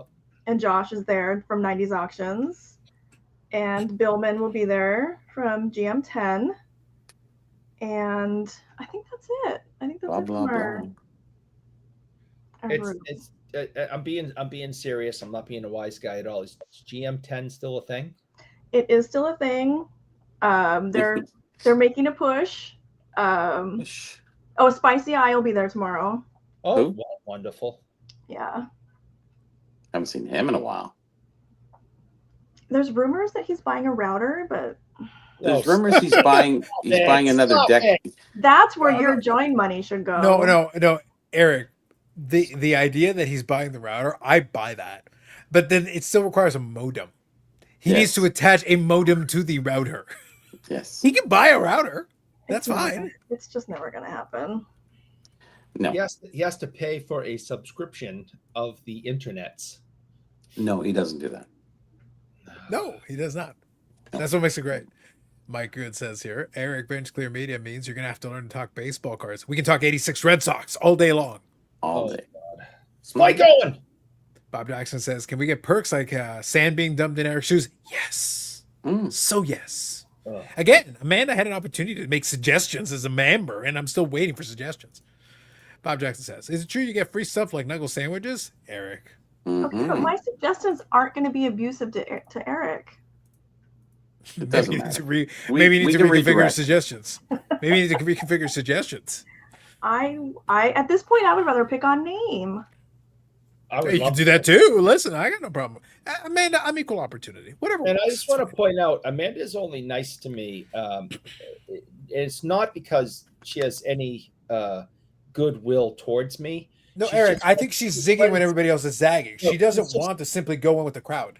No, Mhm. she's just friends with Michelle, and out of pity Well, Michelle is very nice. and out of kindness, she just treats me half decent because it's really for Michelle's sake. Well, look, my favorite thing was I think it was last week where we were talking about the different things with the stickers and the coasters and everything. They were literally sitting in my bag the entire time. So anytime I ever saw Amanda, I could have. But I'm not thinking about it. It's sitting there in the bag. You could be like, "Hey, do you happen to have any coasters?" Yes, I do. You probably dug through your bag like 50 times when I was with you and saw them and was like, I'm not giving her a coaster. She doesn't get a coaster. Listen, she already gets enough free shit. I've already seen Amanda, what you happens. got a with- coaster from me. I did. I do. I have it. Let's see. I just had it here. It's one of my faves. I have that one in Montreal. Those are my favorites. Amanda, I know for a fact you already got a coaster from Upper Deck, 2024 AEW Hobby Box. You can put your drink on top of it because that's the only place it's going to go because it's not going to get open in our lifetime. Yeah, we got to make time for that. There's plenty of time. For We got that. time. Amanda, you could use Right the now. 10 minutes you're saving by going to the West Coast Card Show to open the damn box. There it is. Wow. Oh, Jackson. You're 3 hours behind. You got time. Bob Jackson says, I heard I found a kid selling tin cans connected to a string. Maybe. Dan says, Uh-huh. wow, sports car radio stream is sad. The guys are like 12 months out of date in the hobby. So I'm not watching it, obviously. I don't know what they're doing. But look, I'll say this. At the end of the day, people are still watching, so it doesn't really matter. They clearly don't need to be tuned into what's going on. They've already made clear, though, that what's funny to me, they've literally told everyone. This isn't a secret. They've told you.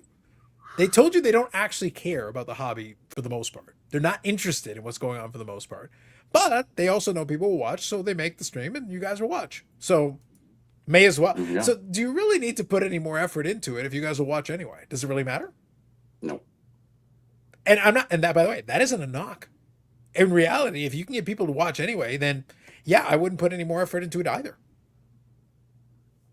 You can just go live and people watch. Sounds like it's a working model to me. Bob Jackson says, Amanda, be honest. How much is Kathy paying you? Valid. See, she's More smiling than and not Eric's answering. allowance. She didn't deny there were financial figures. She wouldn't have to pay me anything. She's very nice. She seems very nice. I haven't met her though. Huh? Kathy. Oh. Amanda has not met my mother yet, but when she when she comes to Massachusetts to visit her family, I'm sure we'll make that happen. Why on earth would she go to Massachusetts family or not? Because at some point. Because she has family here. Well, she could randomly be like, hey, family, why don't we meet up in Hawaii? Right? Come to Disneyland. Yeah. Just be like, you know what would be great if I could meet you 10 minutes away and I won't come see. Not in yeah, exactly. Her family is a West Coast card show and she won't go 10 minutes down the road. Yeah. It's just not. I went to Disney World. Disney World is exciting. It was 1972. It wasn't as exciting then. Yeah. It actually was. It's a Small World was their number one ride. Oh no, The Mickey there Mouse was some good from that stuff going on dead. there. The Mickey Mouse from back then is long dead. Yeah. Well, actually, Super they had- dead. Steamboat Mickey. They had some pretty wicked things, when you were in the cart in the haunted house, you had this ghost beside you. Like, honestly, stuff you never seen in 72. It was like, wow. It's crazy. Anyways, that's the same. Long before your born. Dan here says, watch numbers are kind of low. They're at the same watch numbers as my last 4 collector stream. Listen, your last 4 collector stream involved some scandalous takes. First of all, and again, I didn't even spend a lot of time, Eric, picking on this because there were so many other things that I needed to discuss at the beginning of the broadcast. There was a lot of stuff we needed to discuss. But one important thing, I did note that Dan had no idea what Jake's podcast name actually was, and Jake had to explain what it was. Oh no. I did note that. That was in the clip. That was in the clip. Really? That was in the clip. Yeah. Kind of missed that. Just saying. It's in the clip. Dan. I liked it when the other gentleman was showing cards with the screen off. That's always best. That made me laugh. He was having some technical difficulties and he had his voice, but it was just a black screen. Well, he was using Spicy Eye. He was using Spicy Eye's internet. He was using Spicy Eye's internet. The problem is he's over in New York area, and he was using Spicy Eye's Wi-Fi, and it just wasn't working out. It wasn't working. It was a rough scene, man. It was a rough scene. It was a little tough. It was a little tough. They tried to get through it, but their technical difficulties can be difficult. That's for sure. Yeah, it's all right, Dan. Listen, we forgive you. I understand. Listen, my favorite part about his podcast is when he mentions us too. He does. I agree. Yes. I totally get it. I totally understand. That's my favorite part of the podcast. So, Amanda, what's on the agenda tonight? National post recap, post recap. Yeah. You're going to showcase your 2024 AEW Hobby Boxes coaster. That's going to be awesome. I think that'll be great. Possibly with Timmy Two Hats. Yeah, possibly with Timmy Two Hats. He's probably asleep by now. Another recap totally. on the National? We haven't done one yet. Because it Why was Ian's not? first time going, and he came all the way over from England. So, and he actually he did the national, and then he did a whole nother week. So we're gonna hear about his adventure, and then we're gonna hear about he went really hard on the Matrix set, which was the weekly release from Upper Deck. It was 10 weeks, and it was going really smoothly, and then at the end, it got complicated. So he is still chasing the final PMG. So we'll see how that's going. What does he have? All the other PMGs except for that one? Because the PMGs were all achievements, Oh. and Upper Deck did it in that obnoxious way. Sorry. Wait, hold on, Amanda. Whoa. Upper Deck did a Oh, thing in an obnoxious way. Go on.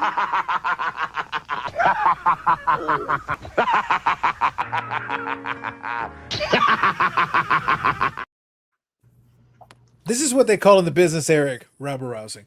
Go on. I feel like I got a little spice in my eye there. Hold on. So at the end there were three.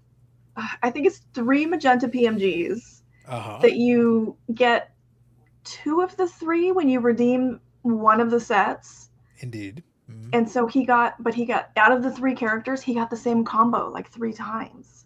Oh my god. So you need all the 3 to get the final Neo. But he had dupes instead of the perfect collation, and no one is trading. So it's turning out to be a lot more expensive. What I'm hearing is that Billy screwed British man out of his achievement. That's what I'm hearing. Eric, do you hear this? This wasn't a Billy set. No, Listen, I happen to know. Billy hates the British. I've heard him say it. I happen to know that Billy's. Listen, we've already had this discussion. I only partake in EPAC once in a while, and back in the previous iteration of AEW Metal Universe, I opened 5 packs and I got a gold 1 of 1 PMG, and I said, "Thanks, Billy. I appreciate you holding the button down for me," because Billy has all the control. He's got all the power. I know this for a fact. They just want you to chill. That's why you got that. It's the least they can do, Amanda. If I'm never gonna get some coaster hobby boxes like some people, at the least they can do is press the button and give me the 101 PMG. I thought I had my coaster hobby box here. See, she knows the coaster hobby box, Eric. I knew it. Oh, let's see. Dan says, Amanda, I just followed you on IG. Sorry I didn't sooner. There you go, Dan. Oh, thank you for that. No, look, I have these, and I haven't. She's Oh got my these. God, they're dusty. Oh my God, they're dusty. Eric, she's had them so long, they're dusty. No, look, I've got to get into these. That's embarrassing. Oh my God, that thing's like $300 a box, Amanda. I have a couple of them. Eric. Hold on. Upper Deck's literally like, "Hey, Amanda, here. Hold on. Here's some money. What? Give us some money." No, but like, I haven't had a chance to I don't know that much about the PWHL. Enthusiastic community member. I have to research more before I open it because I don't want to. Amanda, it's hockey and they're women. Yeah. The research does not need to go that deep. Well, It's you know what hockey is. We're good there. We figured this part out. Like, what research do you need? We can go to the official website. We can go to the league website and find the teams. Like, I believe in you, Amanda. I know you got this. That's what I needed. I believe in you. I know you got this. But the research is not that deep. I'm sorry. Eric, why didn't I make this vodka instead of water before I went ahead and hopped? We don't know. Amanda, you didn't think ahead. You got to think ahead. You always got to think ahead. We have some new signing guests as an announcement for the expo. Ooh, I did see a few of them. Are there any of them notable that you think is of particular interest? Yvonne Beret, he's the Chiefs goalie. We have Jake the Snake Roberts. Oh, did they add Jake the Snake Roberts? Really? Yep. Michelle Goulet and Trevor Kidd and John Casey, goalie for the North Stars. You should know him. Boston Bruins. Oh, fuck. Fake team. Fake team. Yep. I might even have a John Casey card with you. Hold on a second. Yeah, so they're adding quite a few guests. Can I just say that Ian would really appreciate that comment? John Casey, Boston Bruins. Yeah, that's when he sucked. Anyway. It says USA on top. That sounds fake. I know. It's like, whatever. Dom says, sounds like he chose the red pill MG versus the blue pill MG. Look at you. Look at you, Dom. They show him in a North Star uniform, so obviously Boston was not a thing. Yeah. For Mr. So Casey. before we go on, I will go on in a second. Before we do, I just have to ask. So, PWHL. Oh God, he's gonna say something mean. Everybody, look. I'm not saying anything mean. I'm asking a question. That's his mean face. PWHL. Oh, this is my normal face. They're all mean faces. Yes. PWHL. So, what is the part that needs the additional research on and go on? I'm curious. I Well, like, must know. I sent her the research. She got my text. I sent her the Did you research. see me ignore it? Yep. Did you see me look at it and go, ass? I'm curious now. I must know. Well, like as far as I don't know, like okay, so there's outbursts. I'm Yes. assuming there's like one of ones. Like I just want to be familiar with what the hits are. Like I don't think that's outrageous. And Is that not on the? Do you not have odds on the box? Do you not have odds on the box? I don't know who the popular players are. I don't know who the Team Canada players. Who the cases are. I'm not going to know that. So I just wanted to look at that ahead of time. Okay. Man, so follow-up question. How long have you had said box? Look, I'm also a very busy lady. Oh, yeah, really? Yeah, because the cards are for 10 minutes away. Probably. Oh, man. 10 minutes, guys. 10 minutes. 10 minutes. I have to give this. If you guys know what she did for work, you'd understand why she's so busy. Mm-hmm. I can't discuss it, or else I'll get, I'll get the flashy thingy. Okay, at the risk of making this even worse for myself, Eric. Yeah, flashy thingy coming in. You haven't been in Clubhouse in a while, so you don't know that I am only the graded gamer now. You're what? What? That's it. I'm only cards. I have no other job. Oh my God! You went full time. Mm-hmm. No more flashy thingy. No more flashy thing. Oh, really? Oh, we definitely have to catch up. Hold on. In the spirit of being respectful. Goes. No, in the spirit of being respectful. Hold on. Oh yeah.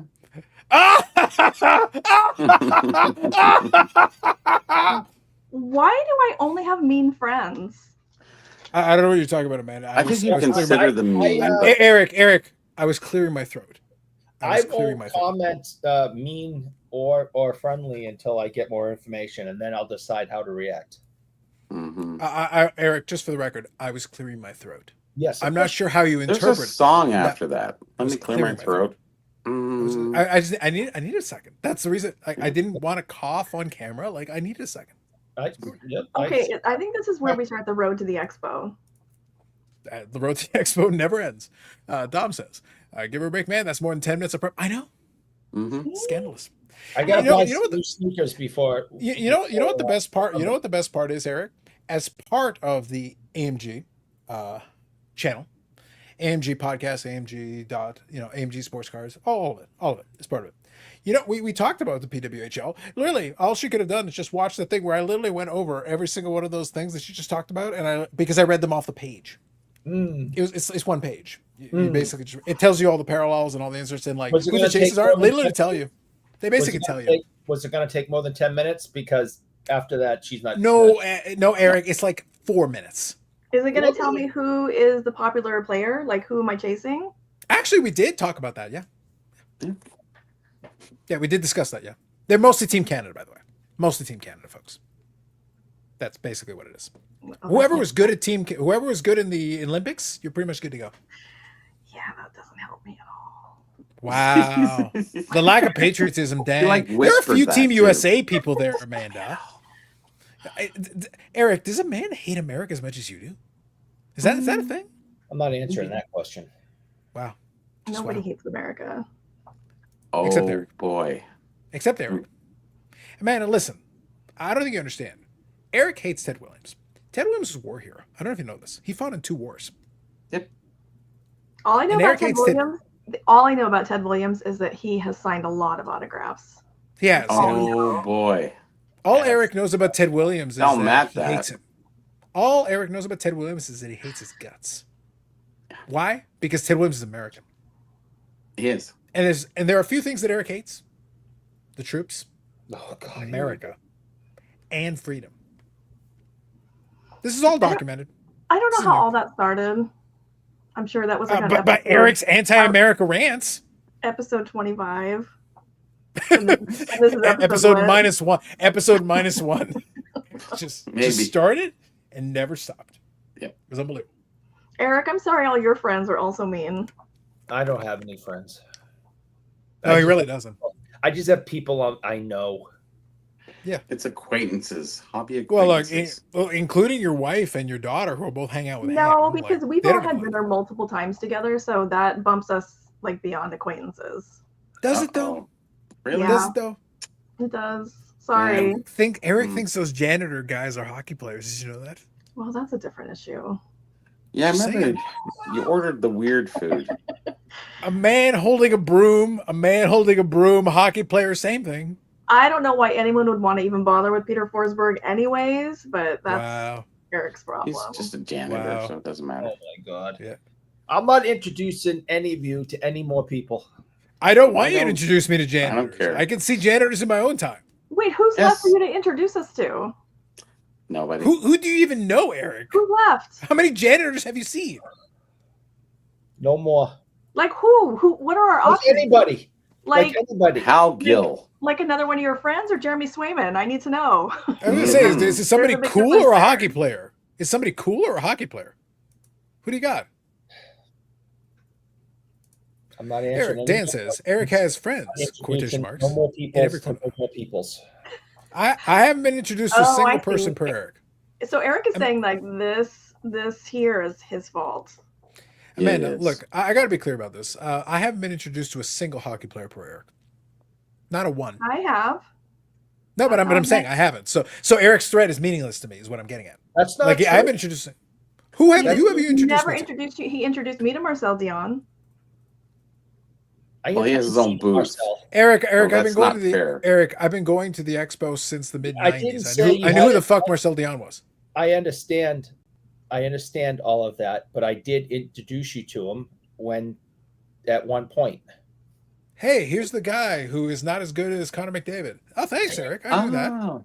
Wow. Mhm. I knew that. Thanks. You That's good. suck. Life's tough. I introduced Yannick to Ray Bork when There you go. And Ray Bork tried to eat his then- brains. And then Yes. no, and then the two assholes started talking in French while I was standing there, and I thought it was rude. That is rude. Well, how are they going to talk to him behind his back? I Yeah, was gonna say. I was listening for my name, just waiting for one of them to say Eric at some point. Mm-hmm. Dan here Can't says, I hide think that. Dan from Saugus is better friends with Ray Bork than Eric. Oh, that's a low bar. But fair. Yes. Low bar, but fair. Mhm. Low bar. Yeah, we'll Why, see. Ray, We'll see why is how Ray Bork Dan a thing from for you August too? does in November. So, man, it's a long convoluted story, but the short version is that Ray Bork died and became a zombie. No, It's very sad. Right, We no, all but feel like terrible. it's Ray Bork, it's Peter Forsberg. Can we have less Avs in your life, please? Because that's Yes. irritating Ooh. to me. True enough. Ooh, interesting. It's a fair point. I do know Ray Bork for only two things: being a zombie and being an avalanche. That is true. Can't think of anything else. No, Those are the only two things I know There's Ray nothing Bork for. else. Yeah, that's it. That's valid. That is valid. Tough. So, I'll tell you what, we'll wind her down on that. Eric has given us a lot to think about. And most of it really unfortunate. People are not going to be excited to have me come on because I just come on at the end and then I ruin the show. No, you didn't. Man, wait. Pause. Zero. Pause. Hold up. See, the problem is, I already played the $1 Million Man clip. You know what? It's not out of context. Doesn't Guess matter. what? Because you're poor. Doesn't matter. The context doesn't matter. I just want to play a clip.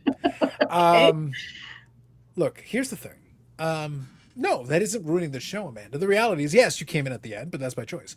Like, reality is, like, look, I can make fun of Eric for another hour. It's really easy for me to do. Mhm. But it has to we want to kind of bleed it seamlessly into you and British Man talking about the National. And, like, what is the seamless thing that we can move from there? You know, you'll be talking to British Man about the National. Tim will Yeah. probably be asleep. He may be unconscious. Well, he's So you got he's texting me now, so we'll see. I don't know. I don't want to promise everybody a Tim. I know that's exciting. I know. Wow. Is it? Amanda, why don't you tell everybody where they can find you? Exactly. Promos, Amanda. Come on. Please. Promos. I'm the worst at promos, but Well- everybody can find me on Instagram at Graded Gamer or Yes. on YouTube as The Graded Gamer. But tonight we are Friday night, Saturday morning. Oh.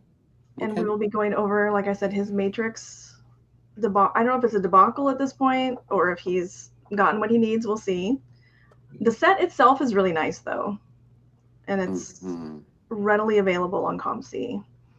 Does it include all the movies? It does not include the last movie. It's the first 3. Mm.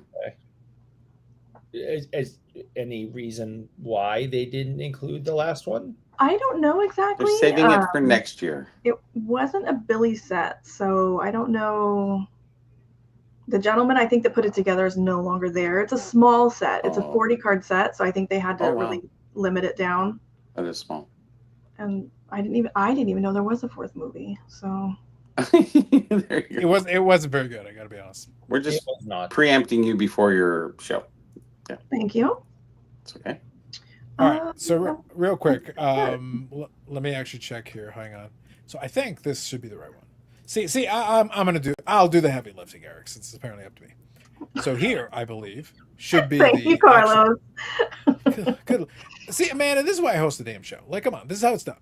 All right, here it is. Friday night, Saturday morning on the YouTubes. Here it is. We'll put a link in the description for the love of all that is holy. Here it is. You can go on there. You can subscribe. Click on the subscribe. Did I tell you that I'm starting a podcast with name? Oh. Please tell me you actually are. That'd be great. It's called It's called 3 Hours Behind. Is that actually the name of it? Because that'd be awesome. Yeah. Not starring Eric.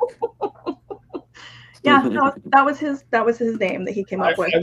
I will not watch 1 second of any episode. He's Amanda, always going to bring his Oilers jersey. I'm going to wear my Kings jersey, and we're just going to play the whole thing. Listen to me, Amanda.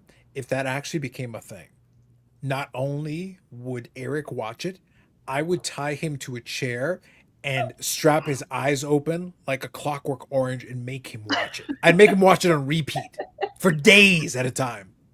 All right, Name, you heard it. Mm-hmm. I've been promised things, Amanda. Do not tempt me with a good time. I want these. I would watch that too. Didn't Ray Bork win his cup with the Avs? Yes. Yes. He did. So that's right. Do not promise me these things. Amanda, do not promise these things. So anyway, so apparently, in theory, I think this is the YouTube channel. I don't even know. It is. I think this is the YouTube channel. So here it is. So you can find it. Thank you, Carlos, because apparently he's the one who actually knows how to promo this thing. So you got that. Now, on the Instagram, do you still do it Instagram Live at the same time or no? Yes. What is the Instagram that you can find it at? The Instagram for Friday night, Saturday morning Without is Friday night, Saturday morning. Mm-hmm. Indeed. So there you go. That's the promo. That's how it's done. There you go. Bob Jackson says, "What are we doing? Torturing Eric? Always. What else is new? What else is Always. new? Whatever. Eric will hit the join button for $3.99. Listen, at this point, Eric's join button is $399. And this jerk, Good Lord. Back when I didn't hate him as much, Right.